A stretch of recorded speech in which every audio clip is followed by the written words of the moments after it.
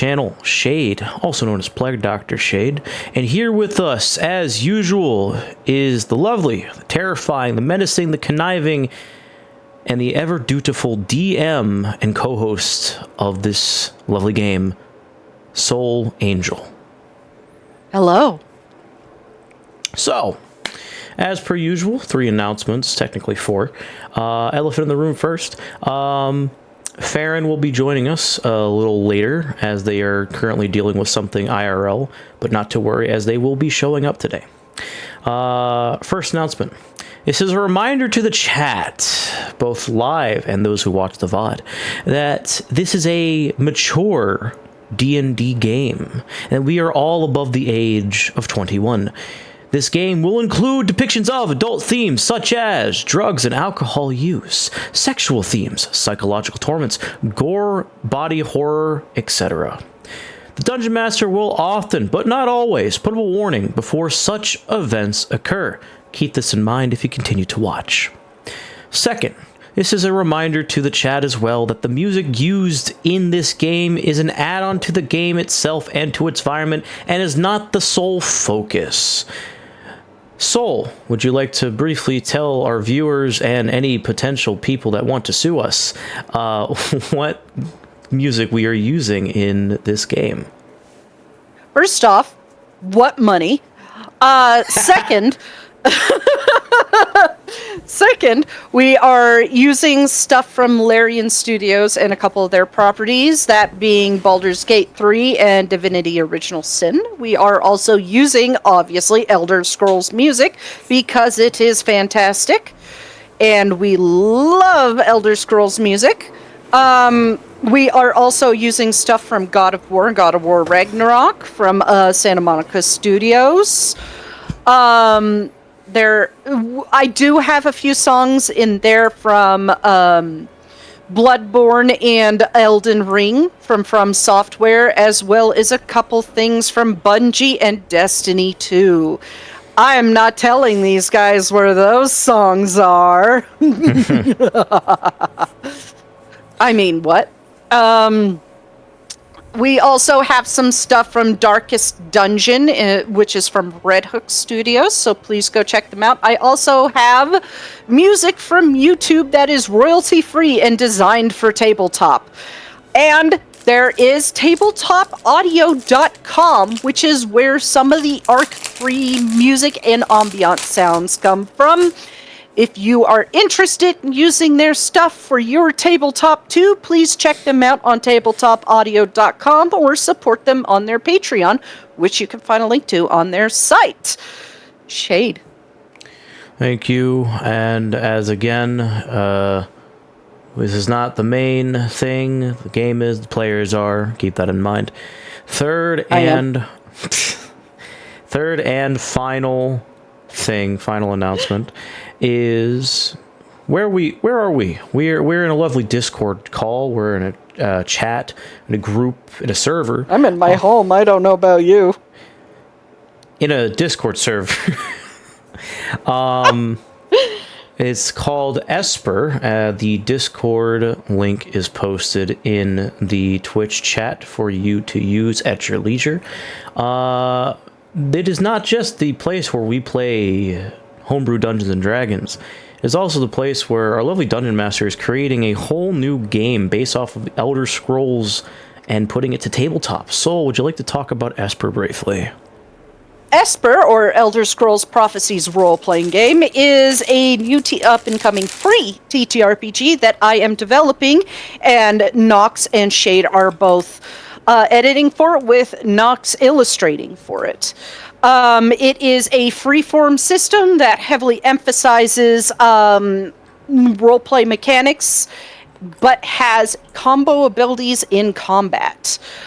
If you are interested, I am about to send us into beta, and if you are interested, please do join the Discord server. I would love to have more testers and input for this. And I also need the perspective of dungeon masters as well, other than me, because I wrote it. Of course, I'm going to know it. With that being said, if you're interested, please join us. I would love for you to join us. I have a couple one-shots and four-part shots that are in the works that I think you all will enjoy, and I will likely stream on my channel, as that's where Esper stuff goes. Anyways, Shade can stream it too. I'm not banning him from it. Please join us. It would be unfortunate if that happened. Anyway, so yeah, Esper, come check it out. And of course, as always, the VOD for this video will be up roughly within the next couple days. So if you miss it, come to my YouTube, come find out, fuck around even, leave a comment, leave a like, subscribe, follow, etc. And then we will see you there. Come into the Discord and scream epitaphs at us. We don't care. Don't scream at me, I'm sensitive. He is, which is why I torture him. Anyway, yeah, hope to see you there. We hope you enjoy. That's it for me.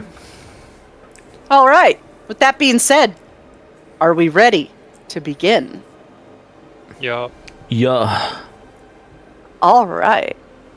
Last we left off, the party had a day of rest and recuperation. And during this, Amphilius Turan, the Archmage of the Synod, helped Taliesin get Tagroth back out of the clutches of Mannimarco. An action that was most likely noticed by the Daedric Prince. After a conversation and traded blows between Tagroth and Taliesin, Tagroth shared some information on where he was and what he saw. He learned that Tagroth was held in the desecrated Temple of Ariel in Alinor, and several other people were held there with some familiarity to the party. Tagroth also gave information to Taliesin on Vilmaeus and Volnir to prepare him in the group for the upcoming battle against them, which was then relayed in a later meeting with all the party gathered around. After the group meeting, Tagroth shared...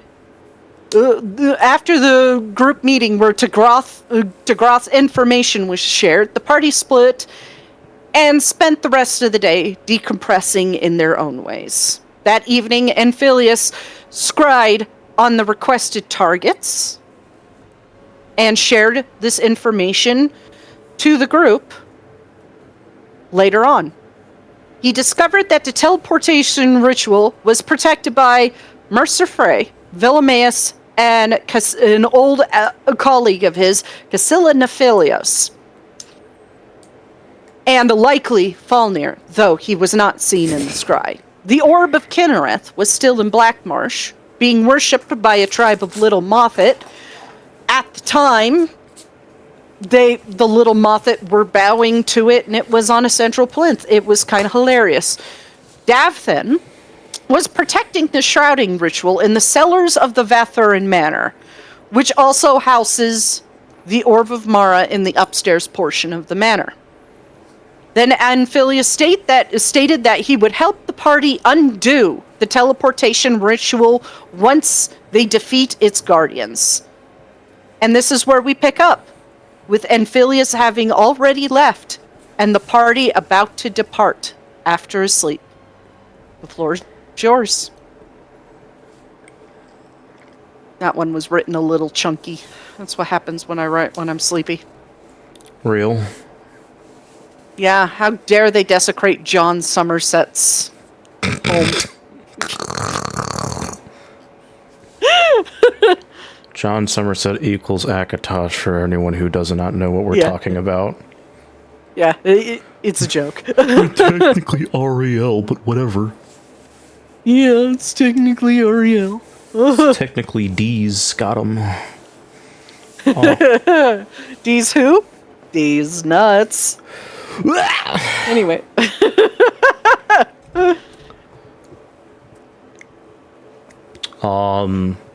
So are we still like in... I'm going by what you put in the group summary is that you guys left Imperial City. That's why I moved your token. Okay. Did... I thought we were just planning to leave. I didn't know we actually left. It said you guys left Imperial City, so I'm like, okay. It just moved the token. Well, Yeah, before the we last... left, before we left, Tiny would have asked Hallison of like, do we need to stock up on like potions, or does anyone need armor before we leave, because we might just be running nonstop. Sure. after this. And he says this with a blank face, just nods, sure. Okay. Okay, you head up the market district, and I trust you, Shade, to know how to deduct how many potions are you getting. Anything else? What else are you getting? Let's make this quick.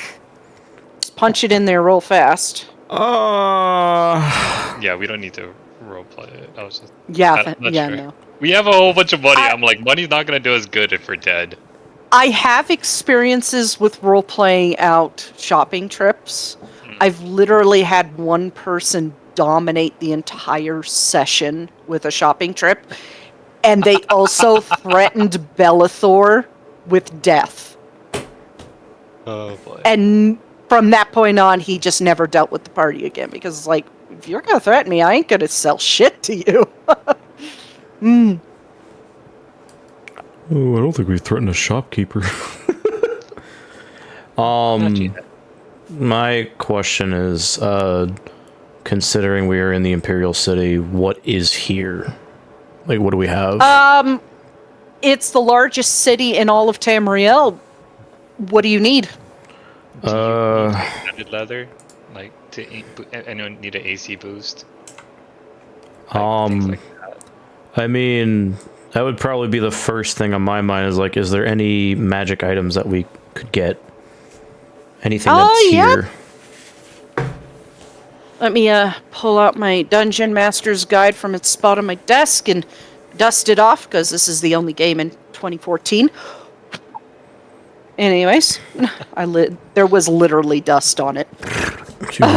I also remember something about Stentis saying preparing more. Either it was Stentis or Amphilius saying that they were going to have Cassandra prepare more of those Magicka, potions. They, with the short amount of time that Amphilius had before he had to leave to meet you there. Yeah. Because keep in mind, he has to travel normally until that's down. Yes. So, he managed to prepare you one, so you now have three or four. Four. That would, because each spellcaster has one. So that way we have a total of four. So, I'm just gonna let you know now. It's important you at least save two. Taliesin's gonna give the second one to Alira since she's like the primary spellcaster. Mm-hmm. I'll just make a note of that. So, what there is... There is a few things that are for sale at the magic shop in town. I forgot what it's called. Mystic Emporium?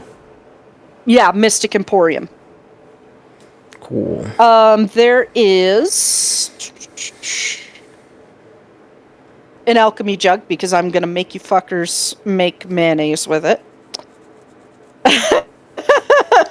3 alchemy you don't jugs. Need another alchemy jug. You have two.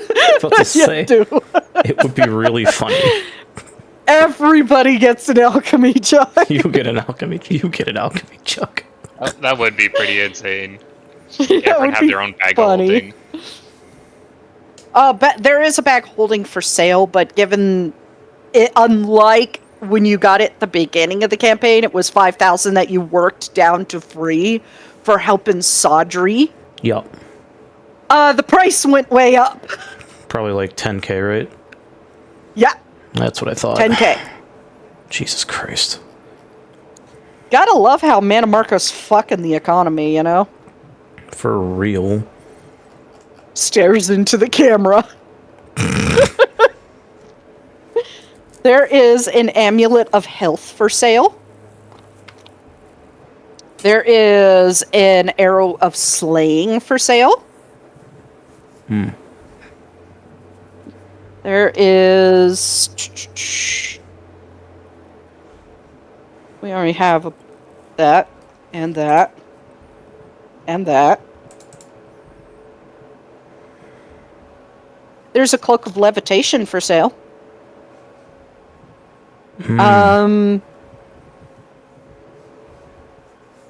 Let's see, what else would there be for sale?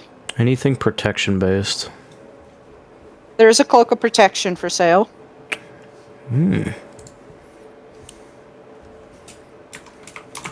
And there is also a...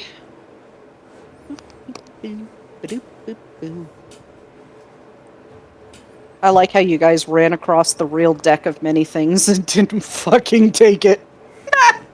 Shit expensive, man. Yeah, shit is expensive. There's also Dust of Disappearance. And finally, there is...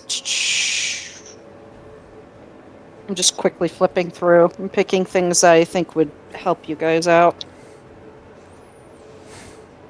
Gloves of Swimming and Climbing, and Gloves of Thievery. What do the gloves of thievery do? You're making me open back up to that page, thank you. I'm sorry, DM. That's just making you do your job. I can't control F this book. It's real. If I'm gonna guess, it might be the one that says you have advantage on sleight of hand for traps and lockpicking. But Gloves of Thievery. These gloves are invisible while worn. While wearing them, you gain a +5 bonus to dexterity, sleight of hand, and dexterity checks that make made to pick locks. Okay. The Gloves of Swimming and Climbing require attunement, unlike the Gloves of Thievery, and is an uncommon item, like the Gloves of Thievery. While wearing these gloves, climbing and swimming don't cost extra movement, and you gain a +5 bonus to strength athletics checks when made to climb or swim. Okay. Specifically. Nice, nice.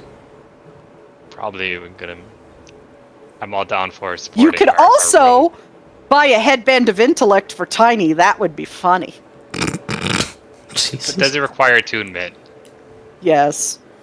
Okay. I want to see smart Tiny. Well, you know, thank you for your encouragement, but I'd much rather prefer to go with option A than option B. Tiny, is that you? No.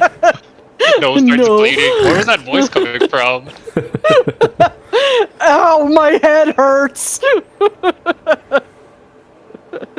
How much was the cloak of protection? Okay, let me see here. Does that also require attunement? Yeah. Yeah. I shoved the book away, so I'm going to open it on 5e Tools. Whoops. No, that's fine. So I could definitely use that. Yeah, you guys get hit a lot.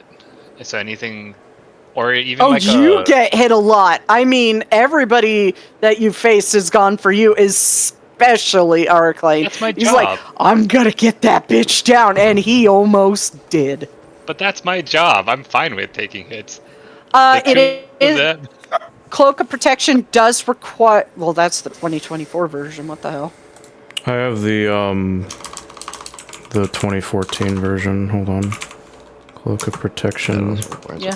Yep. It also requires attunement. You gain a +1 bonus AC to in saving throws while you wear this cloak. It is a required attunement item.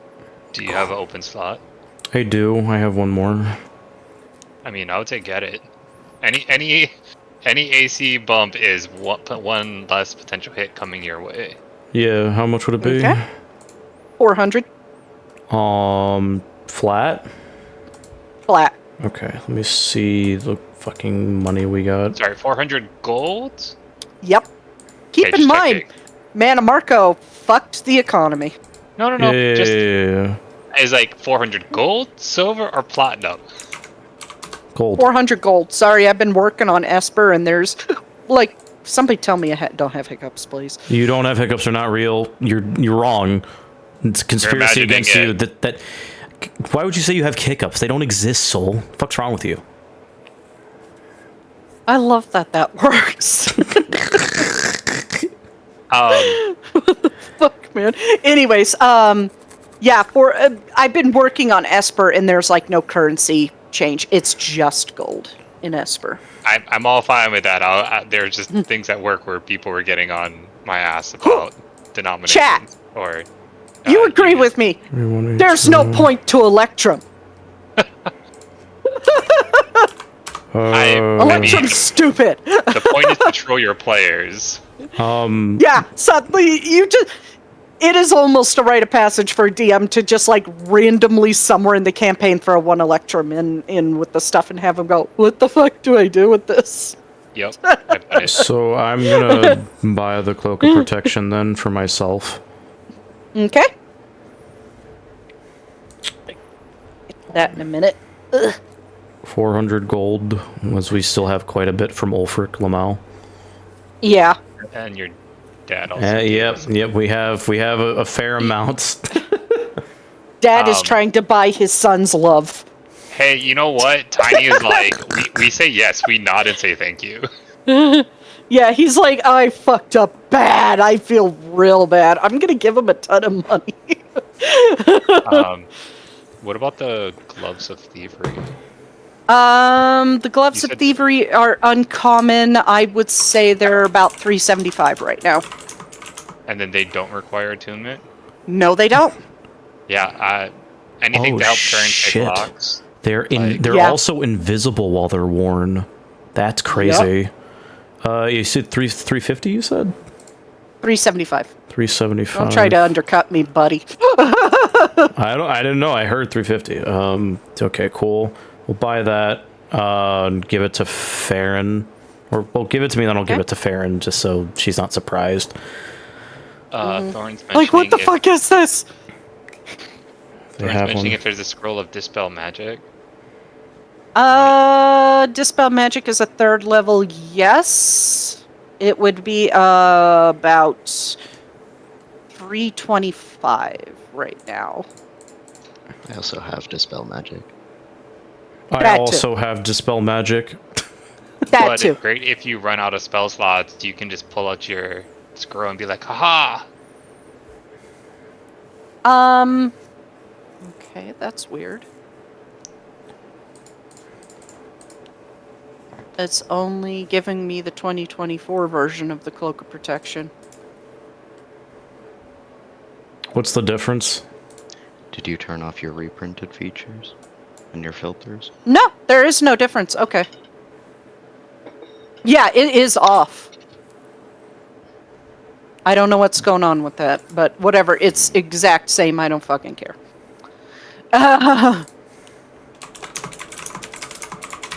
It's you gain a +1 to your armor class and saving throws while wearing this cloak. Cool. Sick. Let's make sure the 2024... Yeah, it's Gloves of Thievery 2024 is exact same.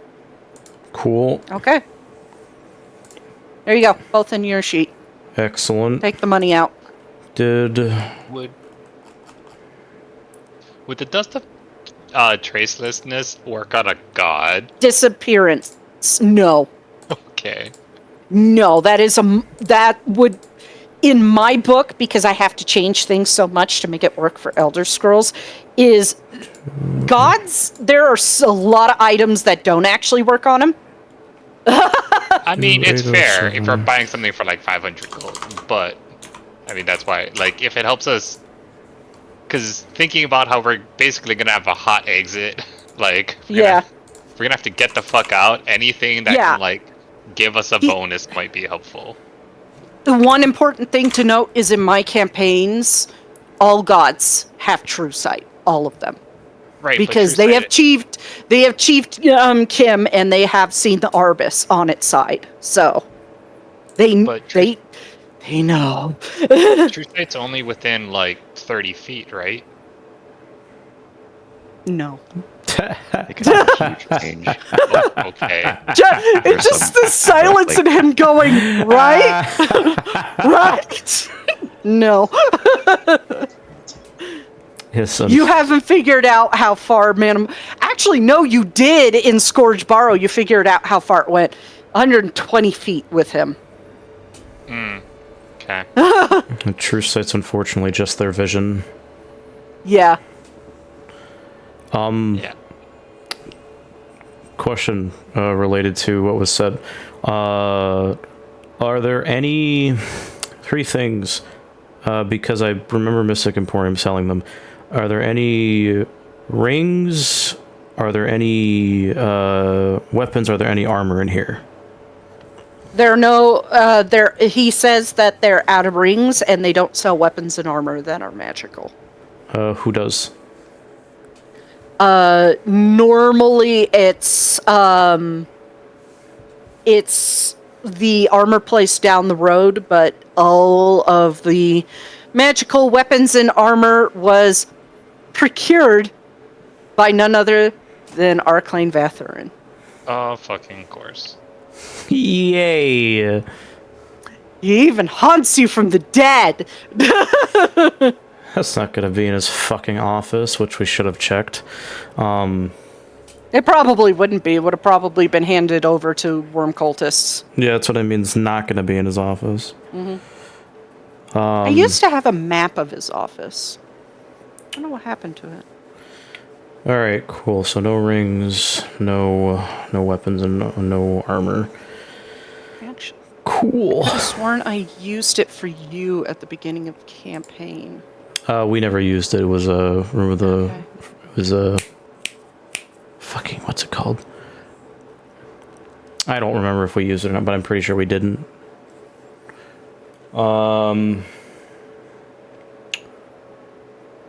No, it was Gerard's office for you guys. I think it was Sunday Game that used Arclane's office. All right.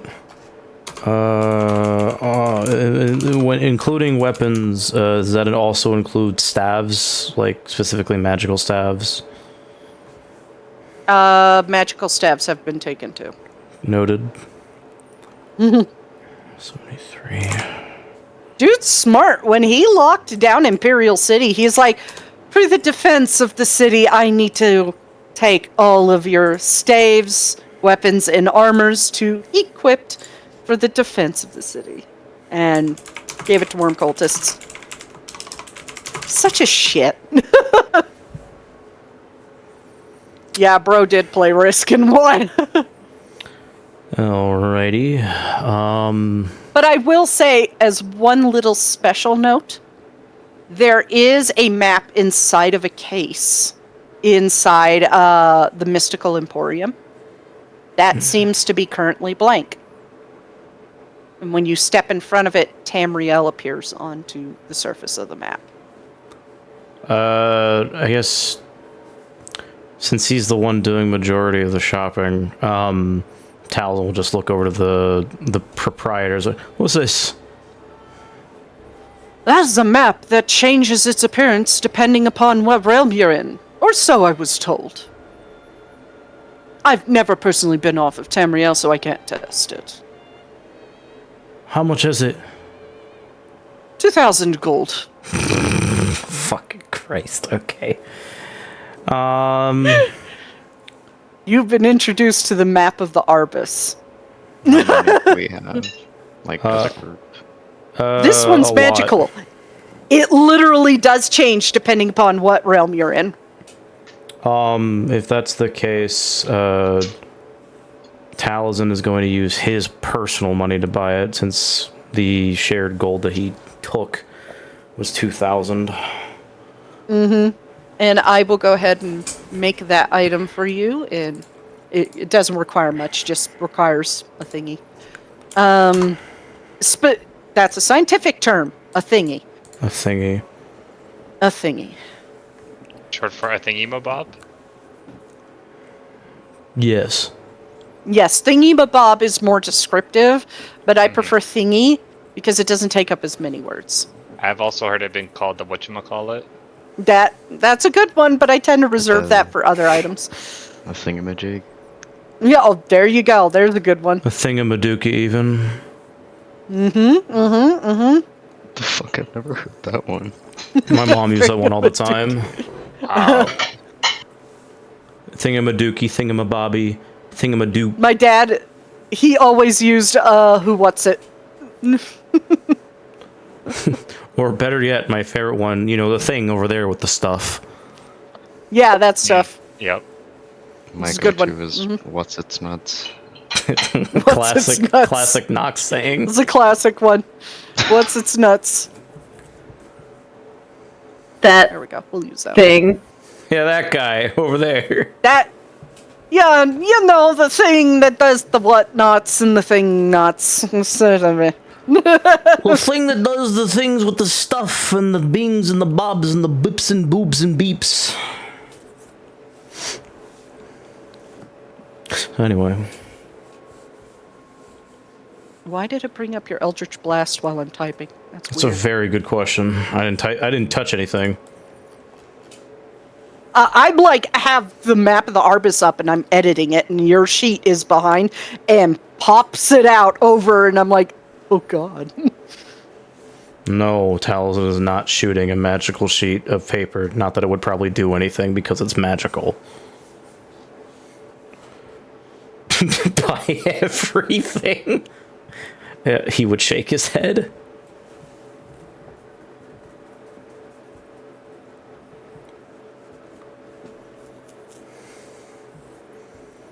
Okay, that's made. Doesn't need any special bells and whistles. Just needs to say what it does and do what it say. There you go. The map should be in your inventory. Excellent. Should be. Where is it? That's a good question. Where is it? It did not drag into your inventory. There we go. Map of the Arbus.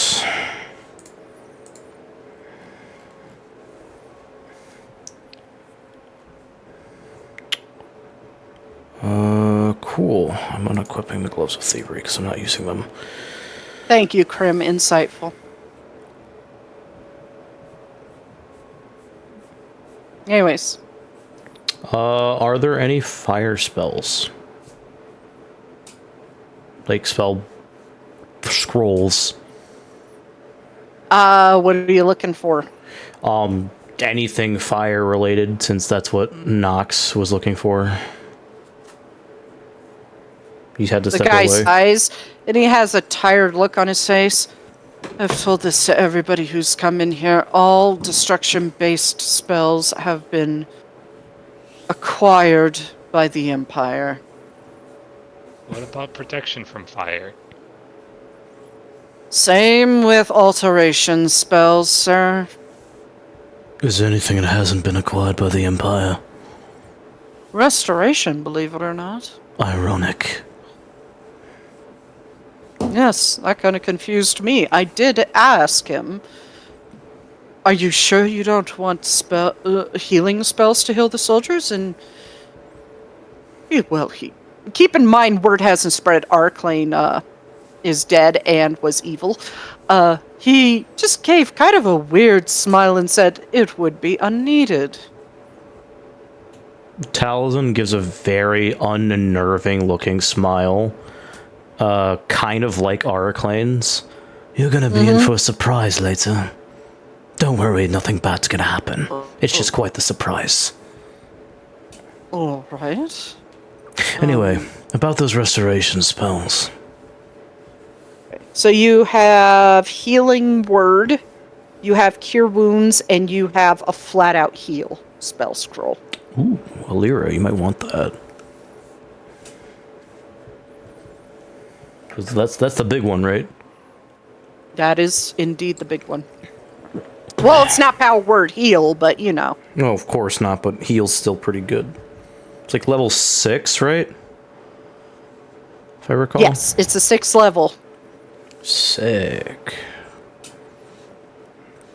which means it is considered a rare item, so it's between 1,000 and 5,000 gold.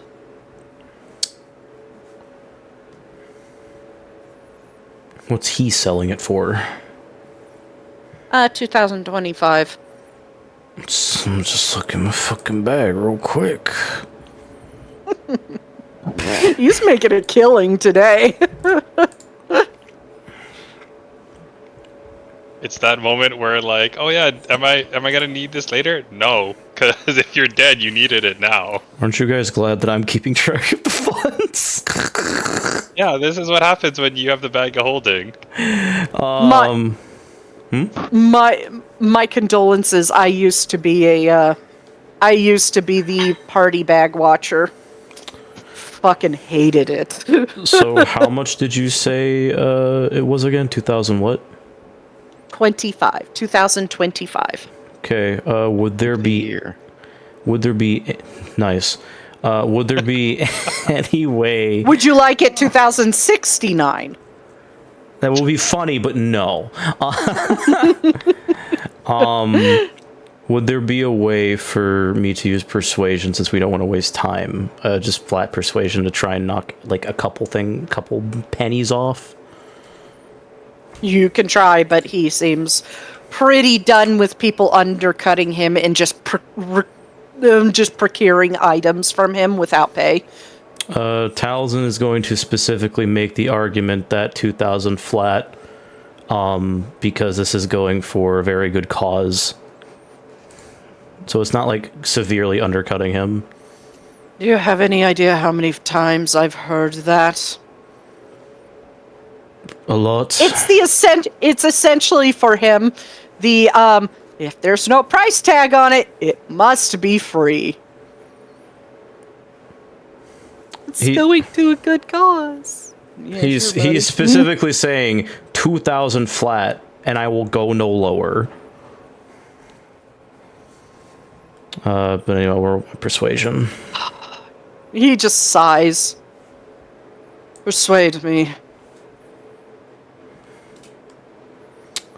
You have persuaded. You start going into a diatribe how you're trying to save the world. Is this gonna be in the most flat fucking tone, so it sounds like he's being completely serious about what he believes in? And he's so tired. So tired. I'm trying to save the world. I need this so I can save the world and stop Mana Marco. Okay. Passes it over. 2,000 gold.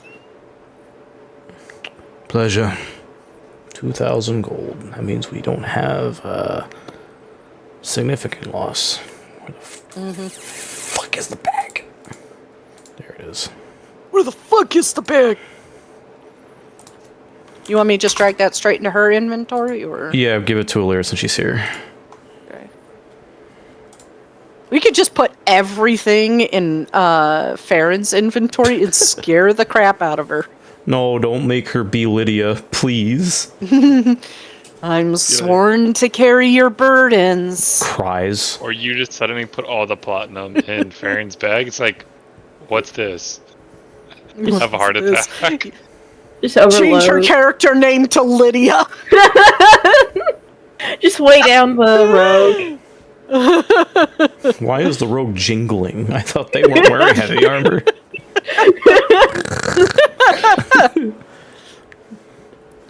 Man, if it's Jingled. only Those spurs, they jingle. jingle jangle. There's the connection. There's the connection between Skyrim and between Fallout. Man, it's such a shame that we can't wear 2 amulets, because that amulet of health would go so fucking good for You are Farron. not Mr. T. You are not Mr. T. You cannot do that. Shame. Can't I'm wear sure my you chain pity the and fool, my... though. I am the But fool. wait. Anyway. Wait, is the enchantment attached to the chain or the charm? Another problem you would have with wearing 2 amulets is they would get twisted up, and then you're trying to untwist it in battle, and then you get your head cut off by Mana Marco with his dinky ass dagger because he wasted all his magicka to freeze you in place. See, If your amulet is just on your chest, like under your shirt or clothing, it doesn't matter if it bounces around because then it's just there. You're still wearing it. I'm just, or is it like? I'm is just it like deep the internet? cutting. I'm deep cutting the Mana Marco fight in Oblivion. Okay. Here's an argument. What if I wear the amulet as a bracelet if I tie it around my wrist? You don't have a wrist slot on your character. Damn it! There has never been a wrist slot in an Elder Scrolls game. You need to change that. Okay. Anyways.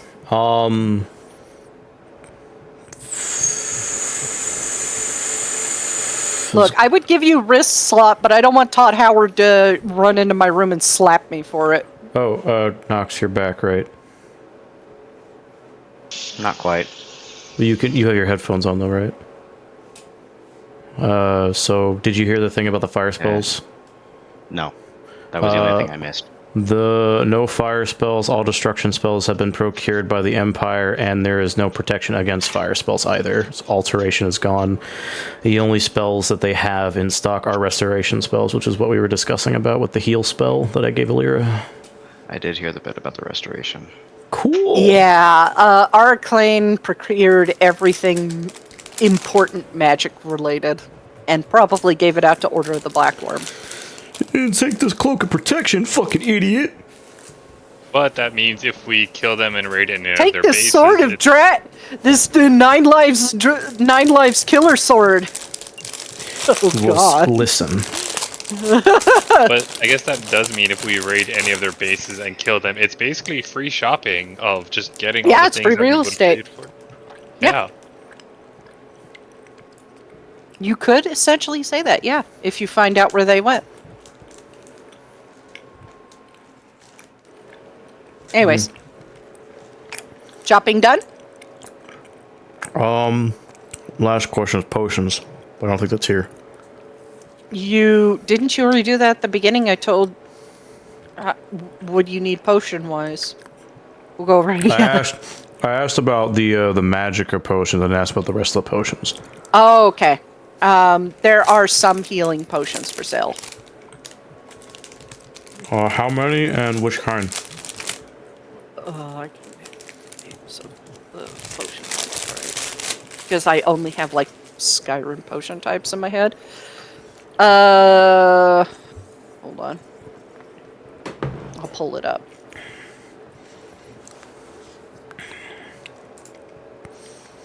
There is, 3 potion of healings and 2 superior potion of healing. How much are the superiors? The superiors are currently 175. Really? Okay. I mean, if you were an alchemist, would you want to go outside the walls right now? 175 gold. Okay. Well, oh, pardon me. I misread it. I thought it had uncommon next to it. It says rare. My bad. I was saying, that's a superior potion. Yeah, my bad. I got that wrong. That's going to be about 1,500. 1,500 each. Okay. It sounds not bad, honestly.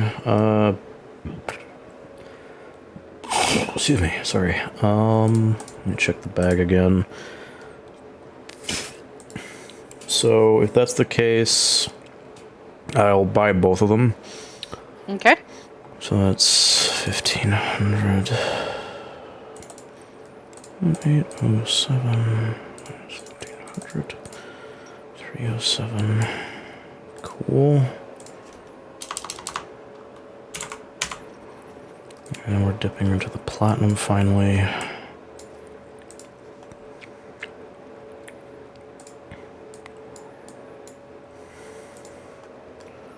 So the platinum that I have, that's one platinum is 10 gold, so that's instead of 753, it's 700 or 7.5k in gold. Yeah. Okay, so let me just do quick maths. It's 10 gold per 1 platinum, so you just add a 0. Yeah, so 603 platinum left. Cool. So, yeah, he buys both the superior potions. Quick, how much is that in Electrum? I'm not doing that. It's these amounts. Speaking of which, you do find an Electrum at the bottom of that bag. Adding that to my inventory as a 1 Electrum piece. Hey, you found more money. Look, I have to do it in every single campaign. Just one. I'm gonna use that One fucking... Electrum. I'm gonna use that Electrum piece to bury a hole in one of the bad guys' skull. I literally, in Monday game, my best friend, she hung on to it. The entire campaign's literally still on her sheet to this day. I gave it to them, like, during the bandit arc. Amazing. Nice. Well, that scroll's gone. I don't know why I have that anymore. It was pretty funny. Alright, so yeah, 2 superior potions of healing. Okay, I will import those.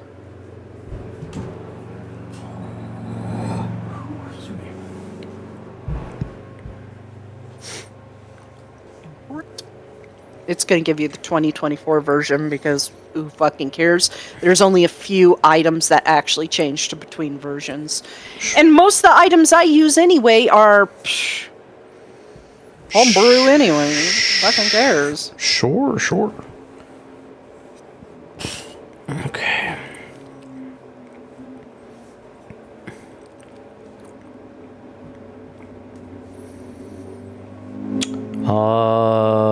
Is there a potion of fire resistance? Yes, there is one. How much? Let me bring it up so I can calculate the price.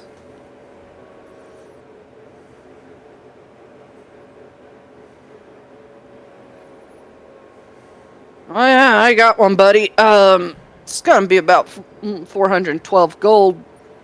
Also, it's not gonna taste good. Wonderful. It's not for me. And he pays. Okay. It's 412. That's 561.8. The good news for you, Glarior, is it tastes like ass, and you kind of know what that tastes like. So. Damn. Oh no! So mean. I was gonna say Way to take jokes. it out for Happy that Pride burn. Month, guys! I was gonna say it tastes like brimstone, but that works too, I guess.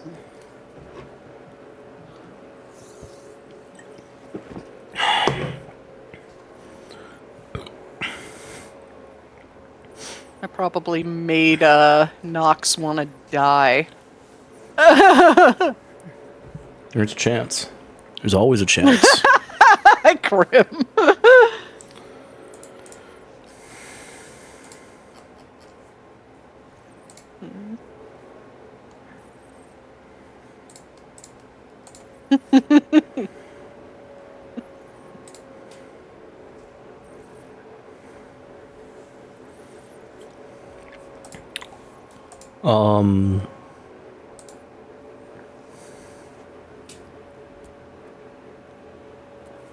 Okay, my question about the thing is, why didn't his tongue turn to stone? And his eyeballs. Because then you literally couldn't hear what he's saying. It would just sound like 2 rocks grinding against each other. Yeah, go horror with it, man. Make it awful for him. I'm pretty Yeah, he's sure that the blinking. whole thing about the thing is it's everything on the outside while everything on the inside stays intact because it's literally just a shell. It's like there was a You comet. just chisel it off. Wait, no, but there was like an X-ray part, I think during like a comic or something, where it showed that the rock was also covering his organs. It's a protective layer, yeah. Yeah. But they're still fleshy. Anyways, It's really hard to get to the flesh. Anyway, let's be careful. We don't want the quote-unquote comic fanboys coming into chat being like, actually... We don't want any guys coming from Marvel Rivals coming over here. Those guys are the worst. I suppose until he gets back, I'll just hold on to it. I don't think he's back yet. Back yet. Yeah. Anyways. I believe that's it. All right. Then you set off. Where are you going? Well, we agree that we're gonna go to Necrom, right? Mm-hmm. So we're probably going to travel that way. And while they're traveling, Taliesin is going to try and call Endasi again. Okay. You get no response. For fuck's sake.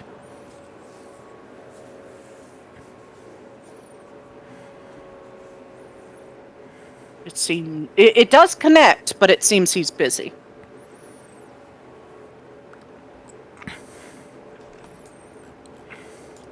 Oh no, not Kraganmore. Fucking place. Well, you wouldn't Tiny. be stopping in Kraganmore because guess who still fucking runs it? Yeah, but her son's dead though, Lamal. Yeah, but is she on their side? Exactly. Tiny would offer to help drive the cart to give you a rest every so often. He would deny it, as he will stay up. But the horses need to rest also. He nods, and they'll rest. Okay.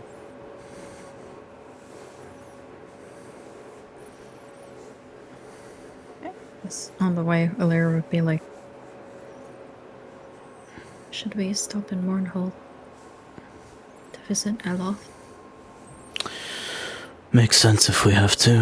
Well, of course we have to. It's on the way, why not? I don't know the next time we're going to be here, and if he has any insight to help us, I think it's worth the time. And I can wonder why Endasi hasn't been receiving my fucking calls.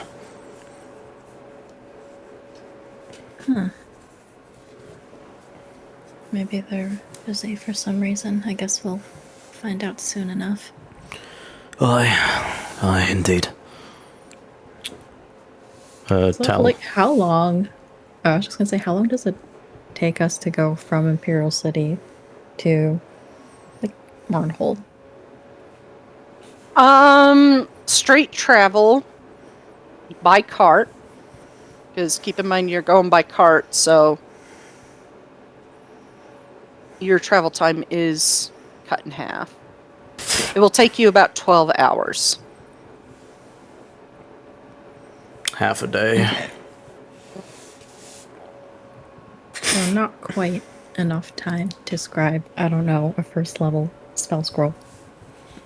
You could do it that night in Mournhold when you rest. Okay. Yeah, I guess we would just work on the first half on the road. You pull into Mournhold. You put your horse up next to the Guar, who are a little weirded out. Like, what the fuck? This is the weirdest looking Guar in existence. And you go inside and you head off to the Telvanni Manor and you find the lights out and nobody home. Are there guards around? There are guards. Taliesin will immediately walk up to one of them. Aye. The Telvanni's in. Looks at the darkened windows. What do you think, Imperial? Hard to tell with the sky being black, Dunmer. I don't think that also affects the inside of homes, but no, they are not here. Good to know. If they're not here, where would they be, most likely? I personally don't know, but you could, ask Tavisi Redoran. Maybe he knows. He should be around somewhere. Thank Try you. the council building.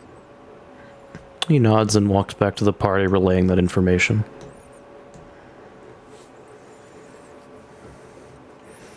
A bit concerning. Don't think they mentioned going anywhere. No. Very concerning. What's even more concerning is that every time I try to call in Dossi, the other sending stone activated. But worst things worst is they're dead. Best things best is sleeping. Maybe. Regardless, we need to talk to this Redoran.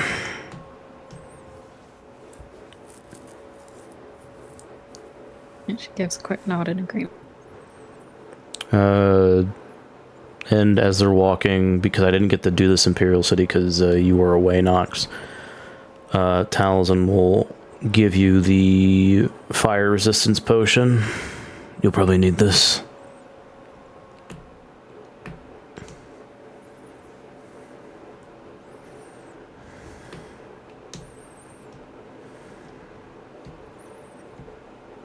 Oh my god, he's dead. Probably sat down and is getting back up to talk. You guys make my life so difficult. Good. You're welcome. You can't make it too easy for you on Pride Month. It's not even time to start celebrating my wrongs yet. Glarior just like looks at the potion of fire resistance. What does it like look like? It looks like a bottle of liquid that is amber in color with orange flecks in it, and when you kind of shake it, it almost looks like a flame is producing inside of it. Oh god. So it looks like liquid fire, essentially. Liquid fire, yeah. How close is Taliesin offering It's it? the bomb hot sauce. Above him, so it doesn't bother him because he's not stupid.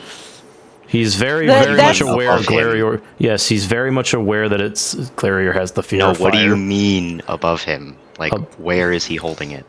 Like enough so he can see the label and the liquid inside, but not right in his face. So this is like as he shakes it, shows that helps you resist fire. You might need it. He does shake it? He shakes it a little bit to show him, Okay. but it's again not in his face. So It's the bomb hot sauce. For anybody who is a chili head, knows exactly what that shit tastes like. that shit fucking hurt. By the way, I don't. He, God, my stomach hurts just thinking about that fucking stuff. Oh my god. Oh god, having flashbacks. Yeah, that stuff tastes so chemically and gross. It's the prettiest little sparrow outside my window right now. Now your cat is staring at it. I'm the cat that's staring at it. What do you mean? He, like, takes the potion as if and looks away almost immediately, like he's trying not to look at it too hard, and shoves it in a pouch where it clinks against another bottle. Is this noticeable? Yeah, he's not being quiet about it. Well, thought I'd put it away from your face. Sorry. Then he keeps walking. That doesn't help.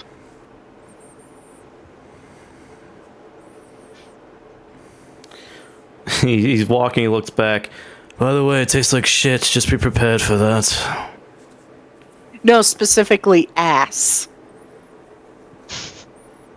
Demonstrative term, DM. Thank you. Just green-haired lady popping her head in the back of the cart. No, it tastes like ass. There's a difference. Both the warlocks like, who are you? Don't worry about it. I'm the godhead. That's who.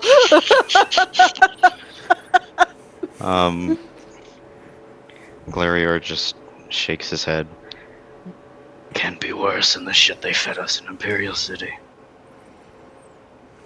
Or they feed you in Imperial City, excuse me. Ooh, ouch. That might be a 2d4 psychic damage there, Taliesin. He's too mind broken to care. He nods. It's worse than raw meat, that's for sure.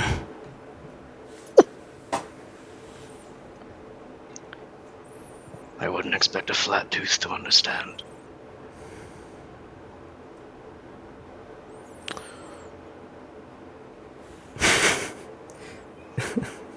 He doesn't say anything and keeps walking. As this little exchange of spiciness is going on, you guys approach the main doors of the temple building. You go inside. There's that same fucking receptionist. She's still there, and she looks up and gets spooked for a moment. I remember you. You all look like shit.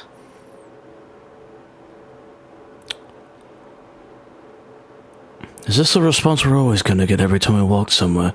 Yes, we know. Where's Lord Redoran at?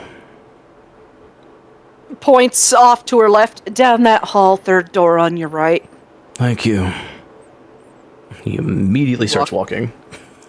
Walk past the statues of the false tribunal, down the hall, to the right, and you see a door closed, with light flickering underneath the door crack.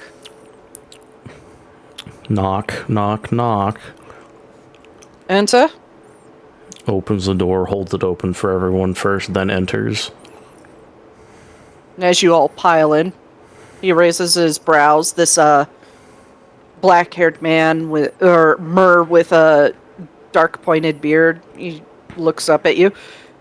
My, it's been some time. You all look terrible. We're gonna get this every single time. It's been a Well, pleasure to see you again, Lord Redoran. Let's not waste any time. Where are the mages and Lord of House Telvanni at? He motions you closer. Is there a scrying sensor around? Raises a brow. Not as far as I'm aware of. Well, then, to be safe, he grabs a piece of paper and hands it to you. Read it when you're alone. He nods. Let's just say there's a very good reason. Noted.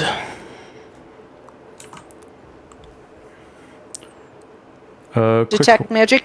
You do not sense a scrying orb. Or a scrying sensor, Alera. Quick question. Okay. The potion of fire resistance, did you give that to me or did you not? I could have sworn I put it in your inventory. I have the healing potions and oh, there it is. I didn't may see have- it. Yeah, One there is a second, search Alex. function. What were you gonna say, Alera? Oh, she just lets out a little exhale in relief. Is something the matter, my Breton friend? No, just relieved. He's not looking in right now. Good, then I can vocally tell you. The Neloth and Endossi went to Red Mountain to secure it and turn back on the Ghost Gate temporarily until this is all over. And you will not be hearing from them. Just in case some Daedric prince decides to hijack what is said through a sending spell. Is that why Andossi has not entered his sending stone calls then? Yes. He hasn't answered me either. I've just been giving him updates. One-sided. I see. Mostly, like, vague stuff. The reason why I warned you about that is apparently, well, a couple of my colleagues back in Blacklight have been killed by worm cultists in travel when they were telling me updates on their journey through sending. I have a curious question for you, Lord Redoran. Yes? The other council member, Lady of Kragenmoor, how does she fare? She is currently grieving. Apparently her son has died in travel. Where did he die? Somewhere on the road, apparently by worm cultists. I think he was in Tel Molaglast and he was working his way to Mournhold and he died to undead. And do you know who this person was that told her this, if any? No, this is just information she gave me before she broke down in tears.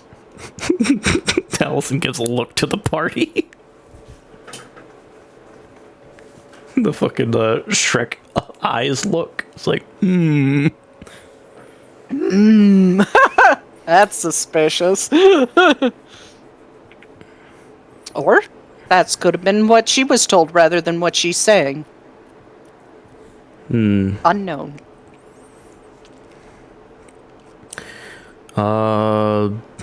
If you do stop through Kragenmoor, give her my condolences. He nods. Of course. May I ask where you are off to? We are off to see a wonderful wizard. The wonderful wizard of Necrom. The main one. My condolences. It's fine. We already have favor with him. He, as he says favors, he does the air quotes. Those are the same air quotes Veldrin gives every time he talks about him.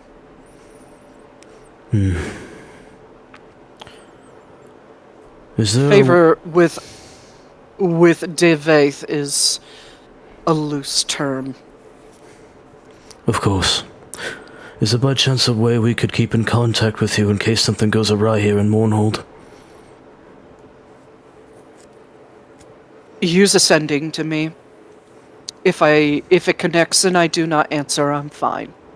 Noted. If I respond, then something is awry. Very well.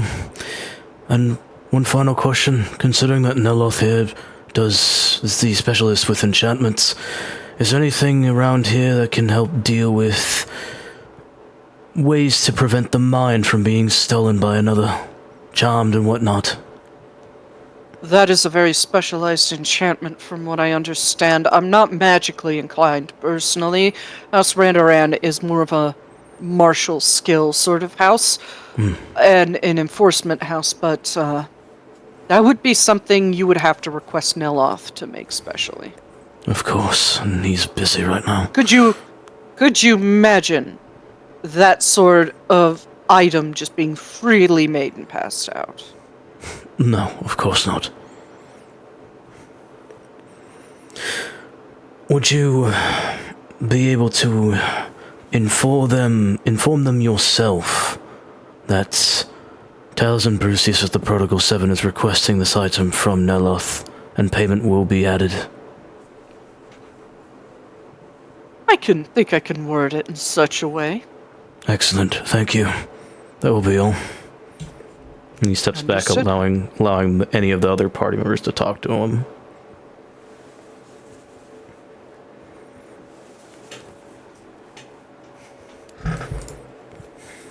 Well, If no one else says anything, Tiny's just like, what do you mean we look rough? We just cleaned up. it is a general term for the crap you've been through. Oh, yeah, fair.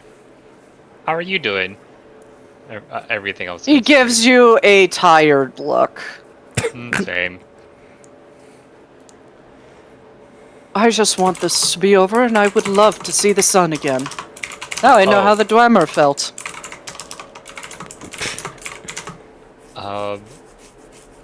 Tiny's like, Yeah. what's a Dwemer? Wait.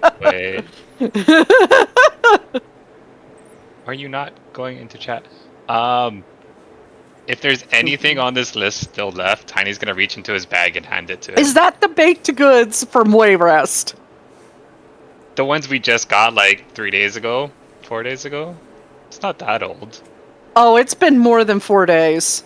You spent like 3-4 days in Imperial City. Keep in mind, like, Simple Calendar is not working right now, so I'm having to track it elsewhere. Actually, the days that we were in Imperial City were for 2. Well, you also had travel days as well. That was when we left. So yeah, it'd be you said it was cut in half, so it's like still 2.5 days. Yeah, but you did have to cut across land that didn't have road from Wayrest all the way up here near Sentinel. Fair enough. So that is 2 days of travel there, 2 days in Imperial City, and you did 1 day of travel. So it's been 5 days. Okay, well then this is probably gone, but then Tiny pulls out a bag of sweet rolls and just hands him one. You pull out one soggy honey bun. He's like, nope, he puts that back, and then he pulls out the bag of sweet rolls instead that like me and Alera made for everyone the second morning, and he just hands him one. Look, Glarior wants mold. Give that to him. It's healthy, question mark, asterisk. I do appreciate it, thank you. I You're will welcome. eat it while I do my work. Anything else? She made them. Good. I do appreciate it. It's probiotics. Oh god.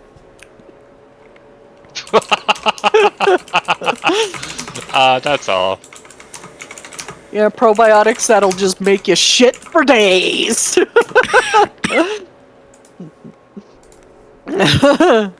Anyways.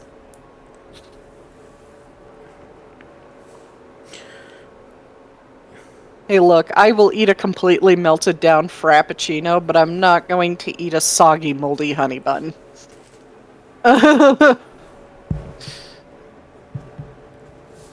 Of course you will. Anyways. Alright, if you need a place to stay, you can, stay in our manor here. Get some rest. You're gonna need it if you have to deal with Neloth. Of course. Safe travels. If no one else says anything, Talzin's gonna leave with the group. Go to Manor Redorin. Okay. The place is quite quiet. There are servants there and a few other people like Tavisi's wife. You do get another night of long rest. Did you guys spend anything? Either way, I'm gonna click the button because I'm gonna click the button. Yes. Tiny would, as they're walking, walk over to Caldron and just be like, hey, can I talk to you later? Sure. Okay. So just waiting for it at some point when Caldron's free.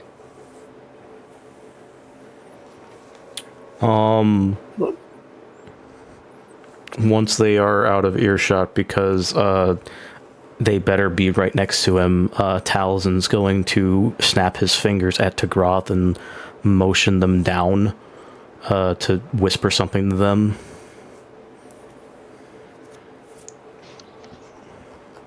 They do. He says, before the whatever fucking evening it is anyway grows even darker, I want to have a training session with you, and I want another question answered. Fine. And there we go. Okay. Night winds down. You guys eat. You all split apart. Well, the discussion between Tagroth and Taliesin, please. First, you beat the snot out of each other. Then you have a discussion. There you go. I think it Yeah. would be Taliesin sets the rules this time and says, you're not trying to kill me. If you are going to land a blow, stop and tell me what I did wrong. And those are the terms he sets. Excruciatingly disappointed. He smiles. Just seeing that disappointment makes him happy. I'm gonna kill you, you stupid bitch.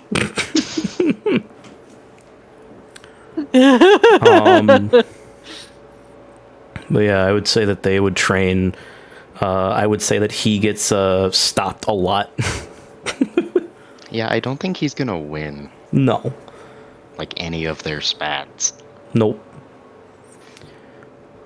They, like, I guess they'd, like, stop him after the 6th one. It's like holding their dagger up to his neck.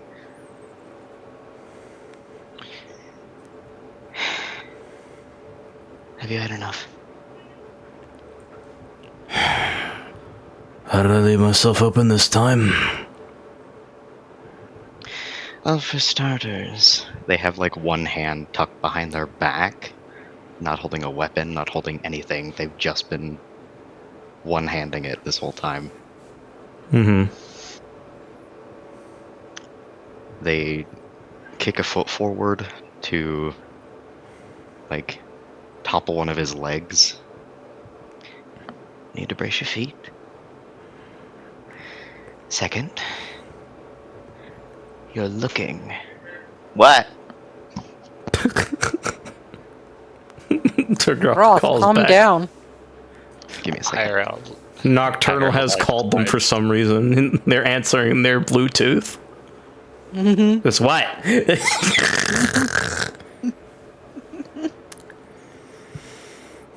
One of the like crows like just pops up and he picks up like a phone. Yeah. It's here. Ah! It's like, huh? Oh.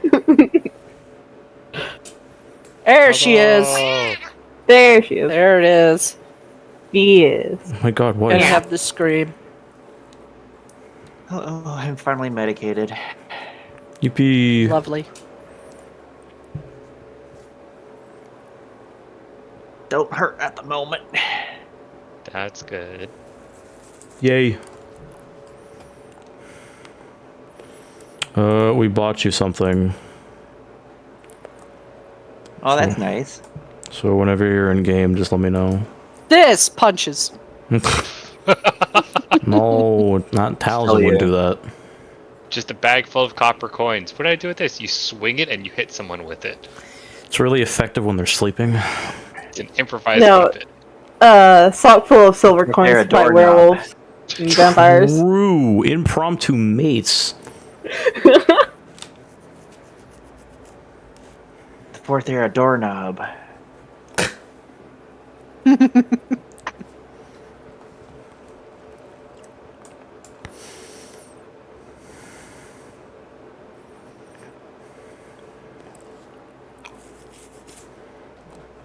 Well, he's dead. So we're just gonna move on to Caldron and Tiny for right now. We'll cut back. Sure. Cool. Yippee!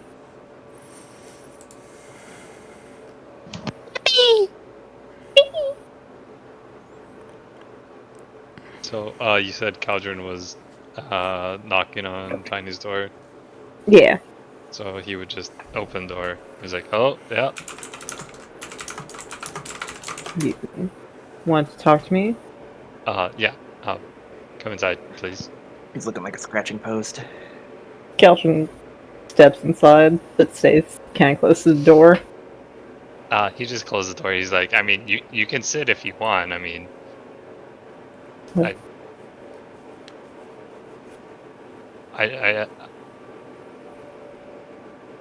he's like, he's trying to figure out how to say this. How are you and Glarior doing with the news? I mean, you were trying to calm him down. Alright. I know we're all feeling shitty, but like, you know how to get through him better than any of us, and I don't want to be just another person asking how are you feeling when everyone's asking, because then it's too much for him. That just piles on. Yeah. Yeah.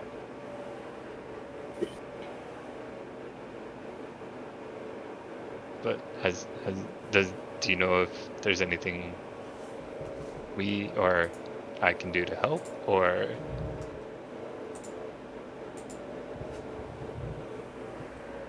I think let him go through this mostly by himself, but be around to help. He does not do well if offered help. I understand. I mean, he kind of chuckles it. He's like, that's why I offered to be a punching bag. We said it long ago, and if he needs a pound of flesh, I can give him a pound of flesh. It hurts, but I'll be fine. Kalshut's face just like twists. What? I mean, like, cause when I was learning to control my rage, I would fight with anyone and everyone, and sometimes some people just had to let me get it out of my system. So I thought you fighting him and then him trying to just claw at me would also then be like, okay, it's out, you're good, yes, but it seems like there's more.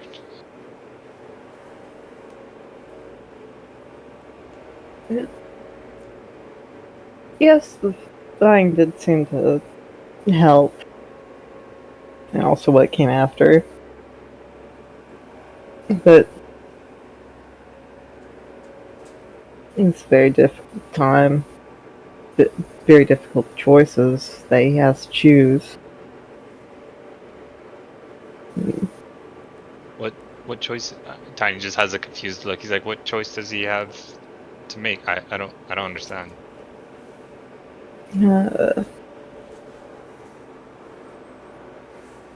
I'm not one to really go into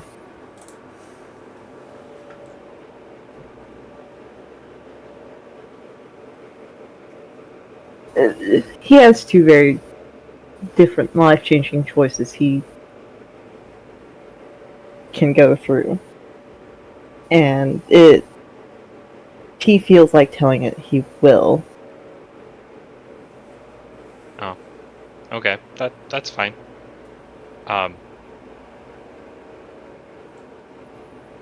The only other thing that I could think of is that might make him happy is a while ago, I don't know if, I mean, he probably told you, but he said he wants to try to make a library, and so I told him I would try to help find him books. Or books on, what was it? Aedra and Daedra and a divine door, I think is what he said. So, I mean, if we find some, maybe we steal some, or find a library where we can buy them, and that might make him happy. He does like his books. Yes, maybe we can come across a bookshop. Or maybe some bandits have collected them.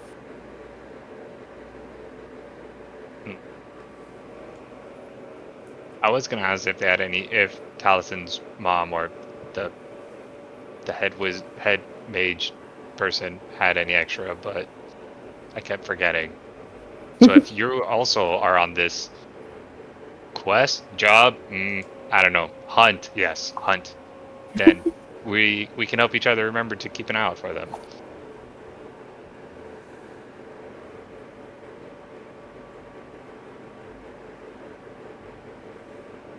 I will. I'll keep an eye on them. What were the names? Not names. I think it's like groups of books or topics. Like I think anything on the Aedra or anything on the Daedra, and the third one I was confused, and so I might be wrong, but I think he said Divine Door. I don't know what that means. Do you know what that means?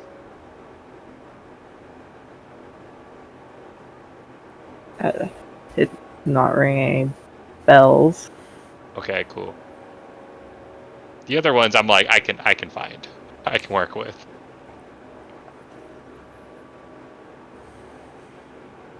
But yeah. that was all. And he holds up a hand for like a fist bump. Caltrin, like, just eventually fist bumps him. He's like, come on, don't leave me hanging. Like, come on.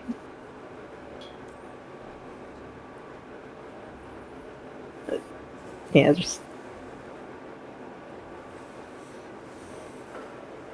fist bump. Yeah. I mean, and if you ever need my help with anything, just let me know.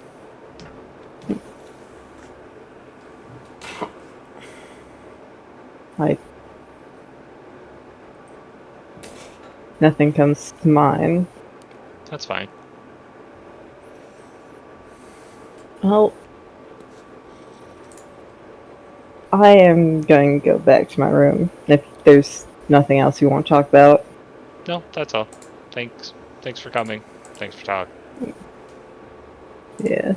Caltrin exits the room. Tiny just closes the door after it, and then just goes to sleep or chills out. I don't know, whatever time it is.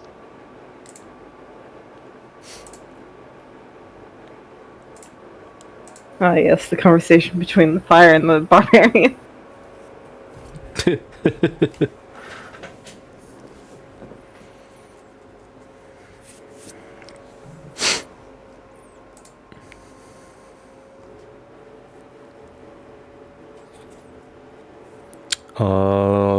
So now that Nox is back, come back to the thing with Tigroth and Talzin now. Soul. Oh, sorry, I was talking. I was muted the whole time. Sorry. Amazing. And yeah, go back to Tigroth and Talzin. I don't remember what I was saying. Dagger under his neck, hand behind back. Well, for starters. Too gay for memory.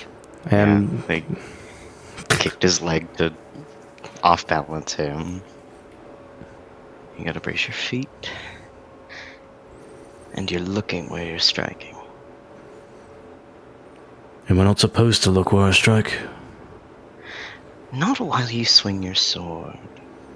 No. Because that gives it away. And they, like, while making eye contact with him, grab him by the shoulder and shove the, what's it called? Like the pommel of their dagger into his stomach. It doesn't hurt. Well, it hurts, but it's not bruising.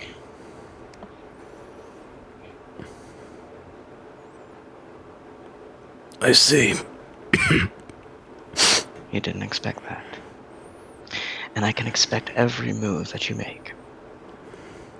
Which is your problem. Predictable. Oh, very. Very predictable. Even the way you hold your sword, the way you swing it the same way every time. Makes you easy to parry. What would you suggest? Well, for starters, figure out where you want to strike. And then look away. Not from the enemy, of course, but look somewhere else. The hands, the shoulder, the eyes are a good one, so you know what their next move is. Maybe. Let your hands make the strike for you.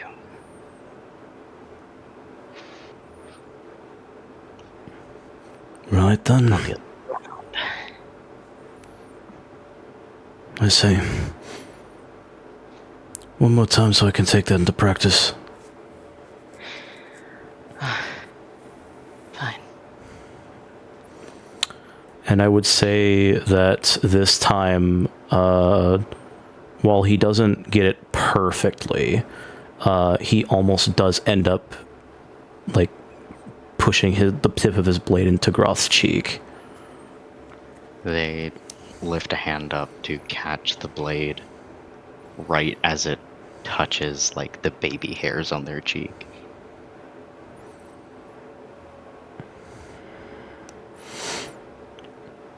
Like that, right?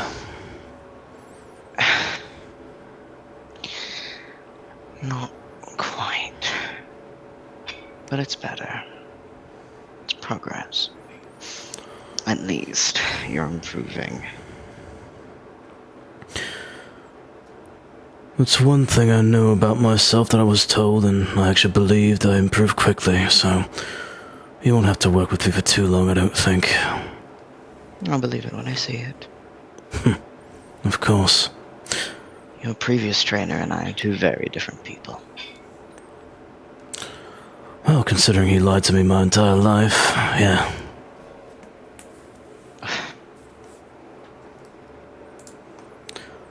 They look a little, like, exasperated at that. Yes, yes. Anyway. Put that to memory. A different question, and he sheaths his sword. They hilt their dagger on their belt. And the shadow aura appears around him briefly before the shadow steps out around behind him. Oh, good, you actually answered my call. Do you know what that is?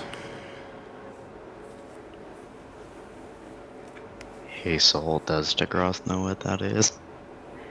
Yeah, it's a shadow replicant. Okay. It's Cool. basically the living shadows of Nocturnal's realm come to life in the form of him. See. It's, think of it as gloam residue. Ew. Fucking gross, man. It's gloam moist. No! It's moist like the glow. Residue like dirt. Like dust. Not like a stain. He takes out his Touch it journal and it's writes, slightly wet.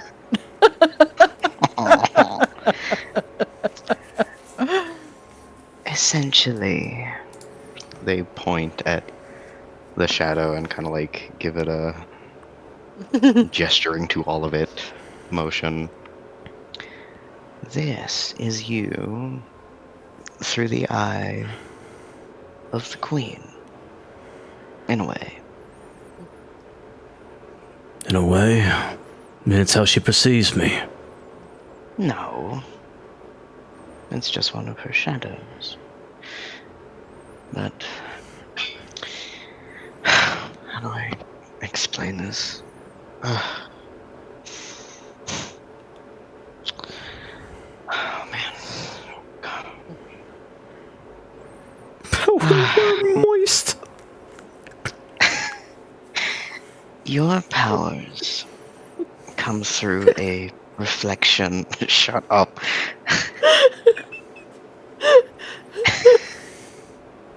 Every time. Every time. Every time.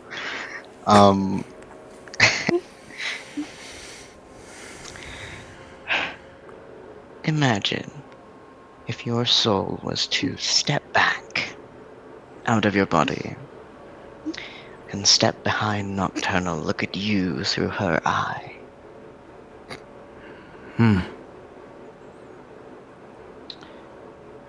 It is every boon she places on you is what she wants you to be,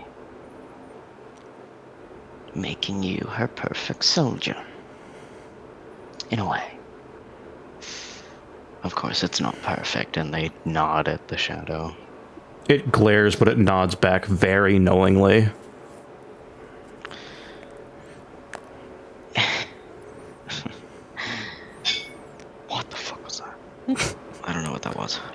I'm not gonna lie, when that first click happened, like in the background, you said you like sheathed the dagger. I'm like, oh, I didn't know you had a knife with you. No, that was the chair I'm sitting on. That was great timing. I didn't even hear a click. Oh, I bet it was the clock. Oh, okay. They... Oh, fuck, now I don't even remember what I was saying. Perfect soldier. Mm-hmm.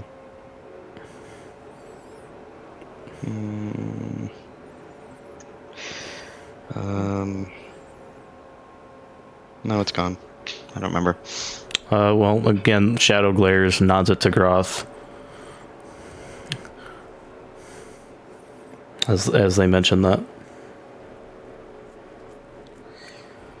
No, So- keep going.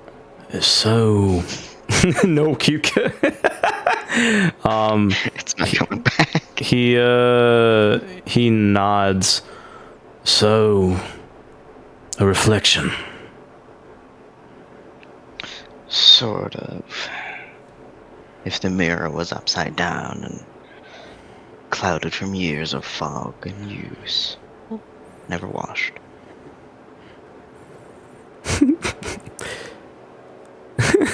The shadow, it looks to Taliesin, and Tagroth can see that its gaze softens a bit when it looks to Taliesin. And then it looks back at Tagroth, the glare resumes. I'm weaker but more skilled. No, you're not. You are him. You're as skilled as he is. For now. Anyway, I'm not talking to you, I'm talking to him. Taliesin stares at it like it can fucking talk.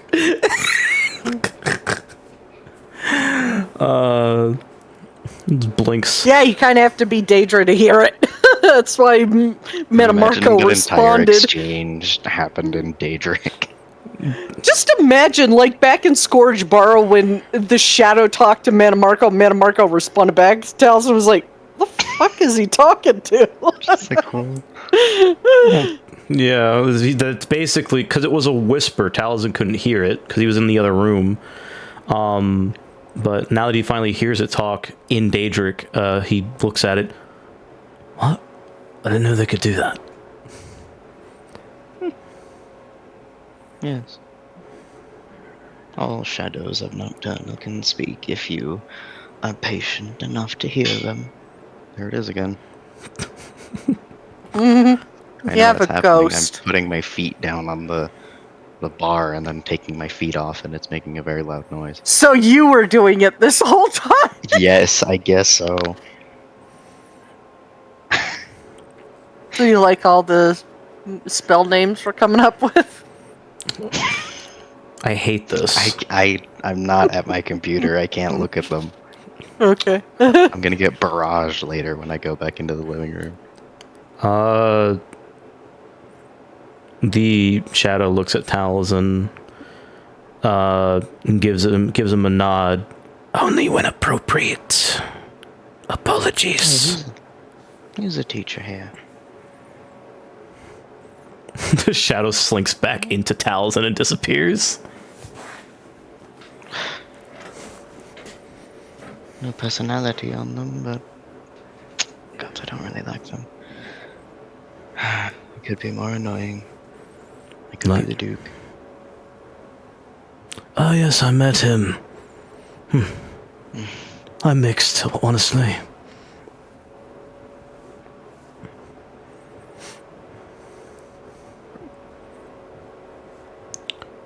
Not a big fan of the crows, are you?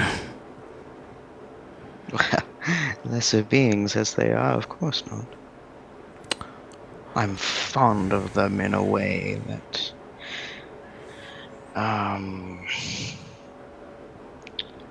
that the fledged parents know that the fledged children of parent birds are fond of their younger broods. Tolerant to an extent, What's the difference between them and a Wraith of Crows, aside from being greater and less a Daedra? I have hiccups again, guys. No, you No, don't. you don't. Stop lying to yourself. The fuck's wrong with you? Stop trying to gaslight us about hiccups. Not Hiccups real, don't they're a exist. conspiracy. Get shit Prove out of it. here. Oh my god, it's not working this time. It's because you're fucking with her. You have to be completely serious. So, prove it. Prove it. Yeah, prove that it. They're you can not have- real. Not real. prove I that don't you know have why you hiccups keep Right now. bringing up hiccups. Prove it. Prove it. Right now. Prove it. Hiccup. Proof? Come on, prove it. Proof? Prove it. Right now. Come on, stop it. I don't think you have hiccups. Oh, these ones are hurting. Oh no. I don't know. See, now it's not working because you all fucked it up. Can you prove it though? I think it's because these ones are like my diaphragm spasming. Spoonful of sugar. Can you prove it though? Breathe down into your, lungs as deep as you can. I swear by it. Along with being gaslit, but sometimes that doesn't work. I think the think you gaslighting only works once a day. It's a once a day spell. It's a global Sorry. cooldown. God It's on- damn it. It's got a global cooldown. Cool down. Let's take a long Hold rest on. and get back to you Look, on that. power word gaslight hiccups is a 9th level spell. Yeah, You can only It's a once cast per it once a day. day. It's a feature that can only be used Not a once spell until the slot. next dawn. yeah, it's We're out of probably, 9th level spell slots. By the probably way, a- so what chat knows what we're giggling about in the background is we're taking spell names and we're replacing a word in them with moist. Oh. You know, I'm pretty sure it's off of moist spells and it caused debuff. What Yeah, if I just hiccups. never get back to my computer ever so I don't have to look at them? Good, you can keep talking us to Grotha. Moist object. Fine. Anyways. Anyway, what's the You difference asked the between that? difference. Yes. Oh, a great many things. I am made in her image of the bones of thousands of crows. I'm smarter, faster. I can take on a visage. I'm more resilient. And I am perfect. In Our Lady's image. Yes. I see. We are among her greatest creations.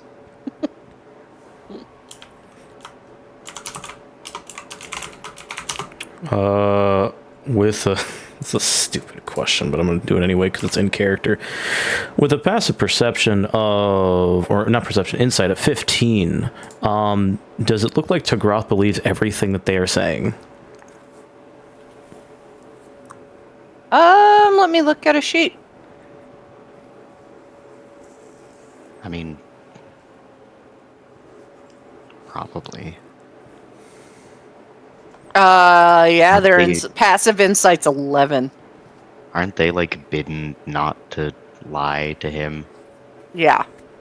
So, yes, obviously. Well, not like lie, but exaggeration versus being just they're being truly honest about it. No bullshit. No, they are being completely honest. Are there others within the Evergloom that consider them above Wraith of Crows, or are you the pinnacle? Nocturnal. Obviously. There's infighting between Wraiths of Crows sometimes. Some particularly ambitious shrikes believe themselves above us. Of course, any Daedra is prone to have an ego as large as mine. Maybe one as large as Nocturnal's. But yes, many Daedra consider themselves above us, above other species of Daedra. But we are unsurpassed. And what are all the Daedra aside from you, Shrikes, Dremora possibly, and the actual feathered court exist within the Evergloam? If I'm supposed to be her champion, I need to know these things, and no one's been a teacher to me at all. The Twilight. Jesus Christ. The Twilight. Maybe you should sit like a straight person. I am. Clearly not. We can hear the banging. Sitting like a 50-year-old man on a subway.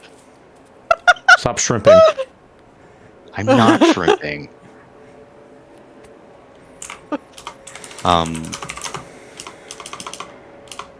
Fuck, what did I say? The Twilight, Grievous Twilight, Matriarchs, Crow Daedra, obviously. The Gloam Vestiges. Me. I don't actually remember what all the Daedra of Nocturnal are. And they end with, fuck, what are they called? Are they Gloam Knights? The ones that Nocturnal turns people into? Yes. I think they're... Yeah. And the Gloam Knights. I have heard about those before. Yes, I Heard believe I told you about them. Yes. And the difference between that and a nightingale is Nocturnal forces someone to turn into a Gloam Knight, curses them, and a nightingale is one of her actual soldiers, warriors, chosen, whatever. Not quite. Elaborate. The Gloam Knights become Daedra. They are her arsenal, remade, perfect in her image. The Nightingales are just followers with big swords and attitudes.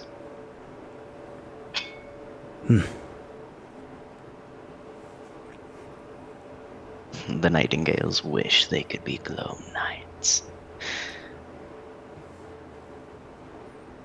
I If you see. learn the ways of worship, you will too.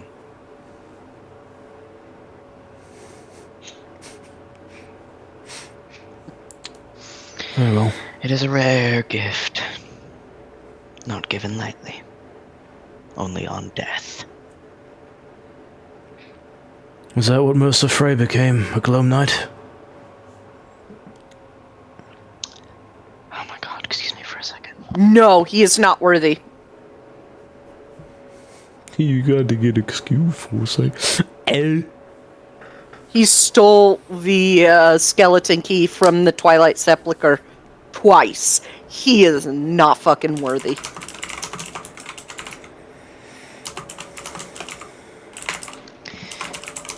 I did hear that. No. Mercer Frey is not worthy. And do not mention his name in my presence. With such reverence in your eyes. He raises his hand and the fucking serious expression disappears from him and, oh, I'm so sorry, your liege, my mistake. It's not like we're hunting him or nothing.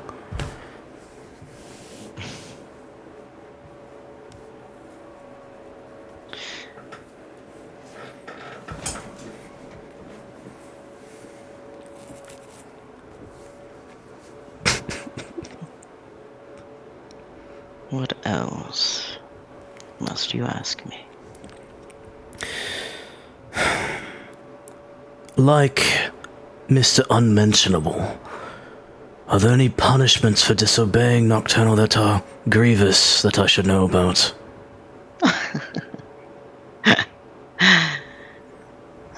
Where to begin?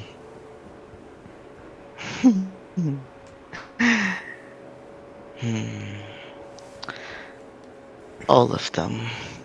You disobey a Daedric prince, you disobey your very way of life, and that is a crime punishable by the highest of torments. I'm sure you've noticed with your little book-sniffing friend. Yes, he mentioned his memories being taken. And Nocturnal would not hesitate to do the same. Injuries. Maybe not exactly stealing your memories, but something just as cruel to you for the simplest of disobediences. But among my favorites, I must say... Ooh, I know. I had a master back in the first era, I believe. She disobeyed Nocturnal by stealing from one of our shrines. What did she steal? I don't remember. No, I do, but vaguely. But her punishment that I had to deal out myself was tying her up on burnable stakes and putting her out in the middle of the desert and unleashing a flock of crows upon her to feed from her eyes. Oh. I can still hear her screams. She never recovered her vision. It was a simple thing.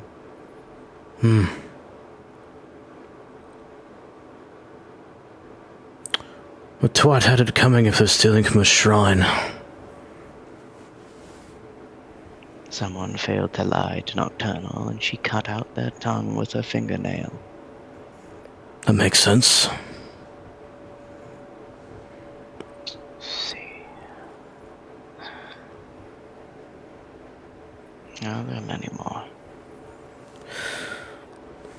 As gruesome Don't as they worry, come. it's not like Nocturnal has a passive 27 insight. So as gruesome as they come, as gruesome as I should expect. Worse, depending on how she favors you. Even a little slight when you have good enough standing is like a stab to the back.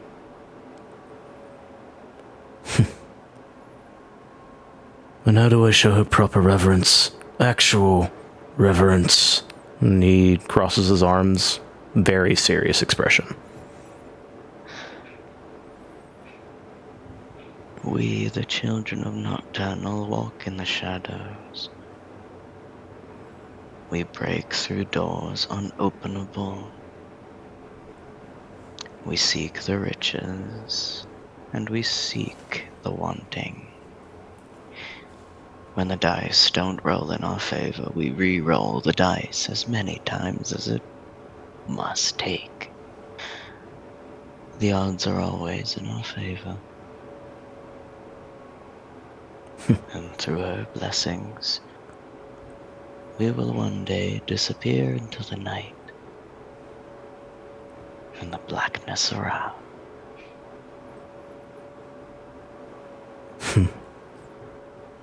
That is her first tenet. Not her first. I think it's about her 12th. One of the first things I learned. You will teach me her tenets, and I will be determined as darkness to do them daily. They're not something to be recited like a daily affirmation. No, of course not. But if I'm to be a proper champion, I need to know them by heart, don't I?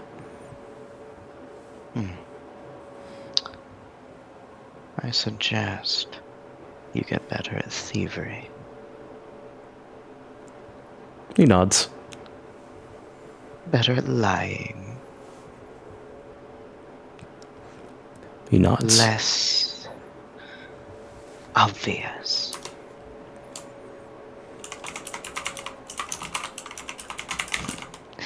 There's a reason you don't see the followers of Nocturnal walking in broad daylight. Who rolled what? Oh. Hmm? Oh, that was a Lyra flipping a coin. Okay. I got spooked. Was me.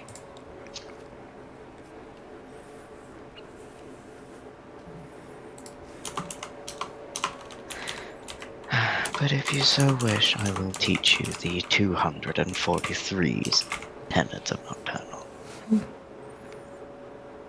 How many? No, I made that up. There's more. Of course. Close to 500, maybe. No, it wasn't 600. It might have been 1,500 now that I think about it. No wonder nobody follows her. Dabs and keen mind. I'm sorry you've reached your storage limit.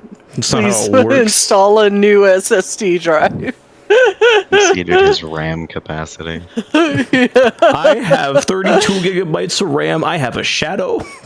He can remember Yeah, shit too. but with 1,500 tenants of Nocturnal on top of everything else, you have to remember that's gonna take up more than 32 gigs of RAM. Sorry, let me just get That would 20 take up, intelligence. That would take up all of Glarior's 128 bytes of RAM. Not bytes, gigabytes, excuse me. She said I was megabytes. I'm like, like, huh? No, No. gigabytes. No, the one that has 128 bytes of RAM is tiny. He has kilobytes. Caldron just barely above that with 256 bytes. We back in the 90s, boys! Tiny's I brains a love floppy disk. Windows Vista. Anyway. I don't remember what I said. 1,500 No, tenants. 90s was like Windows Yes. 3.1. What are you talking Sorry, about? I was born in 2003. Aw, child. Over 1,000 tenants. That's impressive. Yes. I could recite all of them, but that would take A year. approximately 14 hours Oh. if I talked fast.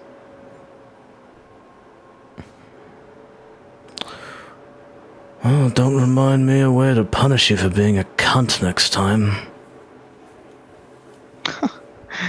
I've spent much more time doing much less favorable things. You cannot punish me in a way that matters. I hate you for saying that. Fucking. That's so good. That's so good. Fuck. It's true. It's true, but I know where you pulled that from. You cannot kill me in a In way a way that that matters. matters. I was gonna use that on someone. Decay exists as an extant form of life. Shit. Do you not feel it burning? Anyway. Feel the burn. The burning in the back of your throat. I need to have Glarior say that. That's metal as fuck. Anyway. As soon as you drink that fire resistance potion, man. True. I'm feeling the burn. Feel it. Start reciting Tumblr posts when I kill Fawn. Why do you think that one fire resistance potion was left behind by Arclane? Oh, he's such a dick. Jesus. He's like, I ain't fucking drinking that. Ew. Tal is in, like he looks like he's about to say something, then he stops, and he puts a hand to his chin. I think I'm gonna use that one later. What? You cannot punish me in a way that matters. He nods.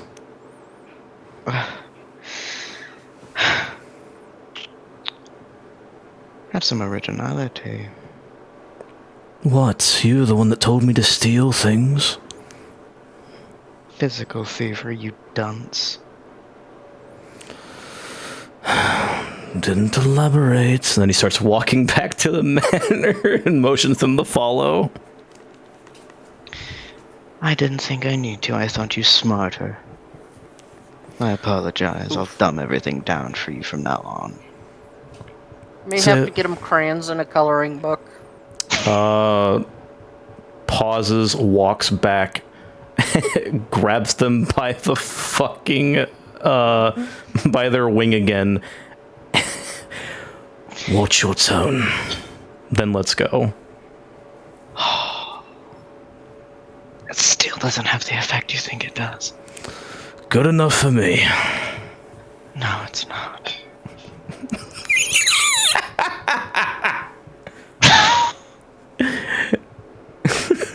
He walks back in the mare.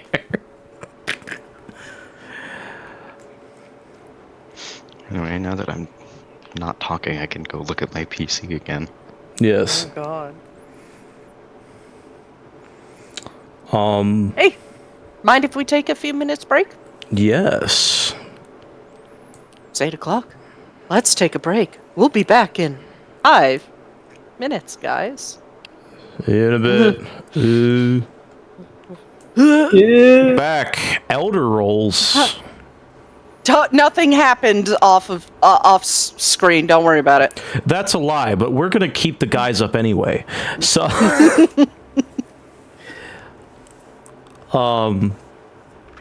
So apparently a lot of people want to talk to Farron. I think it was Thribby first, then Alira, then Taliesin, or was it Alira first, then Thribby, then Taliesin? Oh my god, I got the She's perfect not gonna picture. talk until the morning, probably. Yeah, I was thinking Thribby first because he gave him that little piece of paper. Yeah, it's literally happening at the same time Tagroth and Taliesin are talking, so it's fine.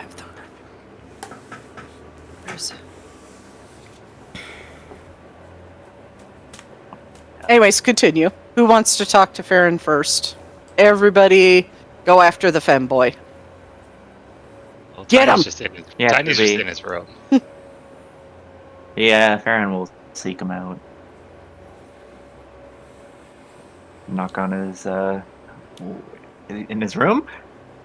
Yeah, wherever Roby's thinking. He's like, what? Who's that? Just me, big guy. Oh, he comes over, opens the door. Oh, hi. Hey what's up? there. You can come inside, dude. I don't know. Sure. Close the door. What's up? You left this for me. Not sure what it was referring to. He sees a note and then his face just drops like a sad puppy, and he's like, I'm sorry, that was, I didn't do my job and you nearly died again by the same spell. That spell's a bitch. It's fine. I mean, I honestly was not particularly expecting to come out of that one alive in the first place. So, color me surprised when we all came out intact. But I'd say it's a small miracle. well, I had a flashback. I remembered a long time ago. You also, it was like deja vu, where the thing happens and you see it again. I don't know, whatever the term is. Deja vu? That thing, yeah. The last time this happened, we were fighting Hercene, and I used I called the spirits to protect me, thinking that it was going to be fine, and then you went down on the same hit. And this time, Well, I thought that if I had the spirits block me and attack one of the skeletons, they might, or the royal guard, whatever their rank was, that they might die, and then that way I did what Taliesin said of take care of these small guys first. But I didn't, and then that spell came again, and then you just hit the floor. So I said I would try to protect you and everyone else, and I failed again. So that's why I'm sorry. And I remember you taught me the bird, so or the little origami thing, so I thought I would try to do it again.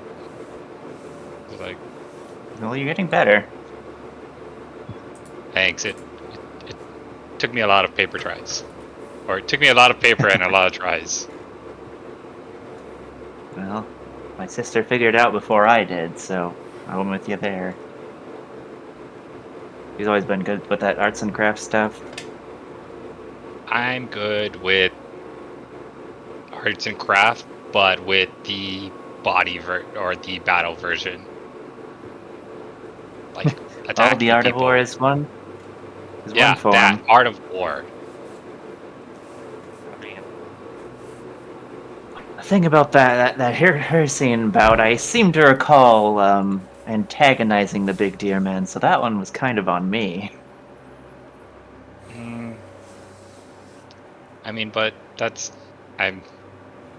he kind of just like lightly flexes like I'm the target. Like I can take a hit and I'm normally fine, but I can't be everywhere.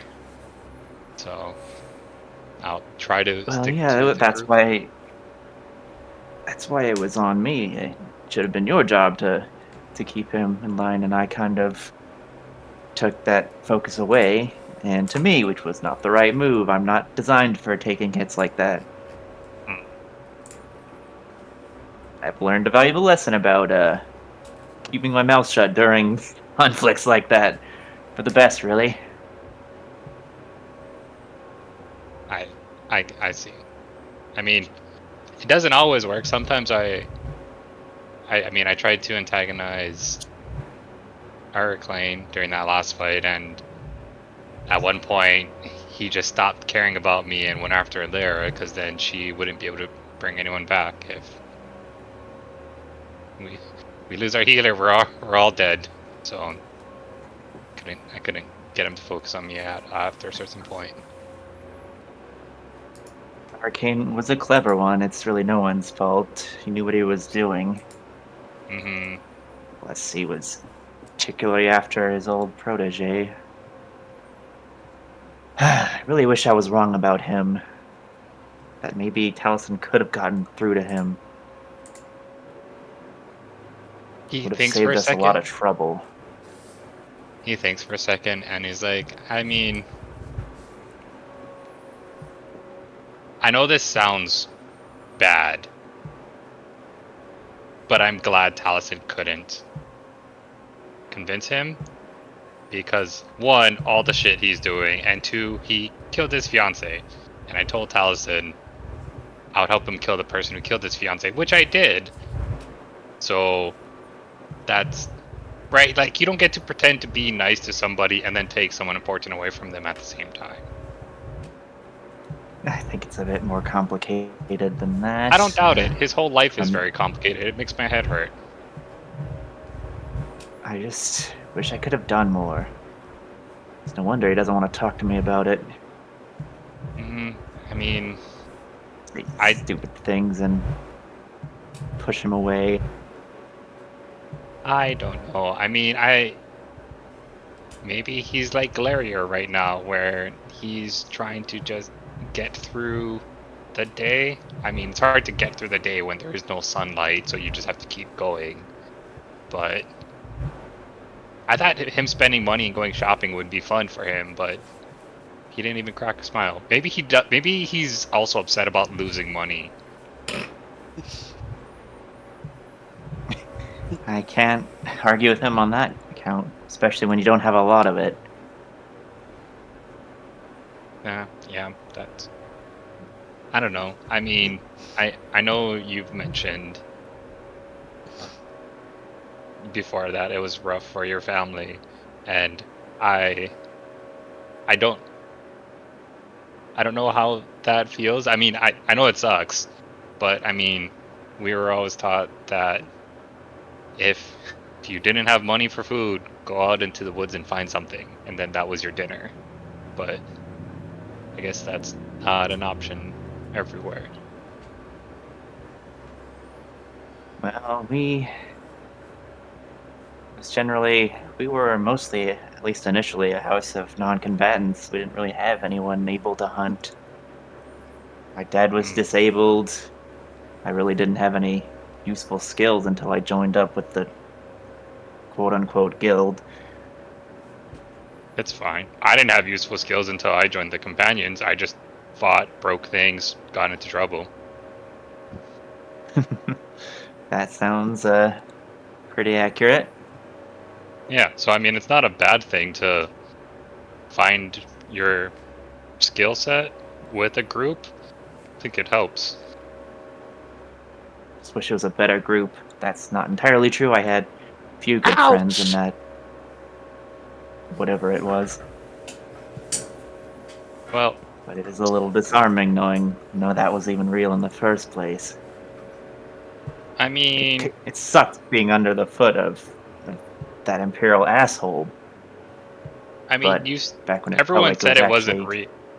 Everyone said it wasn't real, but you did the jobs, you made friends, you made gold, you learned the skill. It is real. It's not like you dreamt it. It happened, right? I suppose. So if you don't like it, then maybe just join another guild in a different city. Well, I mean, if I get through this, I'll probably settle down in Mordhold where my dad is staying. My sister, of course. That doesn't sound so bad. That actually sounds like a relaxing way to retire, I guess. Yeah, I mean, the truth is, I'm kind of sick of all this.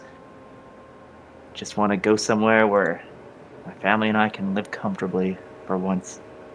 Hmm. No obligations, no...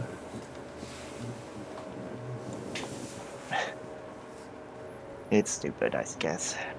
No, it's not. I mean, I was talking to someone, I don't remember who, because I was gonna say many moons ago, but I can't even count the moons anymore. Sorry, it was. I missed when we just hunted bandits, or like the companions used to have of like, hey, there's a saber cat that needs killing, like little ones and twosy thingies, right? Like that's fine. Go out, not every day fight for my life, or big scary monster, or end of the world. So I mean, I get it. Smaller jobs. Yeah, something like that.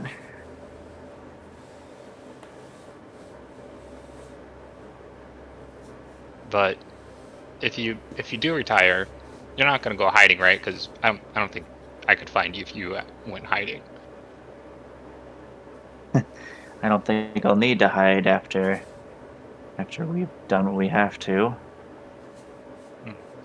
I suppose my old mentor was under Cylinier's control the whole time, so if we take out Cylinear, then you take out the man I believed I was indebted to. I mean, we can also just take out that man too. I mean, we can do it quick, we can do it slow, we can do it painful. I mean, there's it's up to you. I'm down. You need someone. At the time, I think. I trust you with it, Tiny. He just smiles. He's like, that I can do. I wonder if everyone do you think everyone in our group has a hit list? Now I'm curious. Wouldn't surprise me. Hmm.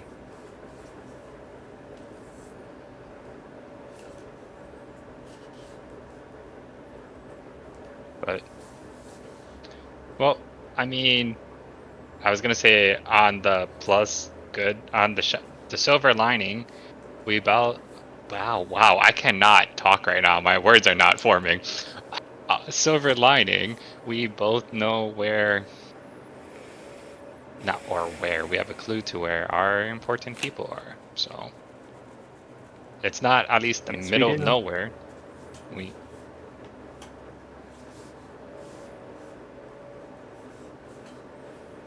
I'll just have to get it done, I suppose.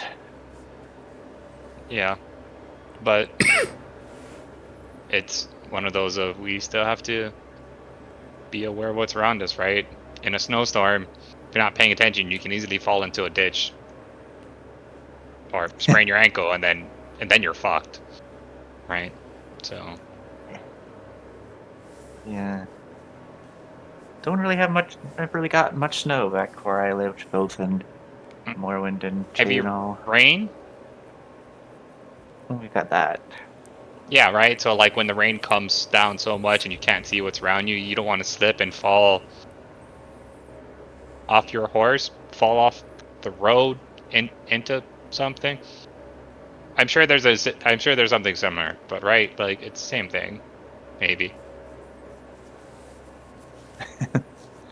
I don't doubt it.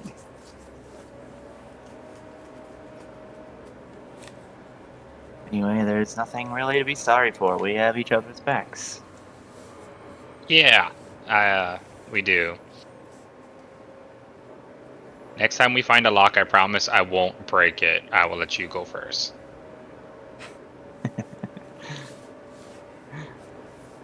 Well, I suppose that makes it easier for us.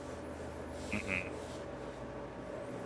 But He like smirks a little bit. If you don't mind me asking, how are things with Alira going? Bow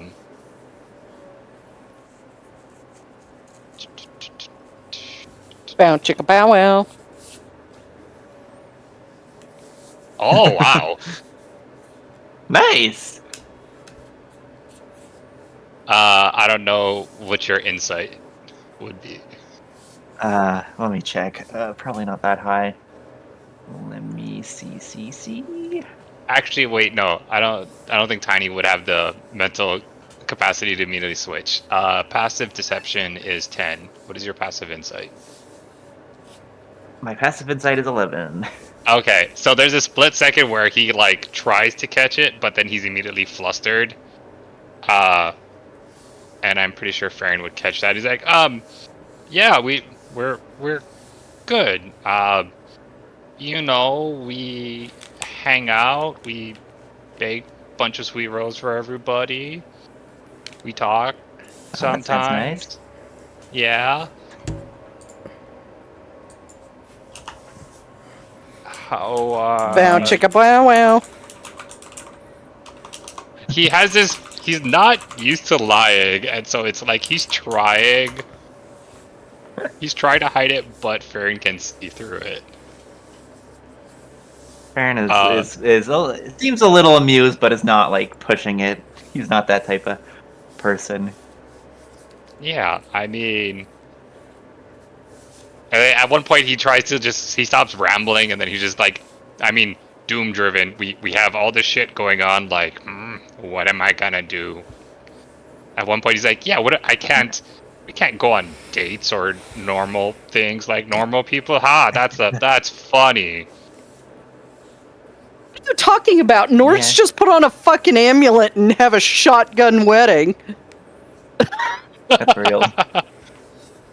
Tiny's like, there's a difference between betting someone and dating someone.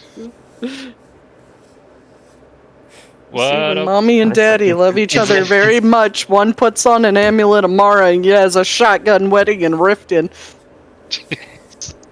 You know, it's like next day shit right there. Okay, well then, sorry, my Nord lore is pretty bad. No, I'm just mostly joking. Like that's just like game mechanics, silliness. Yeah, that's game mechanics. I'm just fucking joking. Okay. Well, I don't know. I don't want to be spouting wrong lore, and DM is like, no, get it right. No, I'll gently correct you if, like, you're wrong. I won't be, like, going, haha, so when a mommy and daddy love each other very much, one puts on a fucking amulet and then they go get married. And then they adopt like 40 urchin kids from Windhome. Yes. Why is there so many urchins? The war. Lore. Alduin. The war. The war. War never changes. Yeah, Get out of here! You're not supposed to be in this franchise. Yeah, Ron. I think after that, Tiny would be like, so what about you and Taliesin? He sighs. It's complicated. To tell you the truth, I'm not really entirely sure where we stand. Let's say I've made my feelings known, but that was before this whole thing with Arclane happened. So things are a bit tense at the moment. Yeah. Well, if you want, I can try to wingman you. Not sure. You know, actually, that might work really well because then he would just be dumbfounded, and then he would just be like, "What? 3? What are you talking about?" He's like, "Oh yes, Taliesin." Blah blah blah. And Tiny just goes back and forth between his voice and imitating Taliesin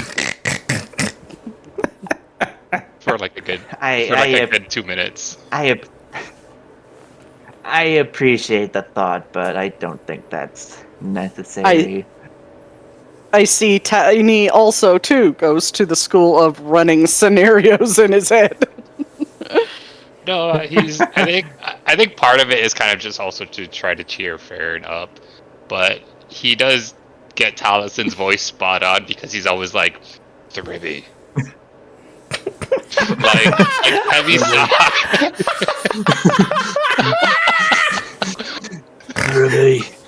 Thribby. Look, mate.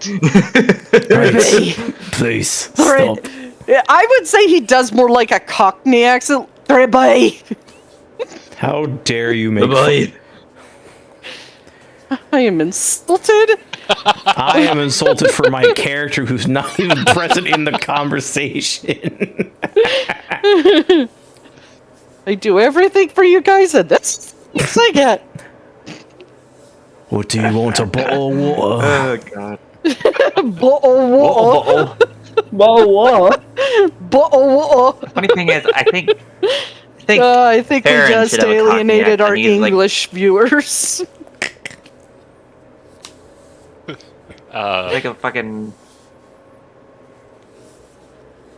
He's like a fucking street boy. He should have a Cockney accent. It's just I'm not good at doing accents. I'm sorry. You should still It's try. fine. You should still try. Dylan does it. I think Tiny would just. But Dylan is built different. Tiny would just. He's like, but you know the funny thing is, he like doesn't sleep anymore. So that means there's almost always a chance you can go talk to him whenever you feel like it. Maybe. I suppose. Although he did sleep a couple times. Do you think we need to just like knock You him know, he out has to watch over him. so he actually goes to sleep and maybe he'll feel better in the morning? I don't know if it didn't calm his inner turmoil before. I don't think it's gonna do much good now. Well, I was gonna say you can distract him and I'll choke him out, but I'm not very stealthy, so we can do it the other way. Of I'll distract him, then you sneak up and then choke him out, and then he just goes to sleep, and we'll deal with it in the morning, right? Because that always works. And he goes to sleep forever. That's gonna go very well. I don't really choke people out, Tiny. Not if I don't have to. Belgian might like it. He's not here Okay. right now. Where's that voice coming from? Why am I getting inside information on my enemies? Up in the upper corner of the room, and this green-haired woman just sticking to the corner. Oh my god. Thanks, God. Welcome. Oh, gotta add a number. He pulls out the alchemy jug. He's like, "Do you know any sleeping potions? Maybe we just spike his drink then." It's fine, really. I think it would. Farron be is funny. actually like kind of chuckling at the moment. But As funny as that would be, I don't think it's necessary. maybe another day then. Just take it as we come, you know? Mm-hmm. At the moment, it's not really worth getting worked up about. We'll probably have a long chat about it once we put all this business behind us. All you really need to do is wish me luck, I guess. Good luck. Thank you. Good luck. You're gonna You. need it. Kidding. Anyway, he hops back up. Well, I'm sorry I bothered you for so long. No, it's nice catching up with you, but I mean, okay, I'll fight. You said you tried to talk to Taliesin, not sure where you are. Me and Alera, not sure where we are either. Maybe, kind of, together. But it's a secret. Don't tell Darset anything. If you have advice... Fair enough.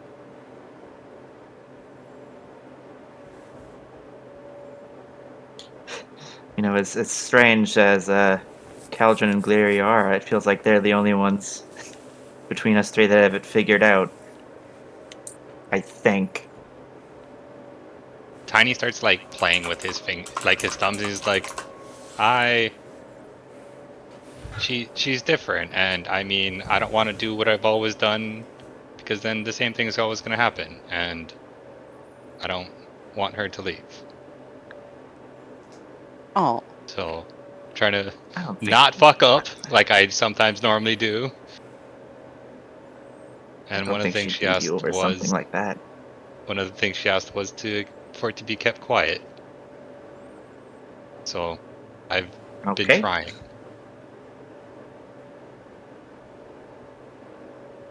Well, my lips are sealed, of course. It's kind of the rogue's trade secrets. Mm-hmm.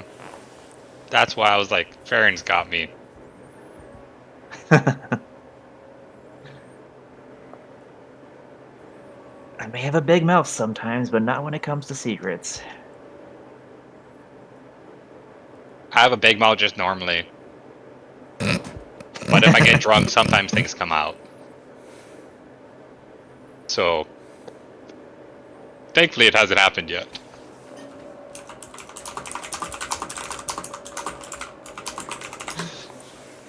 Well, I think it will be okay if it hasn't blown up yet. Ooh, ominous. Ominous. What is that Don't worry rogue about we it. have? Don't worry about it. He's listening in on our conversation. You don't know what it is.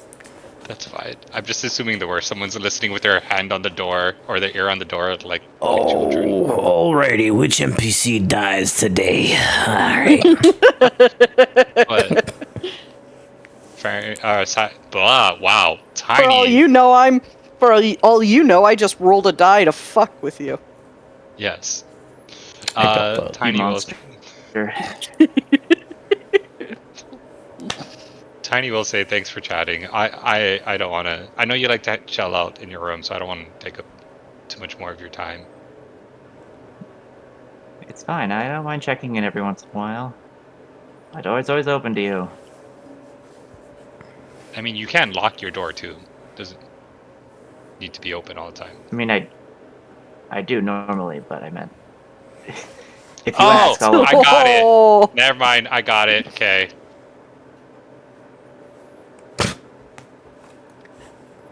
I swear to God, if alright, you say Tiny. to that guy, take out 2 birds with 1 stone, he's gonna be mortified. He's gonna try. He's gonna find the biggest stone and throw it at 2 birds. Hits Tagroth and Vilhelmeus at the same time. That would be pretty funny. Squawk! Squash, and all you see is like wings sticking out from underneath the stone. Hits 2 birds with 1 stones. There it is. Nox is now freaked out. You just hear a ga-dunk. Ah! God! No, what is the twinkiest scream you could come up with? What twink? It's Tagroth. Tagroth isn't a twink. Oh, for Philomeus? Okay. I thought Tagroth was the twink. Well, I mean, I wouldn't necessarily call Tagroth a twink. Yeah, Tagroth is fucking built. They are. How tall are they again? Like 7 foot something? 7'9", and they're built like a.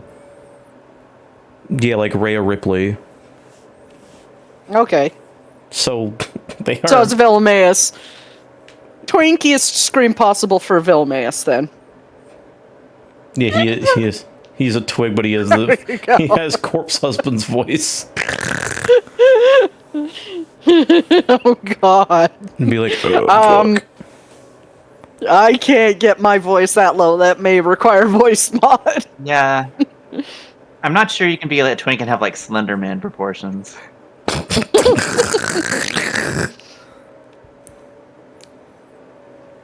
He's this beanpole with a corpse. So he sounds like every extremely thin dude ever. Anyways. So, I think that discussions wraps up aside. the Um, 3BRP. Because, yeah, I'd like to get to Devaith sometime tonight, if that's alright with you guys. well, I just not do my RP then. Huh? Oh, I mean, I was gonna do Farron next, but Okay, go ahead. so like when Farron's coming back to their room, Taliesin is like waiting by it. He's talking to Tagroth very quietly in Daedric. Probably just more about the nocturnal stuff. But when he spots you, you see him crack a very small smile and nod to you. Hey, Tal and Daedra. Tries not to sound a little just like, oh, this guy again. If Tagroth speaks in common, Taliesin would immediately say, "Talk to me in Daedric, or else I will not tell you again." He literally doesn't have to say that last part. Tagroth looks at Farron, gives them the, like, cunty finger wave. Hello, darling. Hi. Tried knocking, but you weren't there. So I just waited. I was just having a quick chat with the 3B. Did you need something? Yeah, I wanted to talk about a few things, but I feel like you'd probably prefer someplace a bit more private, not just your room. I remembered you liked fishing, was it?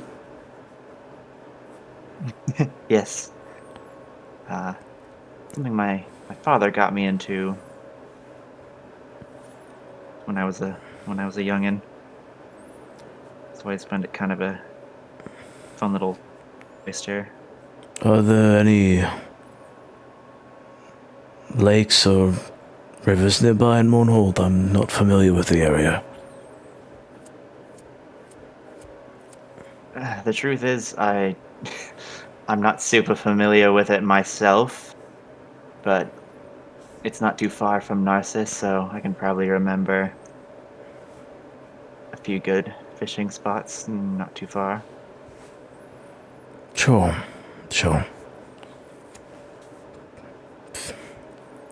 If you'd allow me to join you. Lead him to. Damn, you're gonna travel like You'd go 3 hours? Probably not 3 hours. It's the closest lake, river, or lake. Which is right south of Mournhold. Okay. You know, it's where Devaith has you go into Clockwork City. It's that Oh. river. Okay. Well, if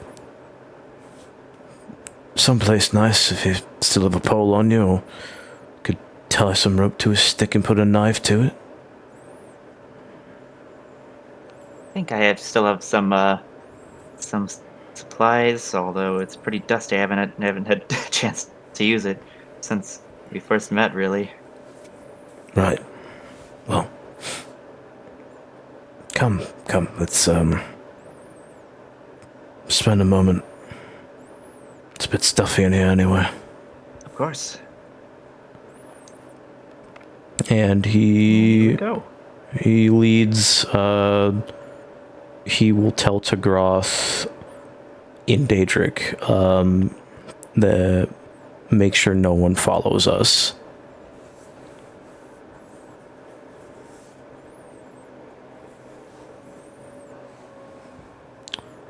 And with leading them, or leading, I guess, yeah, them out to the nearest lake south of Mournhold, Taliesin will start talking to Farron. I know I haven't been very talkative with you the last couple days. I apologize.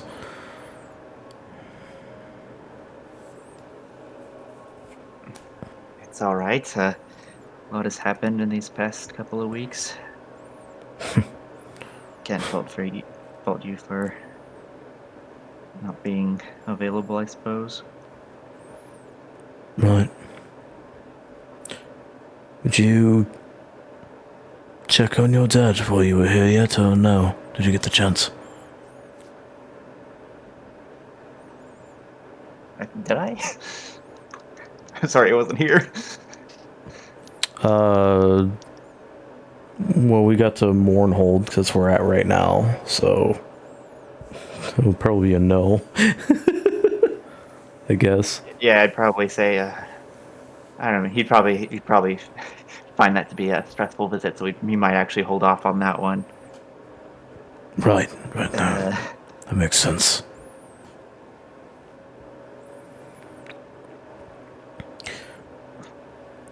I'll have to have a chat with him about what happened later. Probably it's probably a bit too much to do right now, and we have a job to do. Yes, the ever-present job, looming danger, threat, whatever you want to call it these days. Yep, that sort of thing.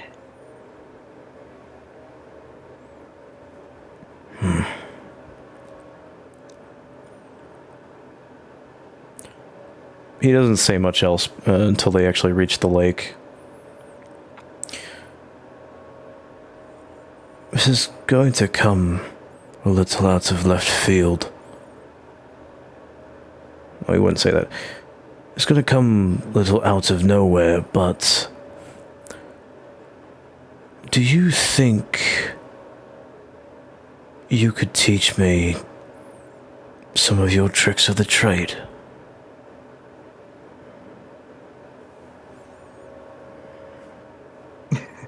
He Ellis his chin in thought, and it was just like he seems like I don't know how to describe it, like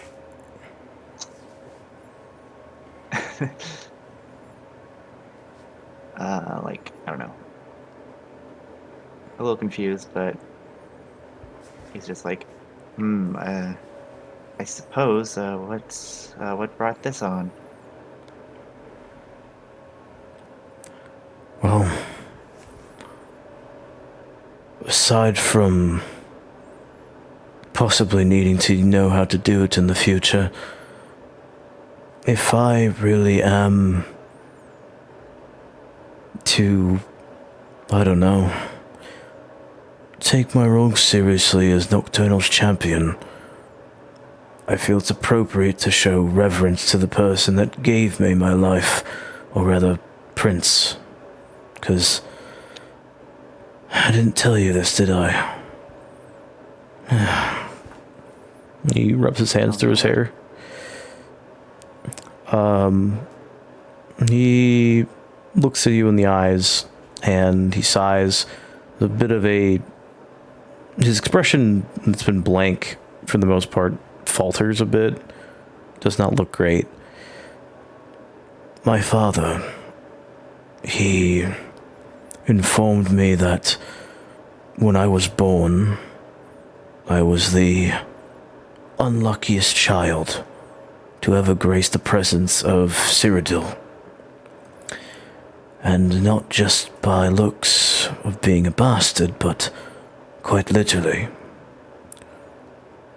I originally thought it might have been because I was born on the rare star.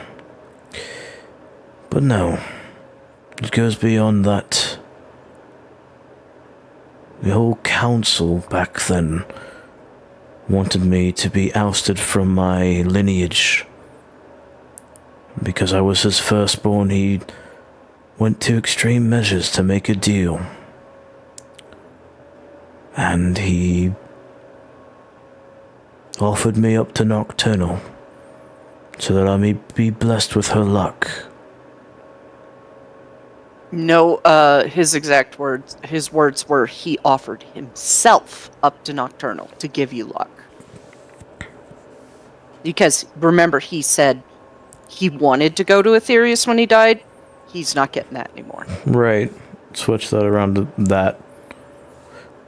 He offered himself to Nocturnal to give me her luck.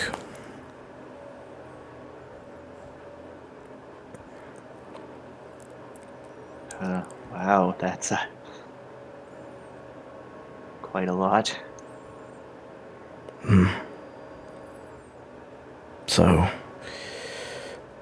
you'll have to forgive me for acting a bit strange. A bit off, even. Everything that's... I can't really blame you. As I've told Alira and that one a few feet back. Like motions to Groth, who's just like standing 10 feet behind them. Watching. They're watching the woods. Every aspect of my life has been a fabrication. From feeling like I had some pull to it, all the way to being trained by Araclane and being a legate in the military. I'm not even sure what's real anymore. The only thing I know now is that I am, for certain, champion of Nocturnal and that there's a threat that we need to get rid of. After that, I don't know what else.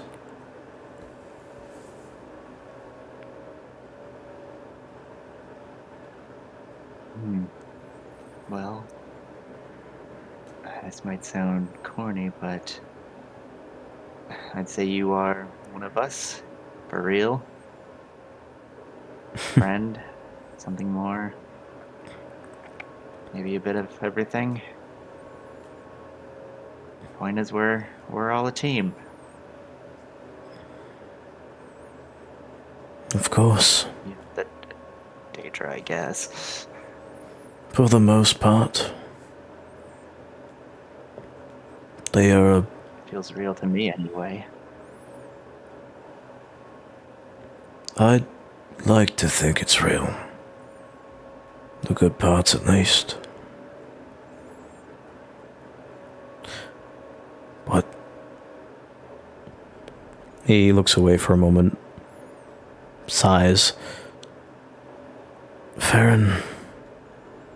I don't know how to explain this, but your confession back in Pendania, I really do feel the same way about you, you know? And You do? And there's like a tear that falls from his face. I do. I just don't know if it's... They say it's never the right time, but... I don't know. I just learned that my wife, or rather my... What to have been wife is fucking undead now. She was one of the people one of the people that was in that Temple of Ariel. Did Khajiit? No. I know for a fact that was her.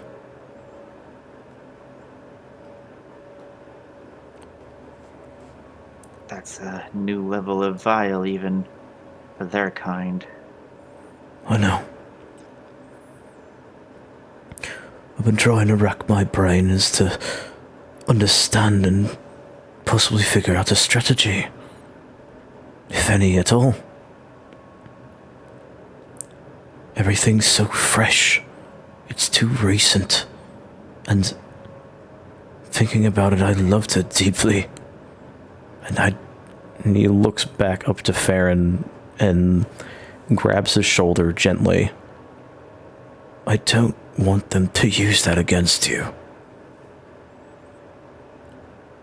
I don't want to be the reason someone else I care for dies.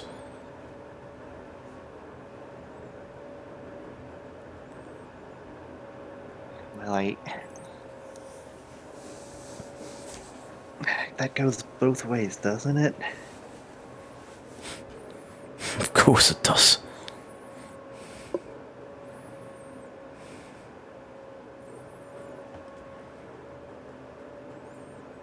I don't want them to do the same to you either.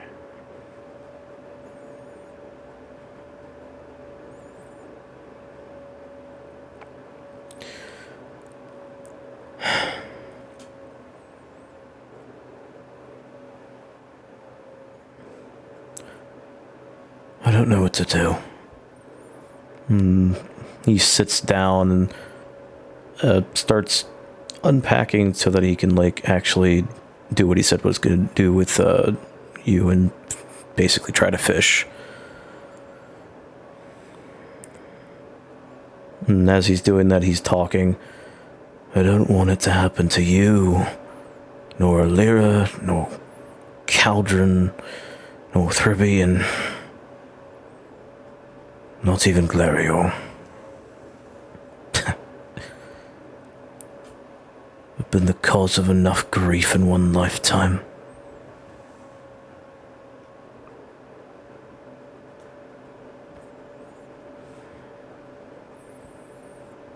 I think it's just grief. The good times feel real as well, at least to me. Why do you think I brought you here? Sparing as they are.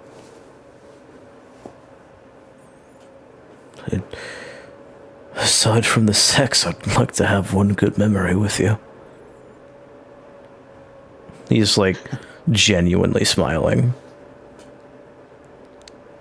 The truth is, I don't think anyone's ever said that to me. It's usually just been about the sex. Well, as enjoyable as that is, I do like your company as well. They're enjoyable to be around. Ah, jeez. That's, I'm definitely gonna have to get used to that. What? No use to compliments. Well, that too. But...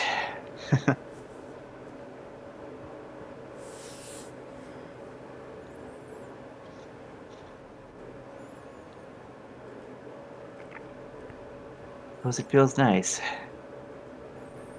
It does.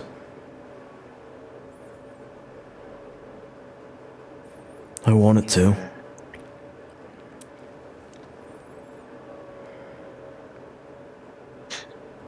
Well... sorry, I just, don't really know how to quite articulate it.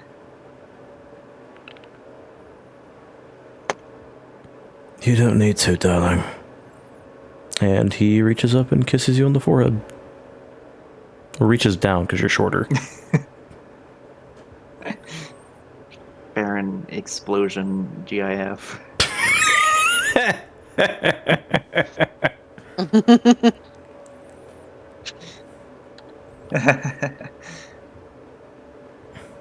Yes.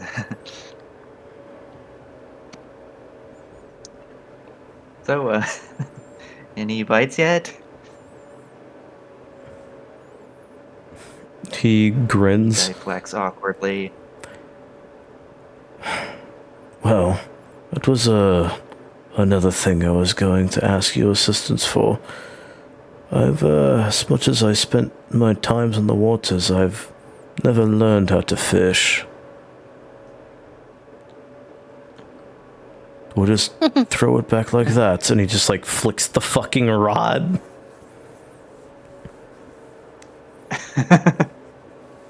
Well, it's very it's spirited. Maybe a bit more like this, and I'll do the proper fishing thing. God, I'm stuck on describing this. A proper flick of I the don't wrist. really know how to fish IRL, so yeah. You would explain it as someone who actually knows how to fish.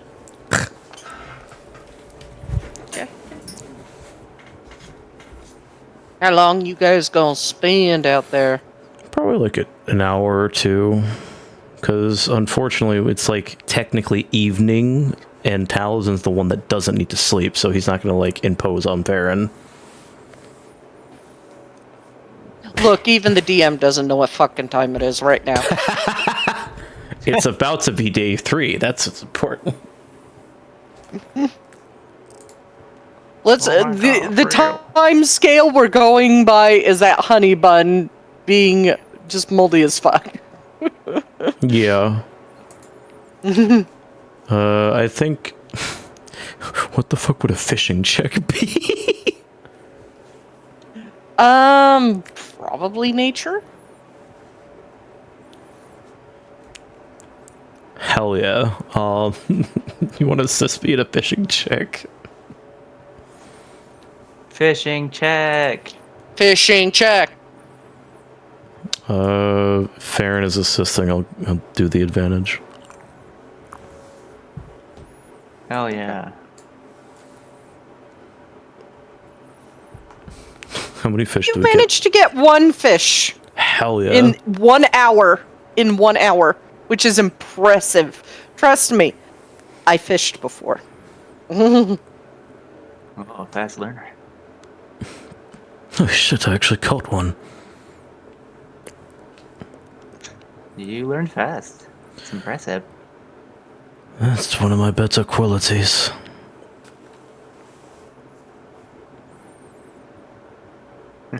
He motions back to Tagroth, who's probably still like fucking watching the woods. Hey, that's my cousin. Hey, wait a minute. Wait a minute. They probably won't admit it, but I did catch on quick to the lesson today. I said I'd believe it when I see it.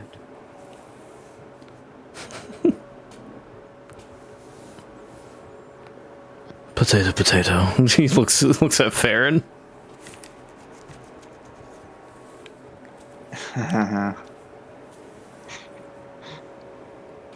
He's just like, oh, wow. A bit harsh, but they're honest, like I said. You're a little too honest sometimes. I prefer it. Been lied to enough these days.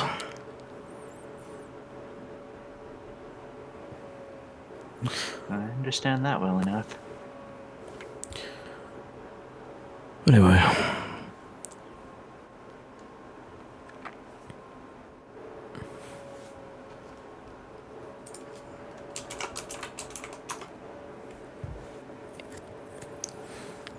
You guys fish for an hour, head back. Hard to tell what time of day it is, but you're growing tired. Some of you. Taliesin. It's CB time, so you all go to CB's. Yeah. And that being said, you guys take a long rest. You wake up in the morning. And you set off again to talk to everybody's favorite wizard. Oh, All the spellcasters roll their eyes, including Farron. this Farron's fucking not a guy. spellcaster. This fucking guy. He's a novice. He doesn't know anything yet, but he's learning. Yeah, from Feldrin. Grandpa Feldrin. Peepaw Feldrin. Peepaw Feldrin. He's into some weird shit. You know what?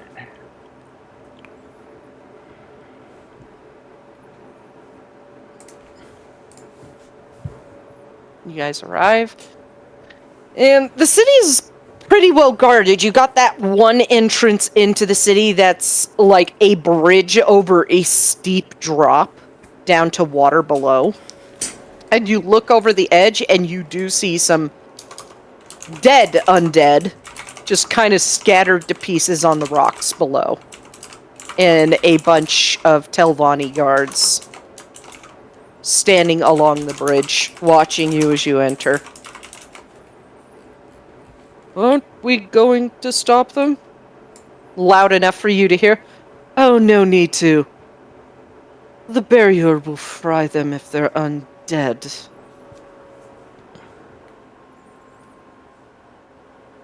Walks through. Walks through. He's like, damn it! And they pass gold between each other. That's funny. They had bets on people passing through. Taliesin is going to use the sending stone to Devaithfir to call up either him or whoever the fuck has it. Hello? How did you get a sending stone to Devaithfir? We've been over this. This is Taliesin Burfius of the Prodigal 7. Is he in? I don't think we've met. You are? That's... Upsay. Anyway, we've met your... She was the one that's been at the Corpsarium the whole time. He would know that. Mm-hmm. Because Devaith's brought it up before that one of his daughters wasn't there. Ah, Corpsarium. Right. Yes. Anyway, your father, is he in? Kind of. Why do you want to talk to him? We have great need in dealing with the threat that's currently looming over everyone's heads. Please tell him that the Prodigal 7 are here to talk to him and they request an audience immediately. Oh, they have a name. Fine. Tiny Nate just goes dead. Tiny doesn't realize. Tiny thinks that speakerphone is like, tell them we're outside. We're out. We're here. I already did. Oh, okay. You know how these work, right? No. Yeah, it's like, is it just you, or is it like everyone around the circle? So if we're all talking, they can hear all of us. No. Why not? Taliesin explains what sending does in the simplest way. Tiny gets a nosebleed. Face palms. You see, spell do thing. Spell send message mentally to another person. Or, no. Link brain to brain. Ugh. Nosebleed. He just basically explains, like, in the easiest way possible what sending does. It's just in your head, and you talk to them back, but it's only in your head. What if you think something in the conversation that you didn't mean to say? Does that go through? No. Then it's not in your head. Alira, please. I totally can't wait until next campaign and have Thribby's campaign 2 smart character meet Tiny. Ooh. I really fucking hope you'd be like, is he always like this in character? That would be just the perfect circle around right there. That would just be perfect. Well, we'll have to wait and see. You go to Devaithfir's door and give it a knock, and Bacte does open the door. Oh, it's you guys. How are you? Is the world burning down outside Necrom? Not yet. Okay. But What do you need? we need to speak to your father. It's about a very important matter involving Pope Telvanus. He's, I don't know how you're gonna feel about this. He's at the necropolis. Looks at the party. Lyra's head perks up. Fish eyes. Tiny He's, just stares, like, okay. You see the basis of the spell that's keeping the city's dead from rising is actually at the necropolis, and he's talking to Caretaker back. Ah. We'll meet him there then. Have fun! I'm glad I don't have to clean up after him this time. Shuts the door.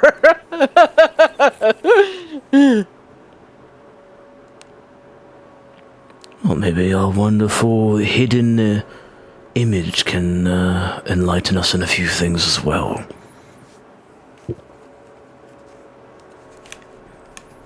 Let's start walking to the necropolis.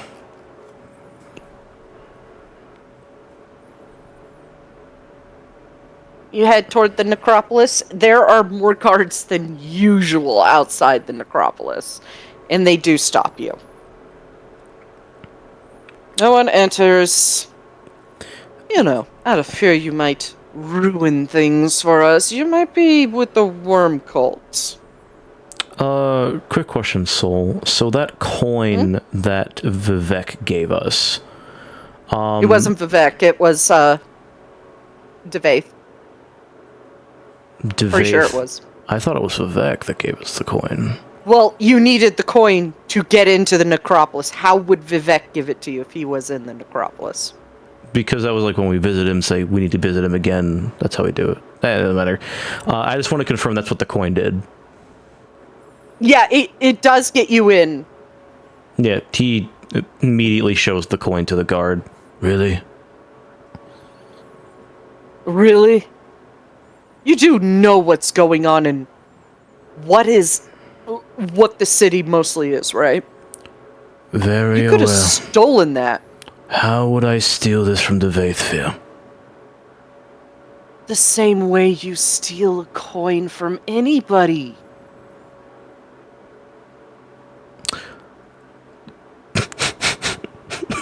He stares He's at like him. leading into you and talking. So, how the fuck do you think money is stolen? He stares at the guard. From Devaith fucking Fear. Are you mad? There's been people who've done it. And he shouts, pickpocketing! Towels and What face the Nord palms. said. Thank you, 3B. I thought he was asking a question, but no, he's right. Did you know? There's tale that there's exactly one person who successfully pickpocketed from Devaith Fair without getting fried. Actually, no, two. Two people. The next thing you're going to tell me is that it was the Neverine, and for some reason the great thief got himself Rajan. No, but it was the Nervarine and somebody else from like the second era. I forgot who. Was it by chance someone named Fennec Mased? That's the name! Now considering I know this knowledge, can I please go in to talk to Devaith Fear with my companions? Sure, your death wish. Lets you inside. Thank you. $5 they don't last or 5 gold they don't last 5 minutes. As you go enter. Tiny stops. I'll take that bet. 5 gold, we come back. You're not included in this, Nord. Why not? Go. Because you're not one of the guard. Get out of here. Fine. You're not an ordinator. You're not an ordinator. And they are ordinators, specifically chosen by Vivek.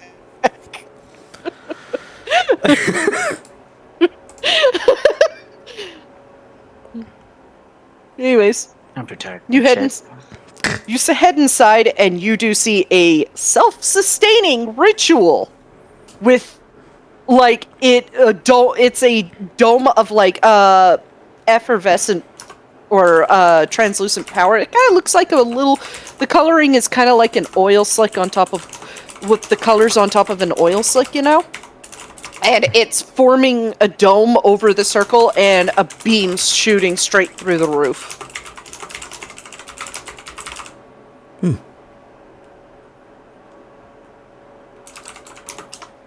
But you don't see Devaith or Vivek in the main room where it's being where this ritual is held.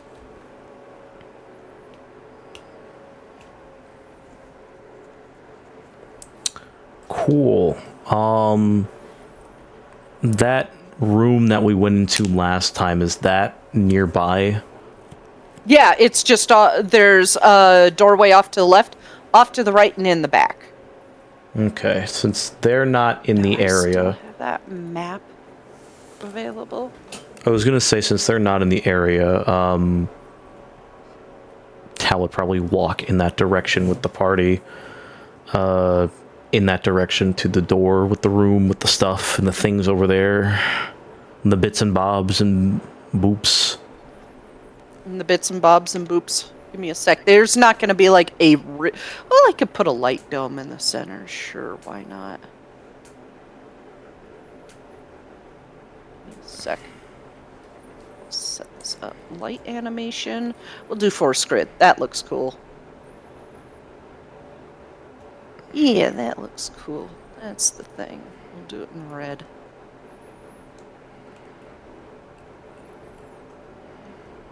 Yeah, I'm just dragging tokens on now.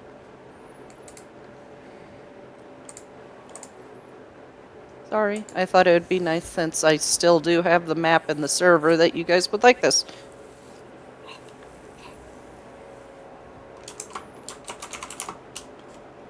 It's only going to take me a second longer, and then I'll drag you onto scene.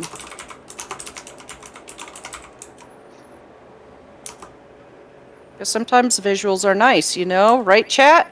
We like visuals.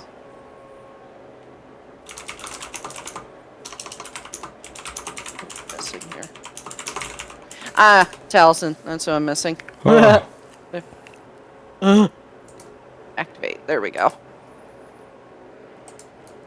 Ooh. It's just a light. I would normally have a circle there too, and like the rug moved away, but you know, this was a pre-existing map you've been on before. Very cool.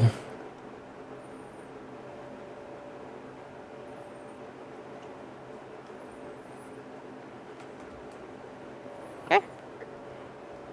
That's supposed to be shut. There we go.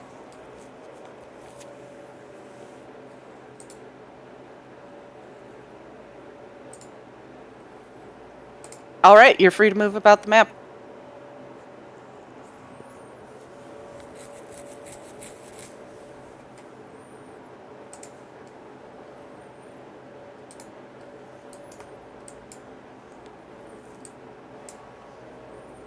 If she did an Arcana check on the ritual, could she try to figure out what kind of magic it's using?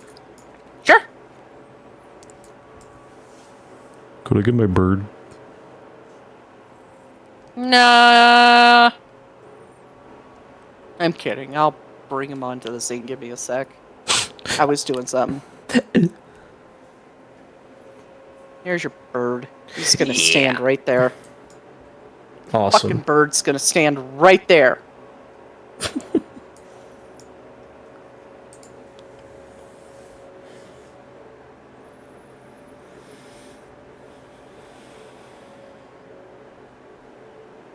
I'm just making sure I have everything set up because last time I couldn't drag tokens through a wall.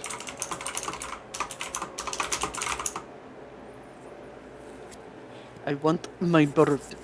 I want my bird. I want my bird. Hey. Okay, sorry. I had a mild distraction. I was trying to fix something. So, you go to that door. It is shut. He's gonna wait for the others. 26 Arcana check. That is some very powerful alteration magic. And it may have a bit of a mix of a god's magic mixed into. Yeah, I think she just like senses the bit of divine magic and her head kind of just turns aside like, huh, and looks over towards the door Talison's at.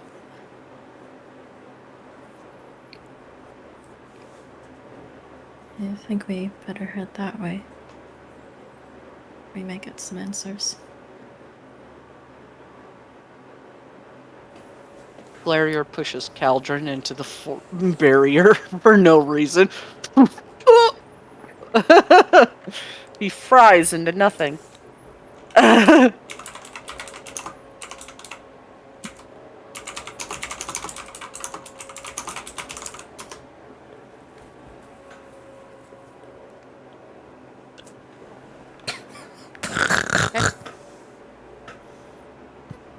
What are you guys doing? With the party assembled, Tal's is gonna knock on the door. Okay. No answer. Yeah. Gonna try and open the door. Okay. Nobody inside the room. Peeks in. Place is a mess again, though. As expected. Peeks in, steps out. They're not here. Also, I want to point out Muatra is not on this rack right now. He also mentions that. Vex Spear isn't there either.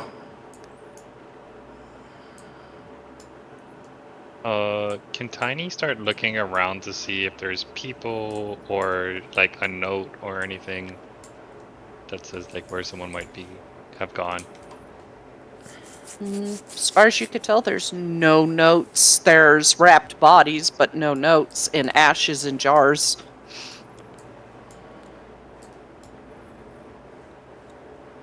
Sure. Roll perception to listen through that door.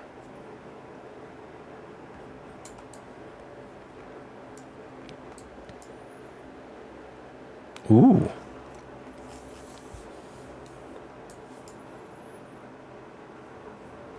Uh, 25, you do not hear a sound through that door.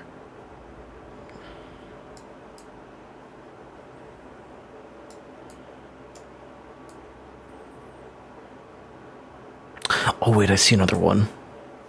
Mm-hmm. Talisman would command Togroth to follow.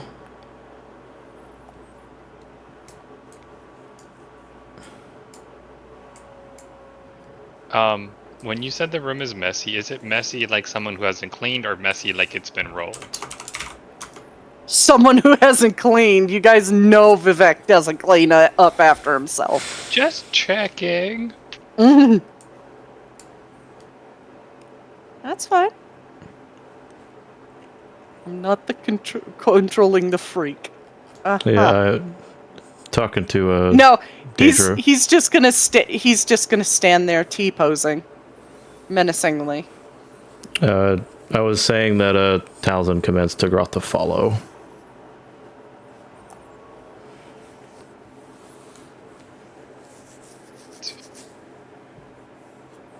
Is there anything on the shelf? You're making me work. I know, it's crazy. I'm gonna give control to somebody else. Give it to Nox. There. Or maybe not. You could just give it to me since it's my minion. I give it to Nox. I said somebody, I didn't say who. Too bad. You gonna check the shelves? Go ahead and roll investigation. I'm gonna roll perception on this door. Yeah, I'm just locking it temporarily because I'm focusing on Yeah, you're good.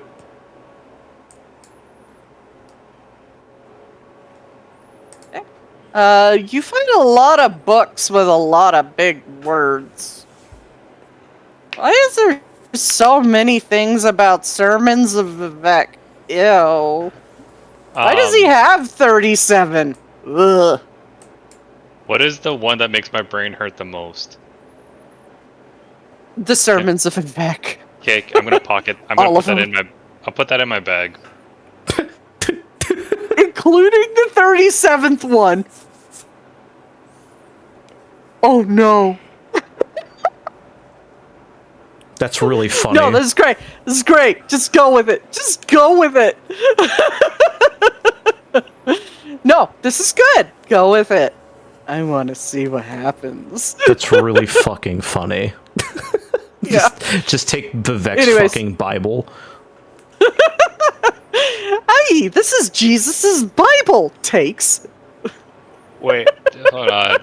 See if what role is it to be like? Is this like a reading book, or is it something like a Lyra spell book? Like with Tiny, can Tiny? It's a reading book. It was considered holy in the second and third era.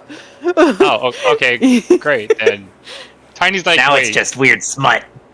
Tiny's like, I wouldn't steal a Lyra spell book. Vivek would get mad, but if it's just No. a book on writing. Yeah, just go with it. Take them all. Look, is Look, it just like one book, or is it like? No, it's 37. Oh no, he just wanted Look, one book. He's not gonna take all of them. We're gonna have you take the 37th sermon. Okay, cool. Literally every Lonely Dunmer has a copy just lying around. But not the 37th. That is the quote-unquote unwritten one. The fabled one that was stolen by Rajin. Oh boy. Should have stayed stolen. Sorry, do I need to roll to take this book? I kind of just put it in my bag. Sorry, I'm gonna have to give Shade control to Groth. I wanted you to have it since you were voicing him, but that's okay. There we go.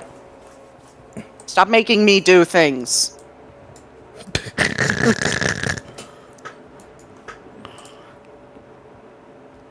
Anyways, as you go.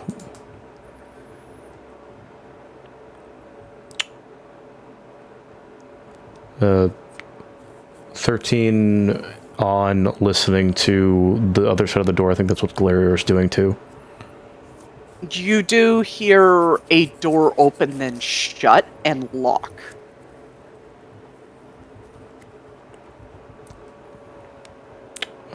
Try You don't hear voices. Try the door? Okay. You open the door and thunk. It hits Vivek in the face.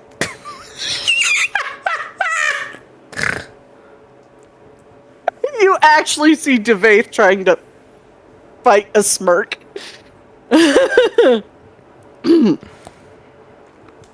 What are you lot doing here? Trying to find him. Points at Devaith. No, that was Devaith saying that. Trying to find keep you. composure. Trying to keep composure. You found me. What do you want? Is it? Vivek's just like rubbing his forehead. He looks at Vivek. Fuck, sorry. Hold on.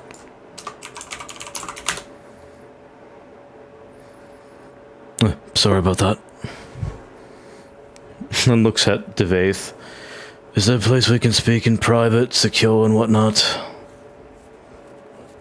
Yes, that would be here. Sure, if you want to talk in the middle of a hallway. I was talking about this place in general. Very well. Find a place to get comfortable, because there's a nut we need to tell you. Follow me. He still just walks past, rubbing his forehead. You whacked him in the face. Fat ass bald head.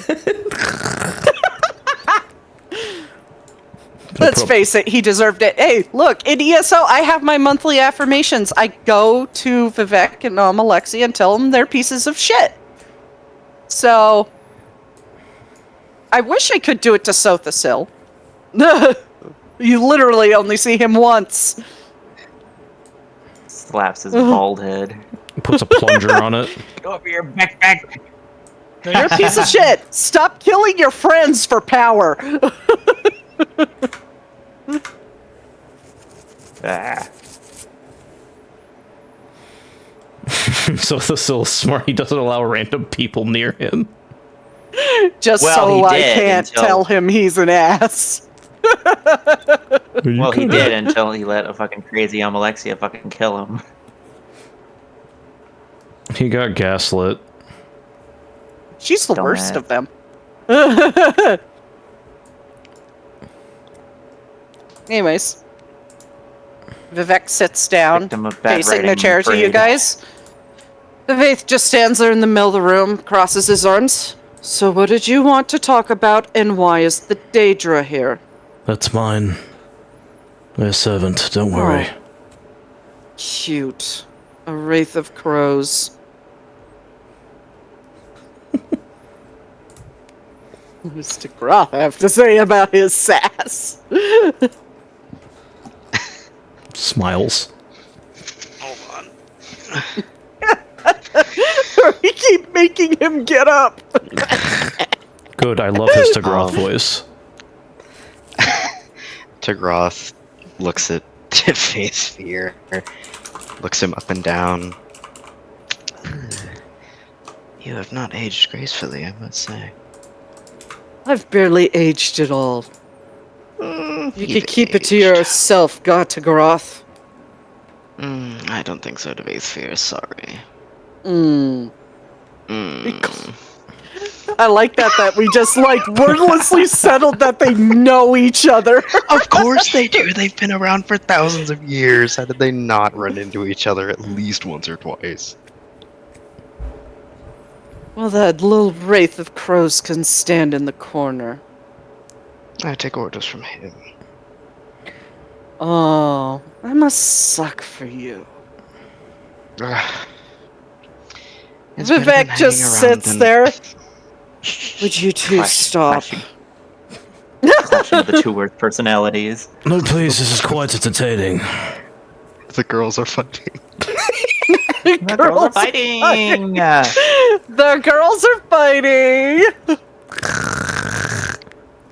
It's so perfect that their visage is a Dunmer. I like look at Vivek. Oh my. Oh yes, he's alive, by the way. I have eyes. I'm I can see that. I'm sure Nocturnal will be very pleased to see me alive. Probably not. Probably not at all. Asterisk. I don't know what enjoyment she would get about knowing your bald head was still shining off Tamria. It's unfortunate for her.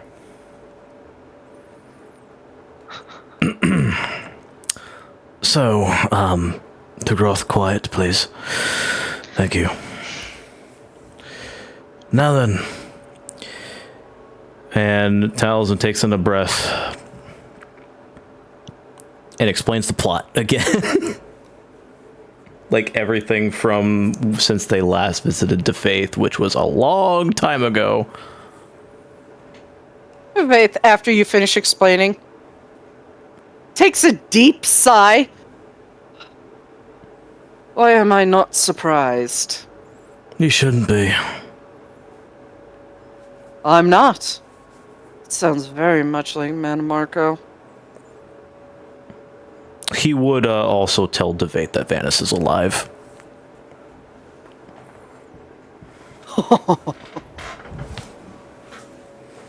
As much as we've talked a few times, but I'd very much like to see him again. I wonder how much that would fry Manmarco. That he got back in his body somehow. A lot, I'd imagine. Regardless, now that you know everything, as much as I'd love explaining it, we need... I'm sure you do. Sarcasm is beneath you, it seems. Anyway, we need a method, you could say, of either getting both on and off of Port Telvanus effectively.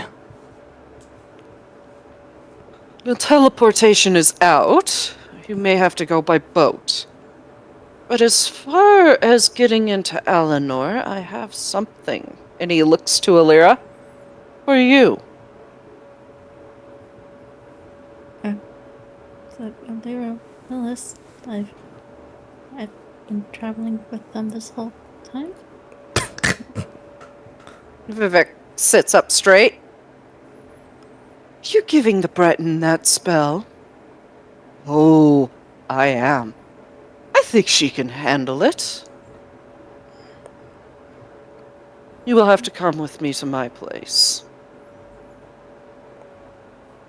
Do be warned, Upse is actually here, and she is less than cordial to outsiders.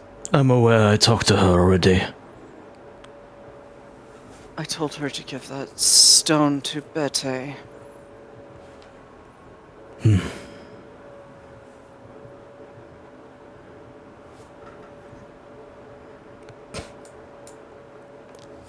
Like, oh god, they're talking about her.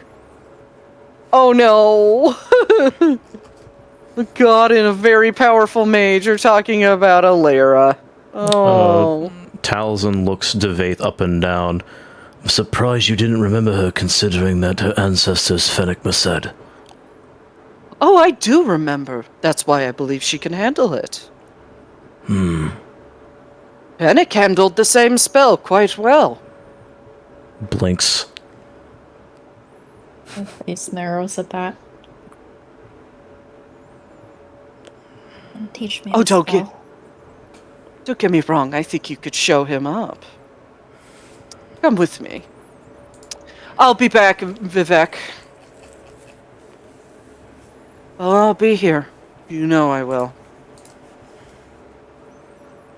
And he leads you out of the necropolis, much to that ordinator's hatred. He hates that you're getting along with Vivek. Vivek and Devaithfir, and wanted them to kill you. Talzin looks at the fucking ordinators. He's like walking out slowly, turns and grins. Just nice big old shit-eating grin. Yeah.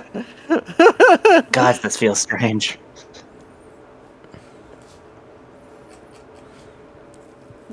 Oh no. Thurby, I'm gonna need you to roll deception check. Sure. Hi, Vivek. I stole your shit. This is gonna be fun. Tiny's in trouble. Ooh. Aha! Oh, doesn't even need to roll. His passive definitely beats that Oh yeah, shit. for sure. Because he waves hi and bye to everyone, so he's like, yeah, this is normal. Bye. Nord, stop for a minute. He stops, comes over. Yes. What do you have? He like Fucking mouth. he just has a like. I have an axe. I have a hand axe. I have sweet rolls. I have a His map. passive insight is 23. Is everyone else gone, or is this like as they're still in the room? Up to them. Up to them. It could be as they leave, they already left, or still in the room. It's up to them. But he's like stopping you as you leave. It's like, get over here. Talzin is there because he would be the last one to leave with everyone. So Tagroth is also there. We're all Nice. here. You know, Fuck! Tiny just reaches into his bag and he's like, I'm sorry. It looked like you didn't need it anymore. He so takes it. only Alira's not And here. now the rest of you still in the room see that it's the 37th lesson of Vivek, and he just takes it. How the... what? Only two Whoa!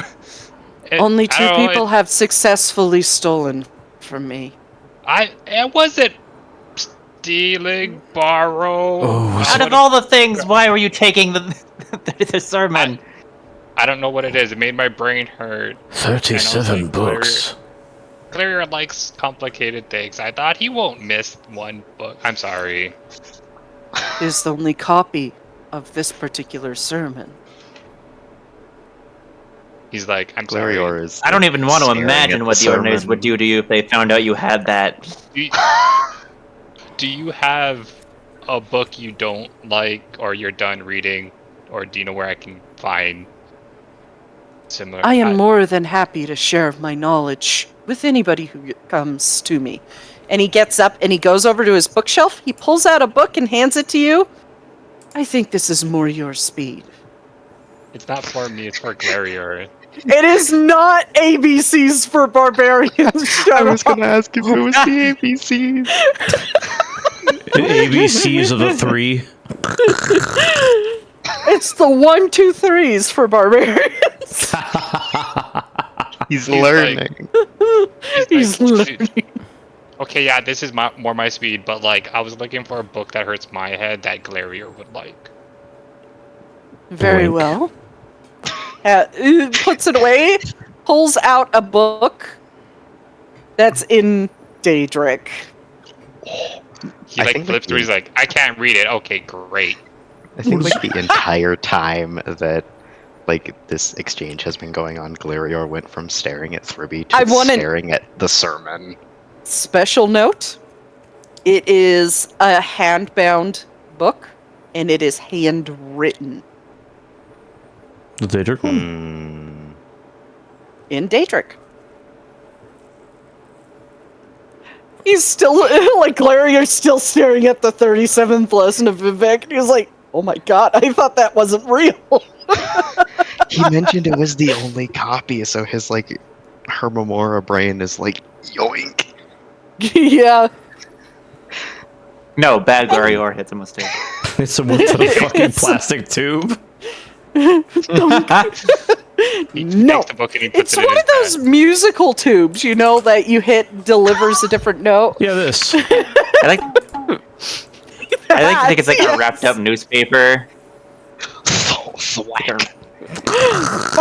Glarior like finally peels his eyes off of the sermon and looks at the new book that's being handed to Tiny. I wouldn't concern yourself with this book, Glarior. I'm pretty sure Hermaeus Mora already knows what's in it. That book is specially for you. I think it will be enlightening. He's about to put it in his bag and then sees Glarior's right next to him, so he just turns and he just hands it to Glarior and He's like frothing at the mouth, like, he's like, Yeah, he looks ready to like chew Tiny's arm off to get it. But he takes the book with incredibly like possessive hands, looks over the cover. there's nothing written on the cover, because it is a handwritten book. Written by Vivek himself. Oh, oh boy. Okay. With some notes from Sothasil. Oh fuck. You open the book, and clearly on the very first page, past discretions of Hermaeus Mora. Indiscretions, pardon me. Fucking excuse me. Basically, shit Hermaeus Mora's done that Glarior may not like.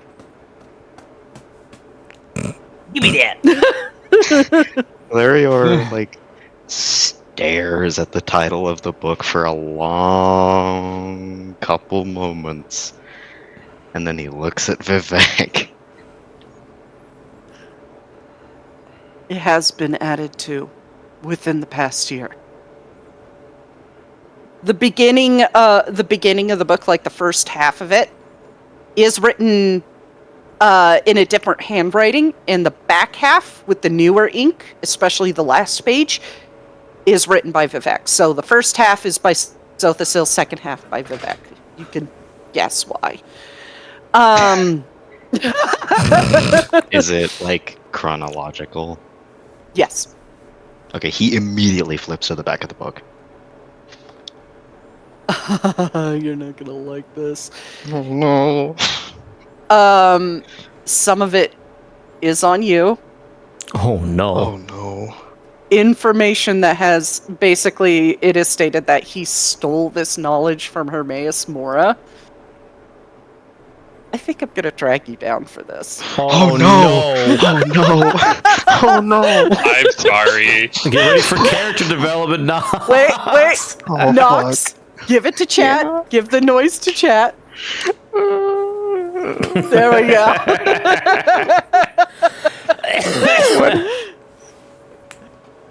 Oh, all right, I God, forgot I'm here too. I'll be quiet. How foolish. Thank you, Mana Marco. Oh, how foolish me at a critical turning point in my character development. Yes, chat, my entrance sound is Mana Marco saying how foolish. Anyways, you turn to the back page. You're like greedily looking because you can tell this is in chronological order by the ink being in different shades, and like the first half of the book being in one style of writing, which is very eloquent, very scripty, and the second half is more blocky and quick stroked. And you get to like the last 10 pages. You like flip through. There is a page about Feltrin and a page about Arin, and then it gets to you. And it states blatantly, I stole this knowledge from Hermaeus Mora. He's still up to his shit. He still has some godlike power, just not a whole lot of it left. Because, well, nobody knows where the heart of Lorcan is, so he can't tap it anymore. And it states, God, how am I going to put this? A young Bosmer that I have recently met had his memories stolen from him. Important memories that prevent him from being manipulated. I do know for a fact that this Glarior Moss Swing had his memories taken to keep a leash on him. Because he is a free spirit and he is a changeling. Hermaeus Mora is scared of that power and what he could possibly do, and maybe even become greater than Celine.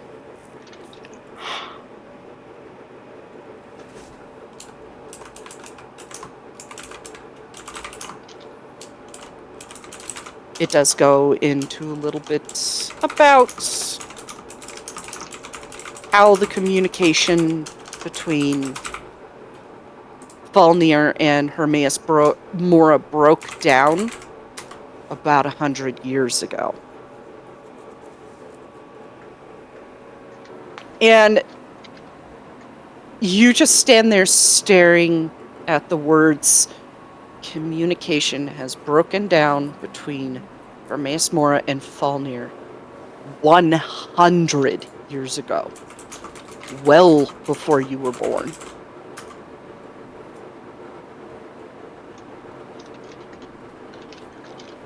And Vivek is just standing there quietly watching you just read.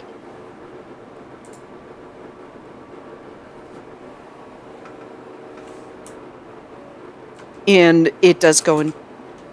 Do you want to flip back a few pages in the other pages to see the other things that he has done?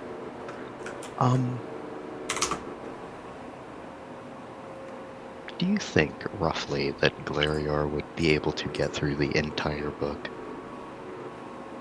think so, yeah. If he's willing to have an open mind about the things his god has done and understand that, yeah, no, he's not a good guy.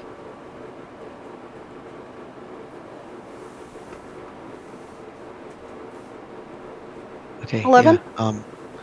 Yeah. Glarior. It'd be a flips to the front hard of the book. read. It would be a hard read because you were essentially brainwashed to blindly follow Hermaeus Mora and think he has the best interest for you and your people. Yeah. He flips very hesitantly to the front of the book. He's just watching. And the front portions are stuff he did back in the First Era. Not particularly to the Moss Wings, but ever since probably early Merethic era. This is not like a blow-by-blow play. This is noted stolen information, and Sothasil wrote that he took this information as well, shortly after he became a god. His writing is a lot more clinical and less poetry than Vivek. Basically stating straight out that he's had it out for changelings since the Dawn era. He doesn't like them. They have too much power. They can change form. They have the ability to change the environment around them and be free of all gods. And he laments. He says that Hermaeus Mora lamented how he knows that Y'ffre was right in trying to restrict them to Bosmer form, and was thankful for that, but hated the fact that a bunch of them denied it and may have planted the seeds for hunting them down throughout the years to wipe them out. Because he does not like changelings. He does not like the fact that they have free-form ability.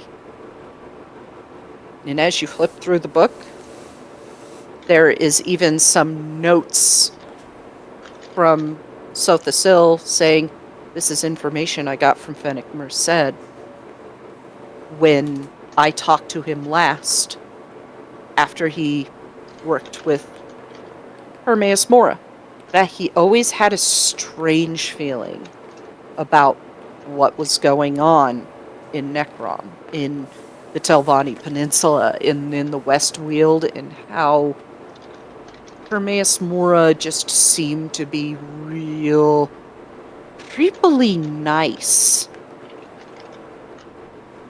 Almost like he was play acting, being kind and caring about the situation.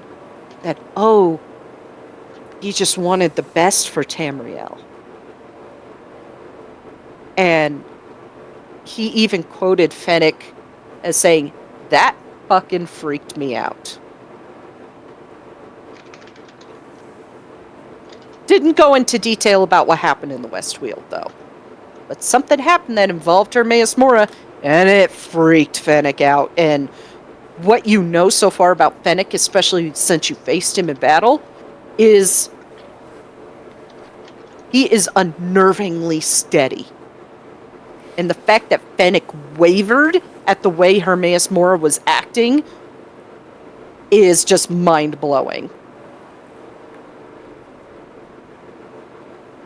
You flip again through in trigger warning for mention of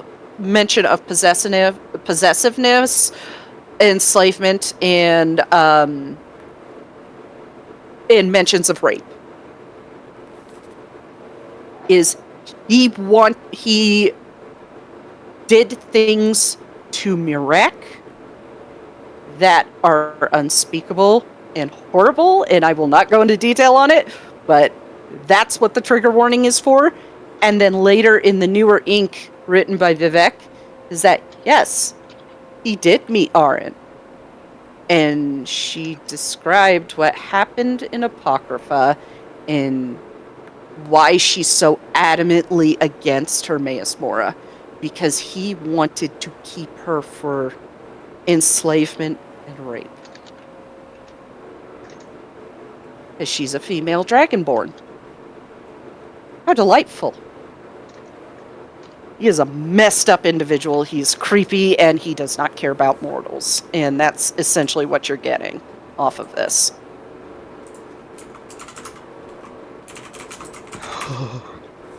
Yeah. And this is the sense that when I played Arin in the Dragonborn DLC, the feeling that I got that he was incredibly possessive of the Dragonborn for some reason, and it freaked her out how he just haunted after her every time she entered Apocrypha.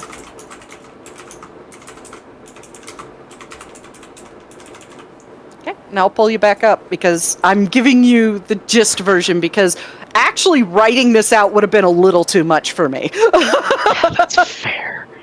Yeah, there's a lot of shit in there and you can fill in the blanks. Use your imagination, I know, how dare. In D&D? Oh my god.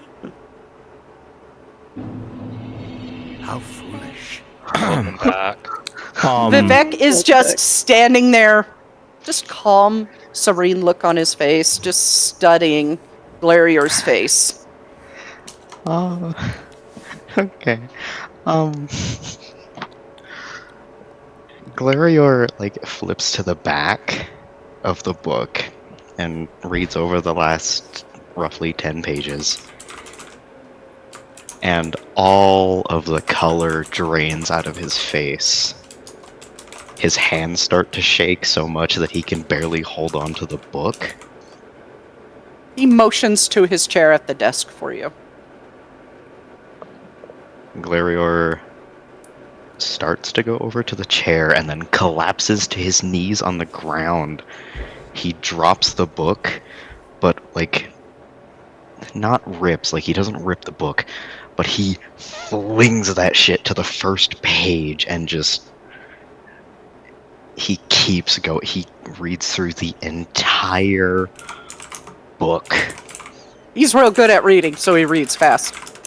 Yes, he's a speed reader, and like he's like hunched over it, like he's clawing into the floor with his other hand, and every page that turns is a new page that gets wetted with his tears.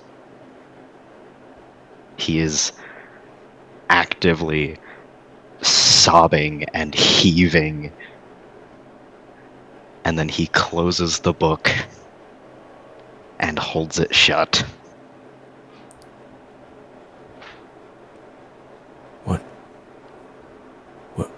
What happened? He found out the truth.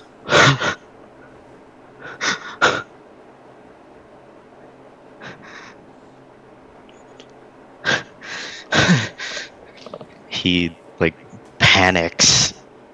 He like looks around the room, and then his gaze catches the mantle that he's wearing. And he stares at it. Vivek does pick up the book and offer it to Taliesin. Do not share. The last 20 pages do not share. He nods, and then he looks at Glarior. I don't know if he wants me to do that. But he still holds the book. Truth is for all to know. That is one thing I have learned in my long life.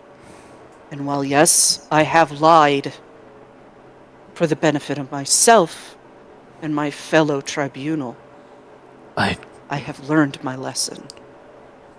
And the Daedric princes are one thing the three of us never lied about. As much as Azura wanted to say otherwise. He again looks at Glarior.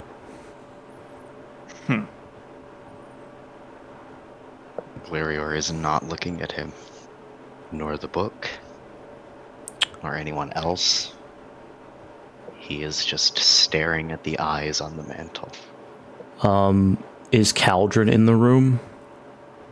Krim? Caldron's probably close to the door. Out.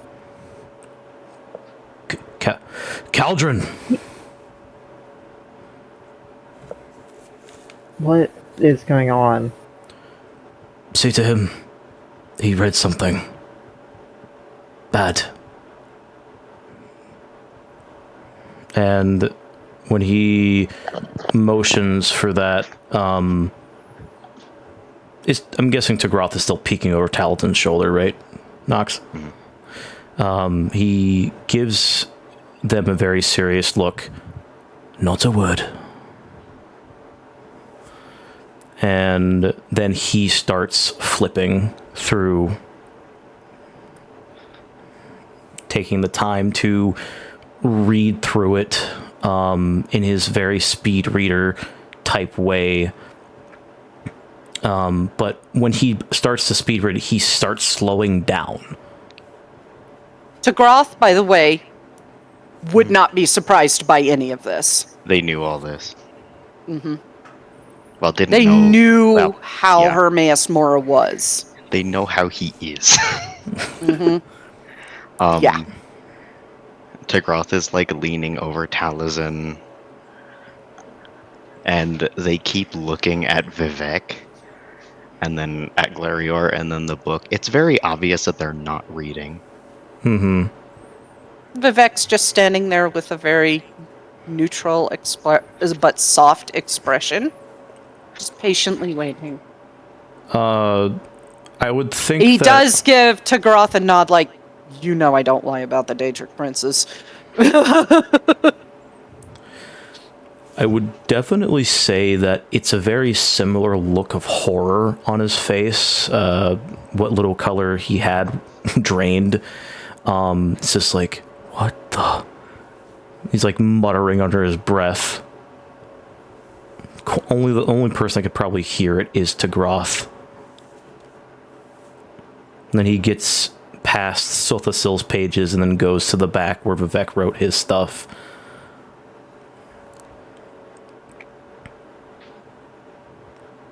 By Lady Luck. And he finishes reading, closes it, and he has a very, it's a mix of, it's actually very, like, this time he actually has a very similar look to Glarior's OG 1,000-yard stare as he looks at Vivek. All of this is true. Like I said, I do not lie about the Daedric princes.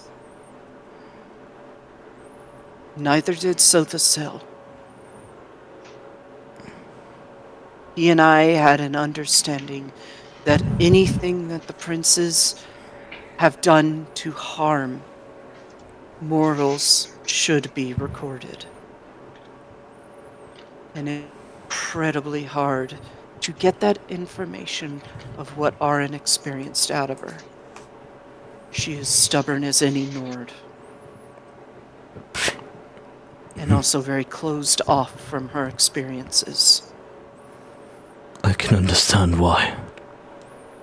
He's like gripping the book in a death grip.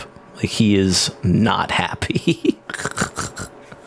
He's more angry than he was before the Imperial City.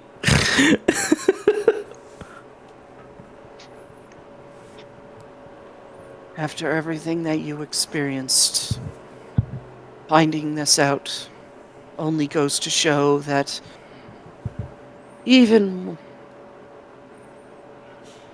mortals turn gods are the exact same way. At least those who went through a full apotheosis. I chose to keep my mortal form.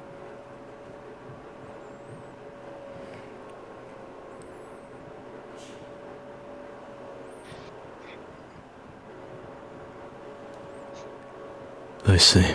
Give it back. He walks over and gives it to Glarior. He takes the book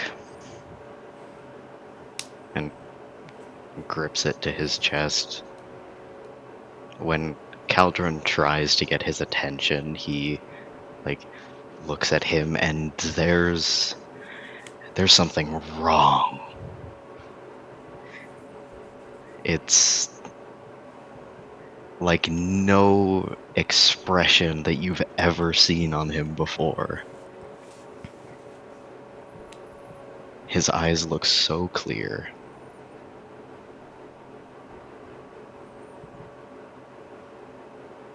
And he looks so hurt. Would you like your memories back?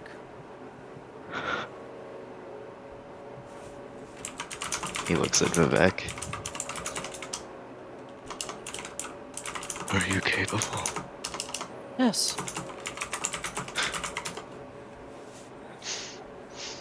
Because, keep in mind, Hermesmore said he gave you your memories back.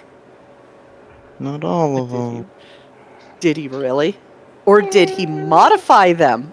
Oh, motherfucker, dude. Oh, fuck. Oh my god.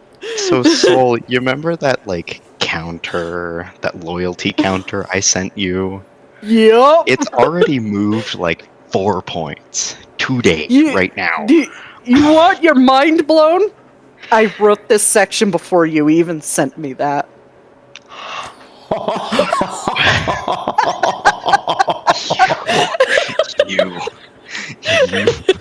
You I get you, Sarah. Oh, please, no, don't come to my town for a gaming convention. I'm not saying what town on stream. Thank you very much. I'm pretty close and approaching rapidly. That's true, and I also lived where you live.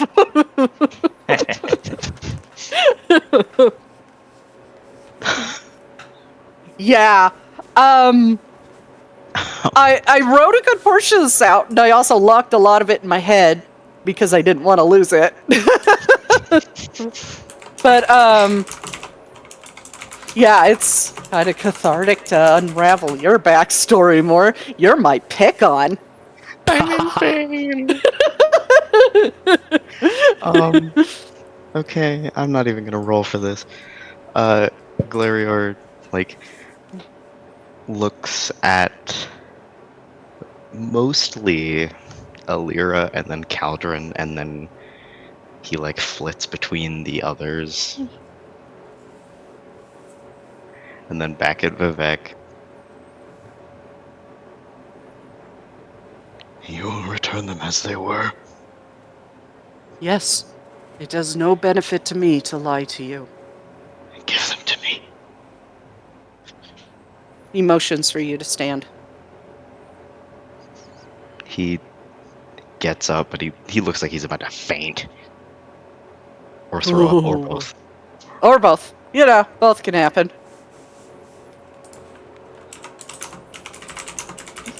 How's that? Yeah. A lot of his magic I didn't put on sheets, because you know how long it would take if I put every single spell he knew on his fucking sheet? Some goes without saying. Like mundane stuff that you use outside of combat, I would not put on his sheet. So. Okay. But I am gonna do it for the sake of this.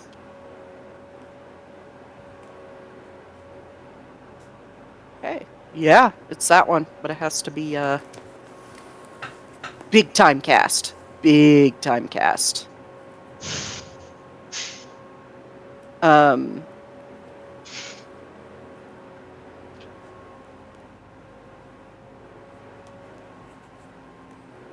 And he is going to cast this at... Actually, what would it classify as? Would it classify as Dispel Magic or Remove Curse? Modify that is memory? the question. It could be modify memory, because modify memory does more than mess with the memory. It actually removes modifications as well. But is it modified memory like within a 10-minute window? Yeah, but it doesn't show up in the 2024 stuff, which is weird. Oh, because I only have those. I think I found the problem. I had only up to 3rd levels checked. That would be why. Womp. Wow, and Yeah. the list was still long enough that you thought that was all of his spells? That's insane. Oh, he has a lot of fucking magic. I just don't put it all on his sheet. Same goes for like with the Vaithfear. He has a ton. Don't fill up his sheet with it because it'd take me forever to make his damn sheet. I have other things and better things to do. Okay, so I think modify memory would do the trick for this. At 9th level. Oh, shit. I accidentally sent it in DM because I was just rolling to fuck with you guys earlier to see if you were paying attention. I'm such an asshole. Anyways, do you choose to fail? Yeah. Okay. So, the memory that you were originally given was, I believe, Falnir walking away from Selenir, or was it he's pulling you out? Because I have conflicting notes here. Let me... This is why I lock a lot of it in my head, because I sometimes write conflicting notes. Scroll back to Apocrypha. I might have written this down too. There it is. Oh wait, that was the... I could have done greater restoration as well, actually, so we will actually modify this to a greater restoration at 9th level. Oh, yeah. Glarior remembers the night of the fire. Falnir had consulted with Selenir and Daphtham before running in to help.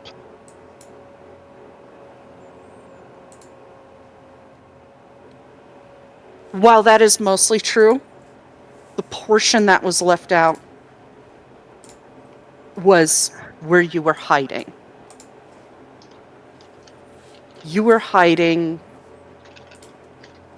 behind, in some bushes away from the fire, trying your best to stay away from the fire and not be seen by these strangers. These people you don't know, talking to Uncle Falnir. They seemed menacing. They seemed untrustworthy.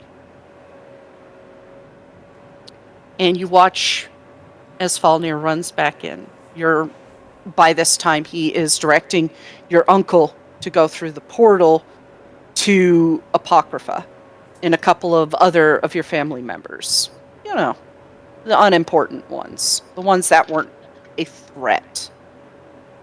When he turned, this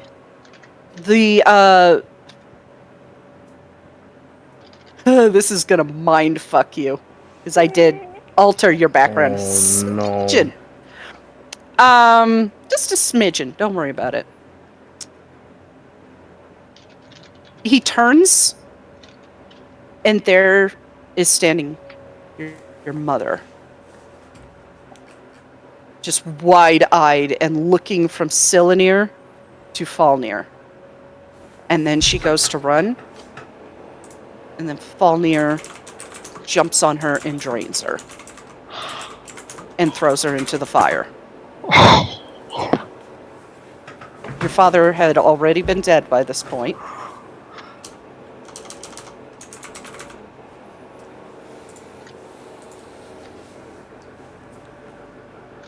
And you don't know what to do. You are frozen. Falnir then turns and closes the portal before anybody else can get through and slaughters the rest of them.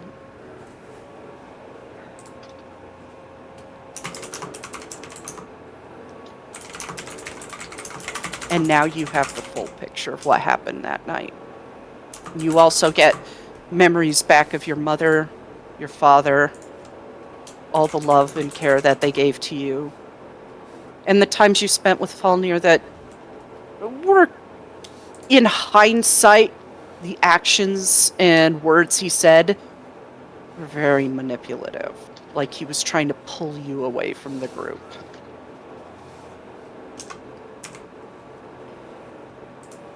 You were being pulled 2 different ways between Hermaeus Mora and Falnir. You were a tug-of-war toy.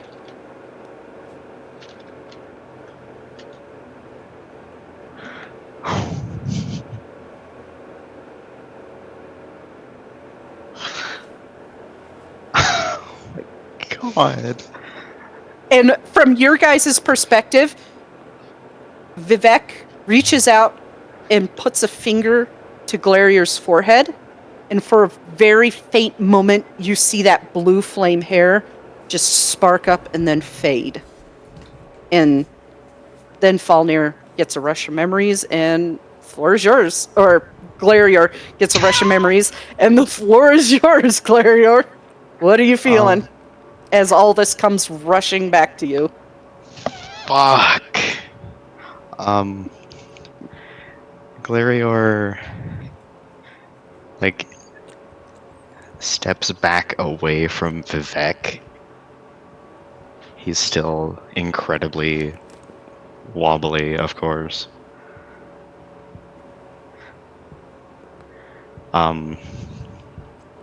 I don't know what he backs up into, but he's not stopping until his back hits something. I'd say your back hits the desk, and there's a little shake of like a goblet or a mug and some other stuff on his desk, his pens, his basically all of his, like, he writes a lot.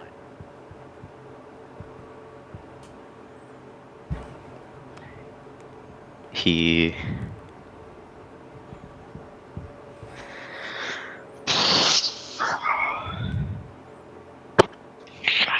okay. I hope it's alright I did fuck with your background a little bit. I would be disappointed if you didn't. Yeah. Considering I put Hermaeus Mora and Falnir in there. Mm-hmm. 2 psychopaths. You're surrounded by Glarior. psychopaths who were trying to manipulate you. Yay! Fuck from the start. Glarior has not stopped crying. It's not like traditional crying. It looks like he's choking on it. Like he's gagging and heaving, and the tears won't stop falling. And he reaches up to the clasp of the mantle that weighs on his shoulders. And he rips the clasp, or whatever's holding it together, apart. And the mantle slides off of his shoulders and falls to the floor like a dead rat.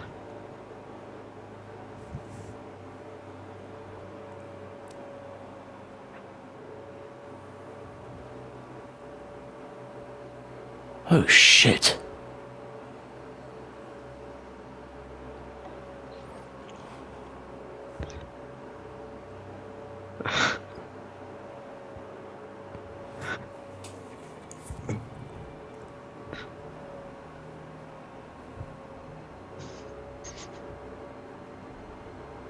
He looks like he's fighting for his words. Like they just won't come.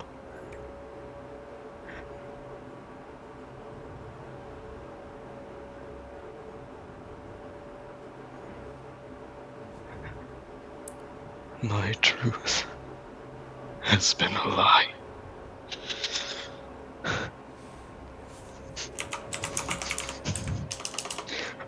All this time.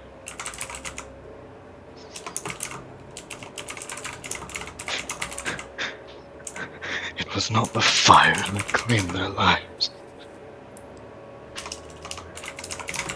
It wasn't the fire, it was Falnir.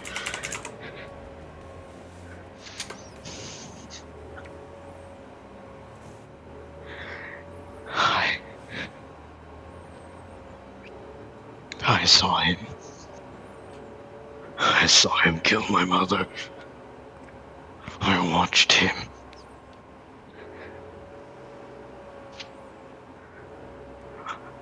And he killed everyone that was left in the grove.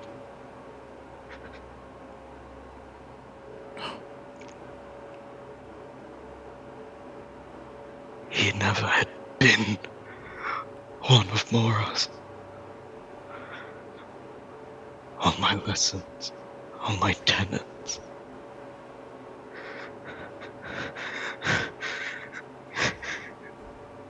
Everything I have known has been a lie.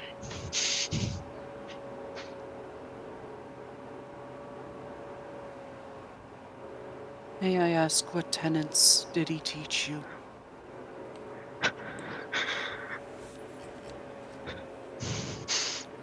Betray no secrets.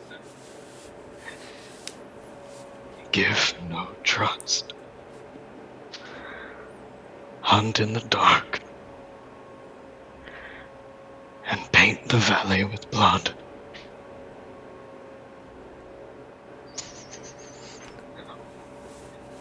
The world's secrets will be mine. You, for the first time, see that neutral face turn to a deep frown and scowl.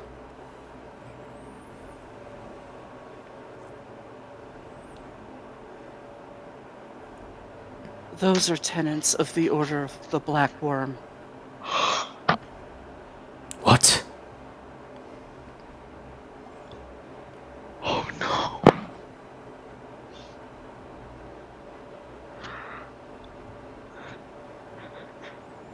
Glarior falls. Not even to a sit, but collapses on the ground, onto his side, as if he's just been stabbed.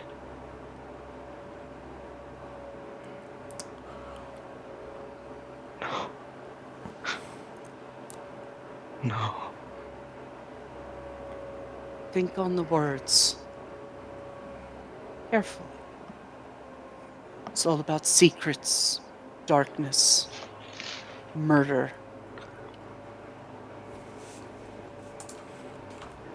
What is Manamarco known for?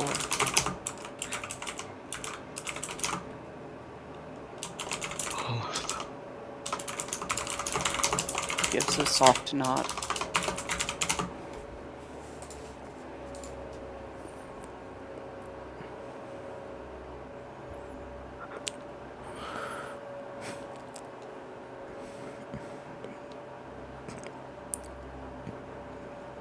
Where is Caldron?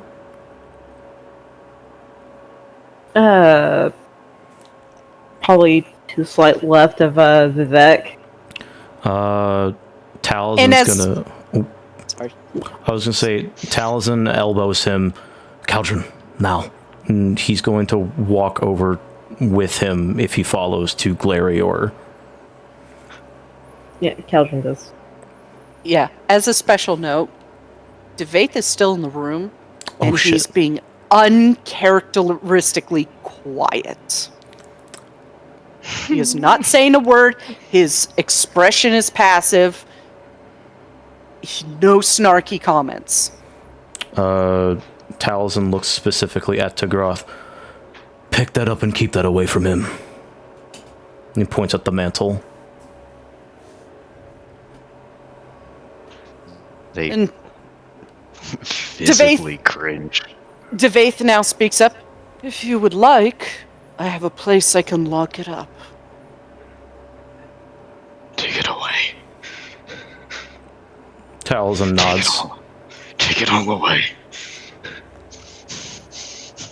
Good night, everybody. Night night. Night night. Good night. Night. Have a good one. Yeah. And Um, Devaith holds out his hand for the mantle to Tagroth. Tagroth steps over, picks it up between, like, their middle finger and thumb, like, it is nasty. And Ew, toss different it Daedric over. prince. Gross. they toss it over to Fear. He does catch it.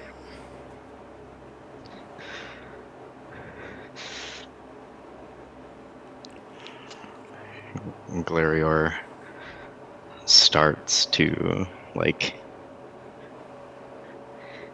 he pushes himself up onto his, like, elbows, and he's, like, gripping the floor.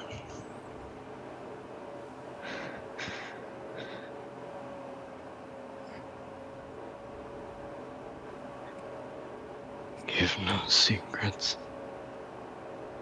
Give no trust.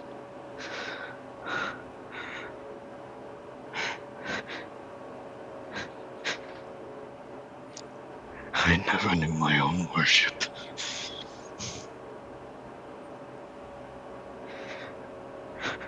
I am left with nothing.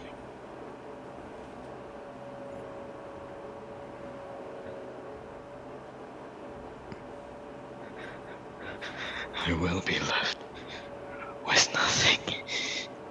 He looks at his pack that he, like, dropped and claws his way over to it, rips it open, takes out the 2 black books that are in there. You lied to me. You know what I am. That I could be more powerful than the Queen of Changelings. You knew all this time. And you wanted me to yourself. No, I'm done. I am done. I will not be controlled. And he throws the black books onto the floor. I don't know if they're destroyable. Like, They're by not. hand. That's I why don't think so. Arin has locked away her copies Yeah. in places that can't be reached. He, like, Until shoved you them. came across them. He shoves them away from himself. I will not be controlled. You will see. You will see how dangerous I am, Hermes Mora. And I as you forsake speak, you. I forsake your gifts, your blessings, all of it.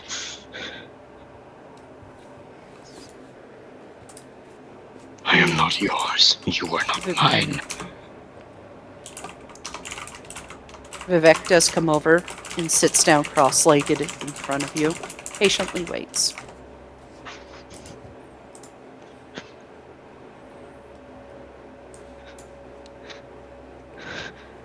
He looks at Vivek. You are at a crossroads. And now is the time to speak for yourself.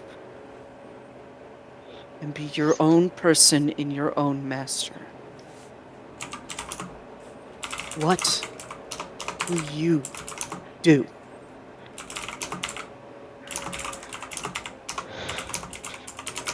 Show Hermaeus Mora that you are everything he feared, or wither and let his manipulations continue to control you.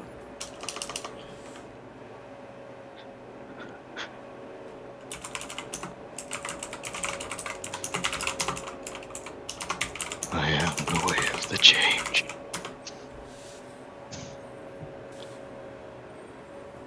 I will not You are bear the- his burden. You are the embodiment of true change.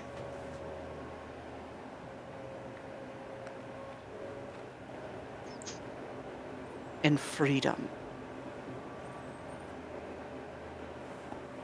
You're not bound by what us gods and what mortals are. With time, practice, and understanding of yourself, you could be like Celine, immortal and free of control.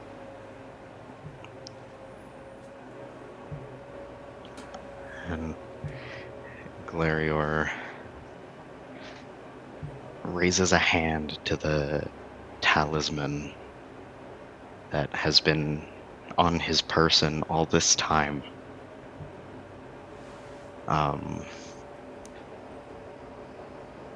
The tooth of an elder saber cat with an eye made of amber. And he tears the amber off of the talisman.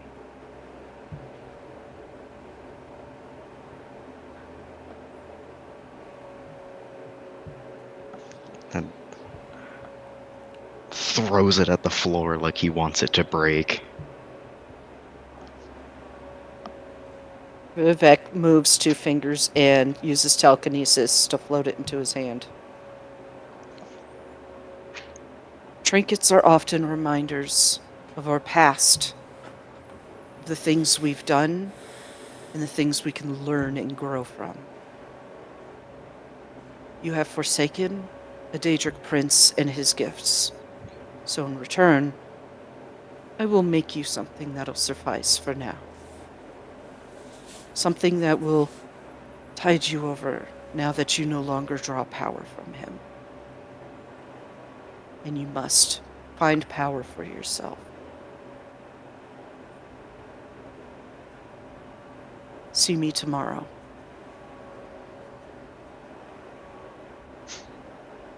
Go and rest.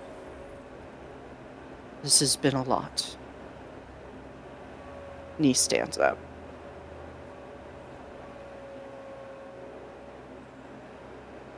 And he does keep that amber in hand.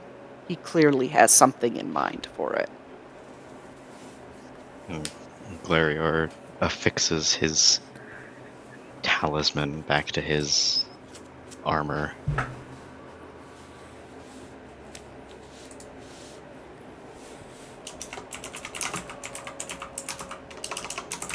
Even the way he stands, the expression on his face, completely new, a childlike kind of pain. And it's as though his bones each weigh 1,000 tons. But under his skin is hollow.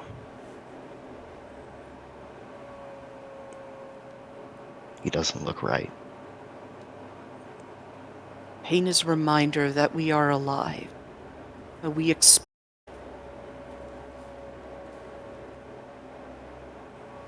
I have experienced pain too, as has everyone else here. Take that pain and own it. That's Vivek speaking, right? Yeah. Okay. David has more of a harsh tone, okay? Yeah. After Vivek. Not that bad at voice acting. No, I just wanted to double check. 'Cause I don't know. After Vivek speaks, Taliesin clears his throat. Through thick and thin, we are with you, Glarior Moswing.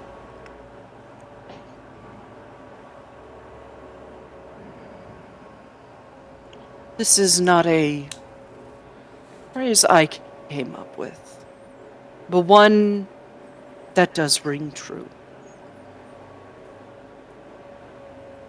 The blood of the covenant is thicker than the water of the womb. You have your covenant. Lean into them.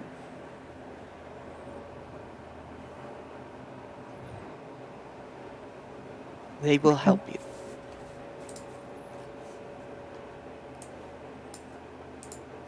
Lyra just gives a nod from across the room. I'll support you in whatever next way your journey takes.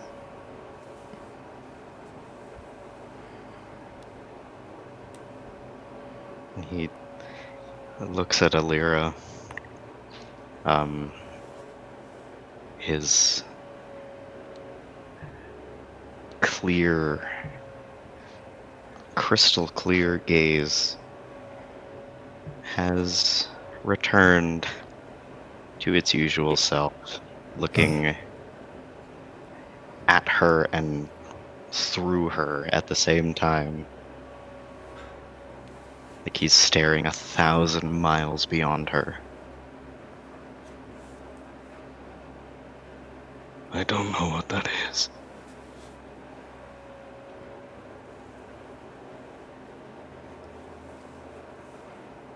I don't know who I am.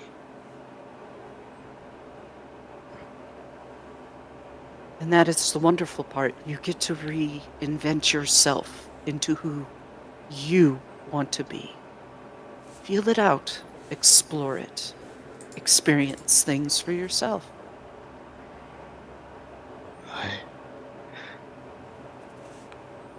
I'm afraid. Often new journeys are terrifying. But what do we do in the face of fear? But step forward into the darkness and light the path.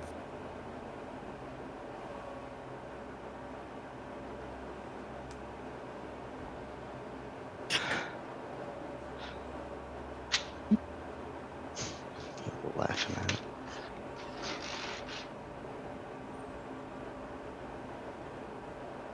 It's okay to be afraid. That's what makes you know you're alive. That's how you know you survived. I will turn the inner eye to see its path. And where the fear has gone, there will be nothing. Only I will remain. Only you will remain. No. You will have your friends too. The best journeys are often traveled together.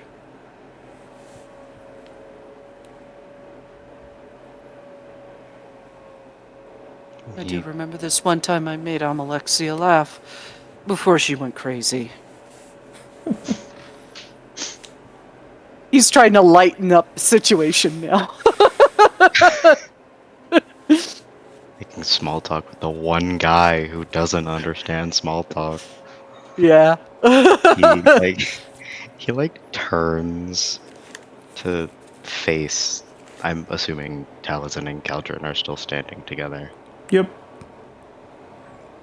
He turns to them and approaches them slowly. There's a sway in his step, like he's still not steady.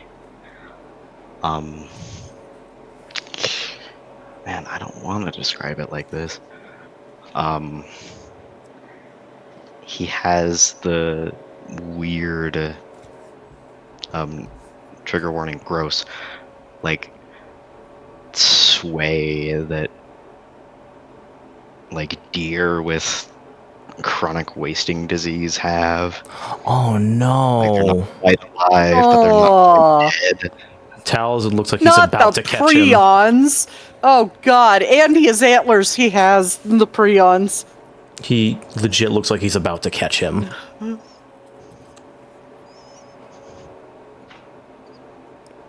He holds a hand up at Taliesin, like, don't. He nods. All fledgling birds must learn to fly. And he completes his shamble by just... It is a forceful headbutt into Caldron's chest. Just all fuck, I don't know how much he weighs. All 90 pounds of him, just bam. It's a very metallic thunk. Like Devate's standing there with like the Mora's Whispers and 2 black books. Well, looks to Alira. I think we will talk tomorrow. I have some things to do. And he leaves. He's so real for that. It's like, I can't give you a spell now. I have Daedric artifacts and conduits to handle. Now there goes my +1 to AC. Teh. I'm not going to punish you. Don't worry. There are options. Yay. There are options. Is his satchel still on the ground, or did he just go straight to Caldron? You know, all of his shit that he left on the ground is still on the ground. Okay. Like, his bag is open. Seeing that he's with Caldron, Talzin's going to give him a nod, both of them a nod. You're not alone in this. And he walks over and picks up his satchel.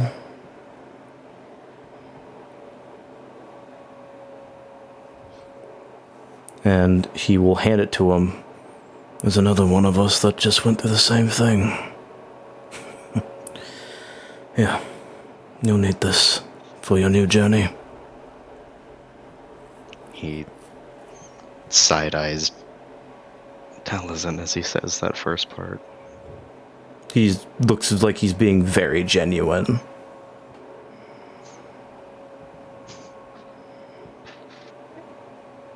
That, as you hand over the satchel and this moment passes, this is where we'll end today's session. Oh boy, that was a big one. That was going to happen. College or something. Jesus. That was going to happen eventually. Fuck.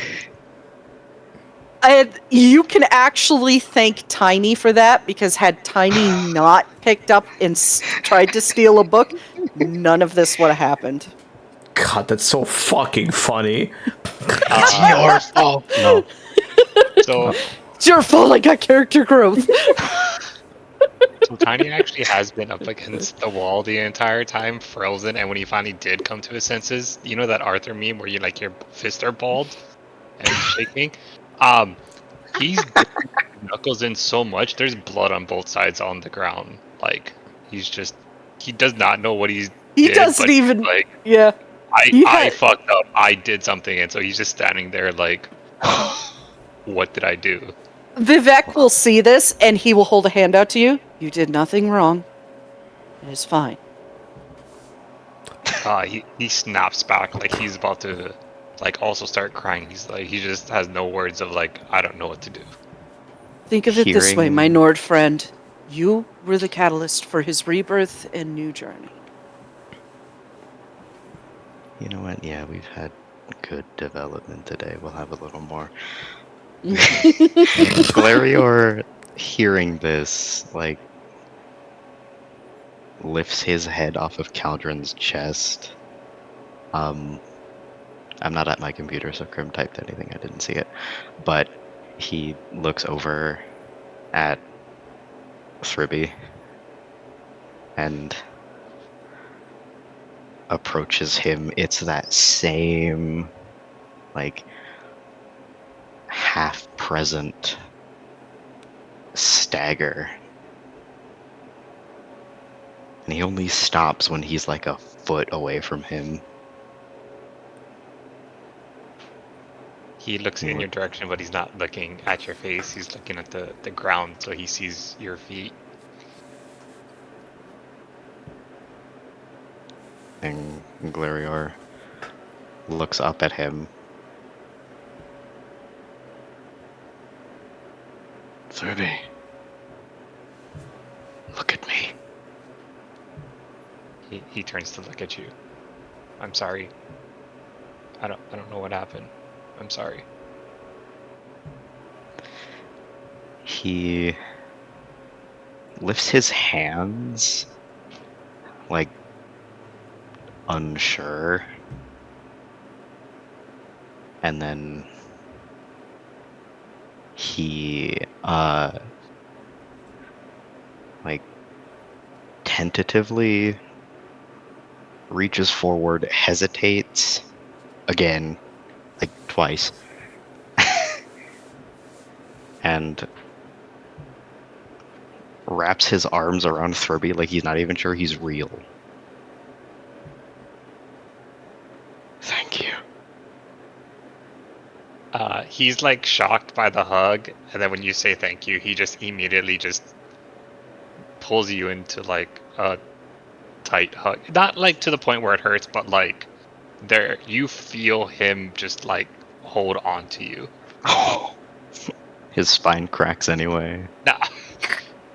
Oh, that's been in my back for a week. He finally stands up straight, guys. He's no longer hunched. Oh my god. That's not what's remember the been last doing time it he this did whole this? time. No. It'll be undone tonight. Yeah. Oh. Kinky. Anyways. Yeah. With that, this is where we'll end today's session. With a back-cracking hug that makes Glarior stand up straight. Surprise, guys! He's actually 4'5". God, imagine. Glarior stands up straight. He's taller than Falnir. Falnir feels inferior. I think Tiny's like 7 feet, maybe. I gotta double check. Close to, I think. I think it Yeah. was like 6'8". Yeah. Well, No, I wrote 7 feet. Okay. Thank you guys for watching and tuning in. We will possibly be back next week. 'Cause I gotta go somewhere next week, so we'll see. We will see. But yeah, thank you for watching. This will be up within the next couple days or so. Have a good night. See you next week, hopefully. Bye-bye. Bye.